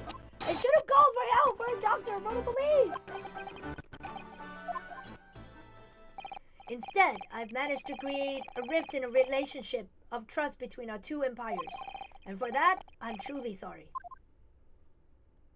Aww. One could indeed say the same sort of mischievous spirit has been at work here, I think. One that created a chain of unfortunate mishaps. We were befooled by the spirit and led to false conclusions. But thanks to Lord Van Seeks and our young lawyer here from the east, that chain has now been broken and the spirit exorcised. I heartily commend you both. Oh! Now then, ladies and gentlemen of the jury? Yes, my lord. In concluding this trial, I must ask one last time for your decisions regarding the defendant's culpability. Are you ready to present your findings to the court? As the foreman of this jury, I can assure you we have reached a fair and just conclusion. I do declare the truth can be extremely cruel at times. Well, I didn't suspect the woman next to me, that's for sure. Sitting in for the old bean whilst she's out of action, you know, but I know what her decision would be. Does this mean I'm finally able to get out of here and start work? Well, it's about time. I'd say I'll have a corker of a story to tell the grandchildren when I get home, won't I? Very well, ladies and gentlemen of the jury, I hereby demand your final decisions. Mr. Foreman!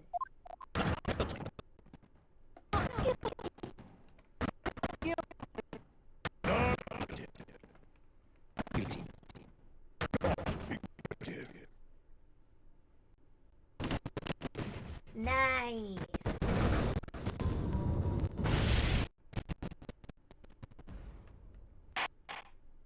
Very well, Mr. Soseki Natsume, I hereby pronounce you not guilty! Woo!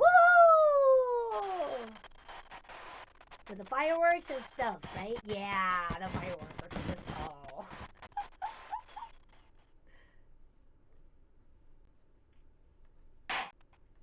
And finally, Mr. Natsume. Oh, yes, Lord Sir. You are now a free man once more. It is my hope that you will continue to further your education in British culture, and may you never again be brought before me. Oh, yes, sir, of course. On my life, I swear I'll never set foot in a courtroom again. I'm transported to tears. Thank you, counsels. Court is adjourned. Okay, we're done with this episode. 20th February, 3:17 p.m. The Old Bailey defendants enter chamber. Oh, locum! Wait, you mean me? Of course! Is there another locum here? Is there even one? Compared to the original locum student, Mr. Naruhodo Esquire, your name has become rather short, hasn't it? What's wrong with using my actual name? Oh, at last! I'm free! I'm free! Joyful, joyous, jubilant, jubilation! Hitty, hearty, happiness, hurrah! Oh, I'm pleased! Mr. Natsumi is elated. Would it be so hard just to say that then? Locum, you did it! You saved me from the brink! Well, what happened to the poor woman was in no way your fault after all. I'm just glad everyone can see that now. Hello, welcome! No, not that! Lovely, lawyer, locum, lawyer! Yes? I mean, as I said before, I have just never got used to life here in Great Britain. Every time I look over my shoulder, I see foreigners. I see towering brick buildings, and from high up windows, I see him looking down on me laughing. Look at that little hunchback. Oh dear, I'm sure it's all in your head, Mr. Natsumi. But today, you locum lawyer gave my gloom to boot. You stood firm behind that baronial bench after all those babbling British. You battled to the bitter end, laying bare and baffling truth. And when I beheld the blinding fireworks among the beams of the Bailey's roof, I bellowed, "Behold the best barrister ever born!" Well, that's very flattering, and we are very pleased for you. This has given me a wonderful anecdote to recount to my old friends back in Japan. An anecdote? Is that what's to become of all my hard work? Ah, there you are, my dear fellows. I apologize for keeping you waiting. I arose late this morning. Oh, Mr. Sholmes, what a pleasure to see you. I see I'm here not a moment too soon. A disaster has been averted, I'm glad to say. Oh! Our trial shall begin presently, Mr. Naruhodo, and I wish you very best of luck. It's just finished. What? No! Then my haze was in vain? Ah! It's you! Sherlock Sholmes! Oh, have we met, sir? This is Mr. Natsume, the man you had arrested, Mr. Sholmes. Ah, I see. I failed to recognize you at first. All previous encounters have taken place in the gloom, either in your bleak lodgings or that prison cell. I simply couldn't place that curious face in the light. Charming. This is all your fault. Sherlock Sholmes, you're the reason I had to go through this terrible ordeal. I'm going to give you a piece of my mind. My apologies, sir, but I assure you, I've placed you now. You're the fellow who abandoned that poor young lady and ran off, are you not? Ah. Has she been taken to the hospital more urgently? I feel perhaps she would have regained consciousness by now. Oh! But it was unavoidable, I'm sure. We are but human after all. Anyone would have been shaken by such an experience. Hello, welcome! We are about to end this episode. I do feel very badly about how I behaved. Well, never mind now then. What was it that you wanted to say to me, sir? Nothing. Ah ha ha ha ha ha ha! Priceless! Oh, I'm sorry, really, but that was quite priceless. Poor Soseki-san. Still, on the bright side, you have had an extremely entertaining experience without paying a penny. And it was seen you were not even found guilty. But there is no bright side. Whatever do you mean, Mr. Natsume? Even after this, I'm still cursed by the spirits and now by the Reaper! Ah, Lord Van Seeks. I haven't forgotten, what facing that man in court means. Even if you are found not guilty, you're still doomed. It will be alright, Mr. Natsume. If the Reaper appears trying to make trouble, I will protect you. Hiya! With a perfectly executed Susato takedown. Much as I like being turned on my head, a bit of warning might be nice next time, Miss Susato. Why? So, Mr. Natsume, what do you intend to do now? You mentioned something about recounting your experiences with your friends back in Japan.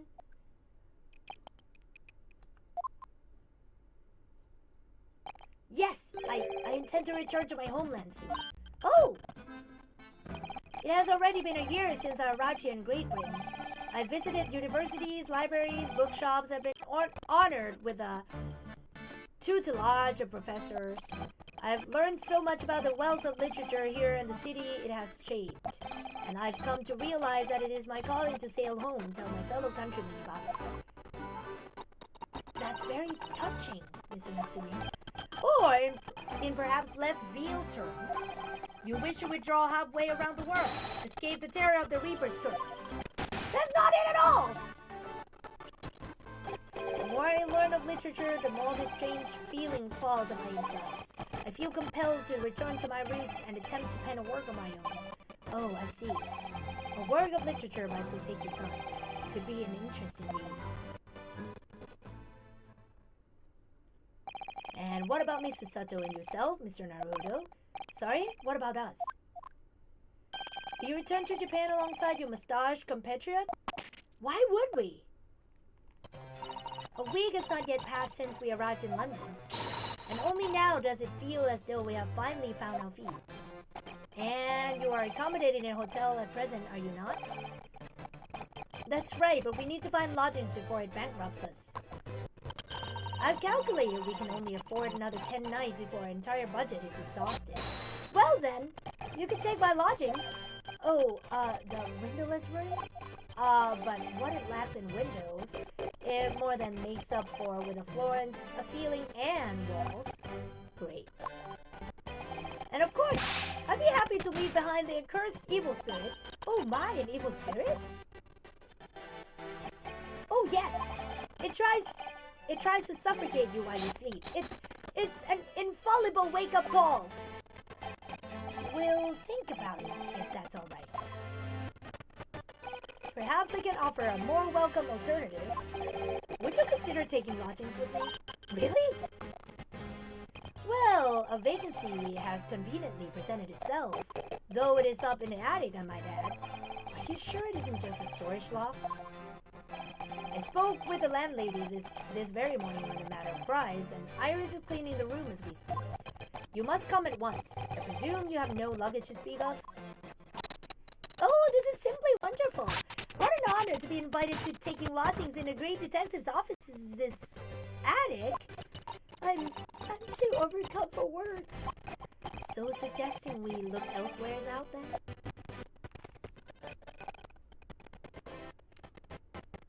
Then it's settled.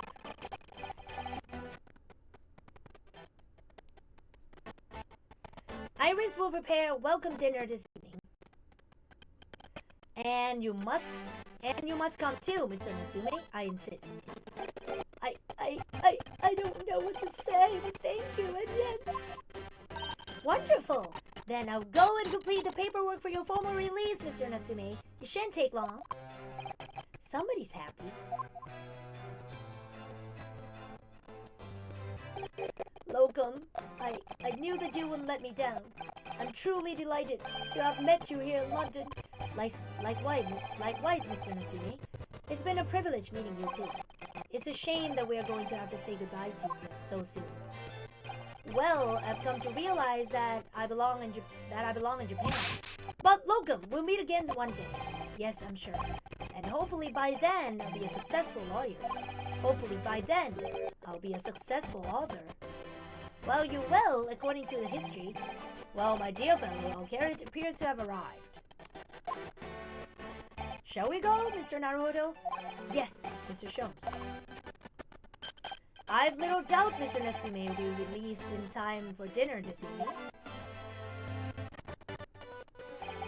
And so, with Soseki-san's innocence successfully established, you rode with Mr. Sholmes to what was to become a new home, 221B Baker Street.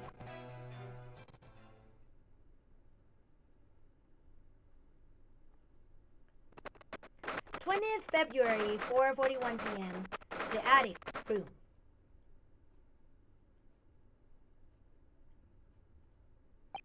So this is to be our new office, yes. Our office? Rather like the sound of that. Me too. It's simply wonderful, isn't it?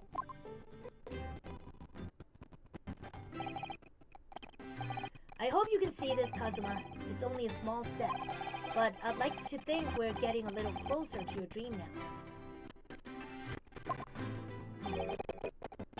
So, my dear fellows, do you like the place? Mr. Sholmes. Thank you so much. It's a delightful room, Mr. Sholmes. I simply adore it. Good. I'm pleased to hear it. Iris and I are delighted to welcome you. I hope everyone's hungry and it's nearly time for dinner. We'll eat as soon as Mr. Natsume arrives. We have a lot to celebrate. Iris, you must let me help you. Alright then, Susie. You can be in charge of the salad. Splendid!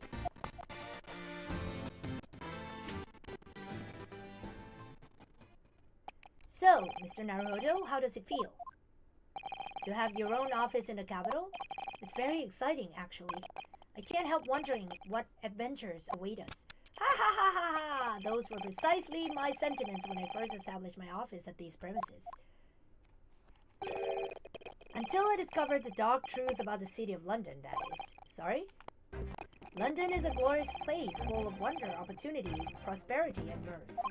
But the brightest of lights cast the darkest of shadows. Shadows? What do you mean? Well, I believe you're well aware of the murkiness that lies behind London's facade already. So, once again, Mr. Naruhodo.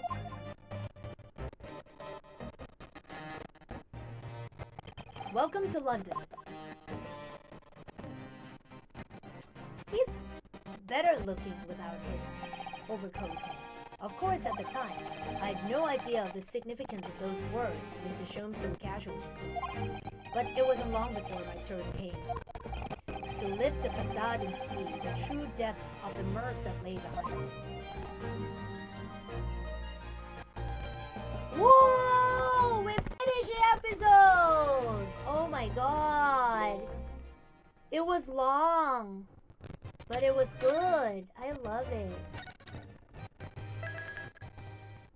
We are moving on to episode 5, The Adventure of the Unspeakable Story. That is very, very interesting. Okay, we're gonna leave the stream at this, and we are gonna continue episode 5. I believe it's tomorrow morning. I think it's tomorrow. Yeah, it is tomorrow morning. So yeah, I'll see you guys tomorrow morning. Thank you so much, everyone, for coming, and thank you, Mutiny, for the raid as well.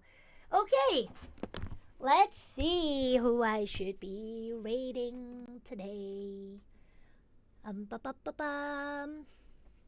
Oh, I clicked the wrong button again. Oh my god. Oh, Aqua. Aqua is... Yes. Okay, I'll rate Aqua, and please be nice to my baby, okay? Thank you so much, everyone. I love you, and bye-bye. Kiraryoku! Over and out. Mwah!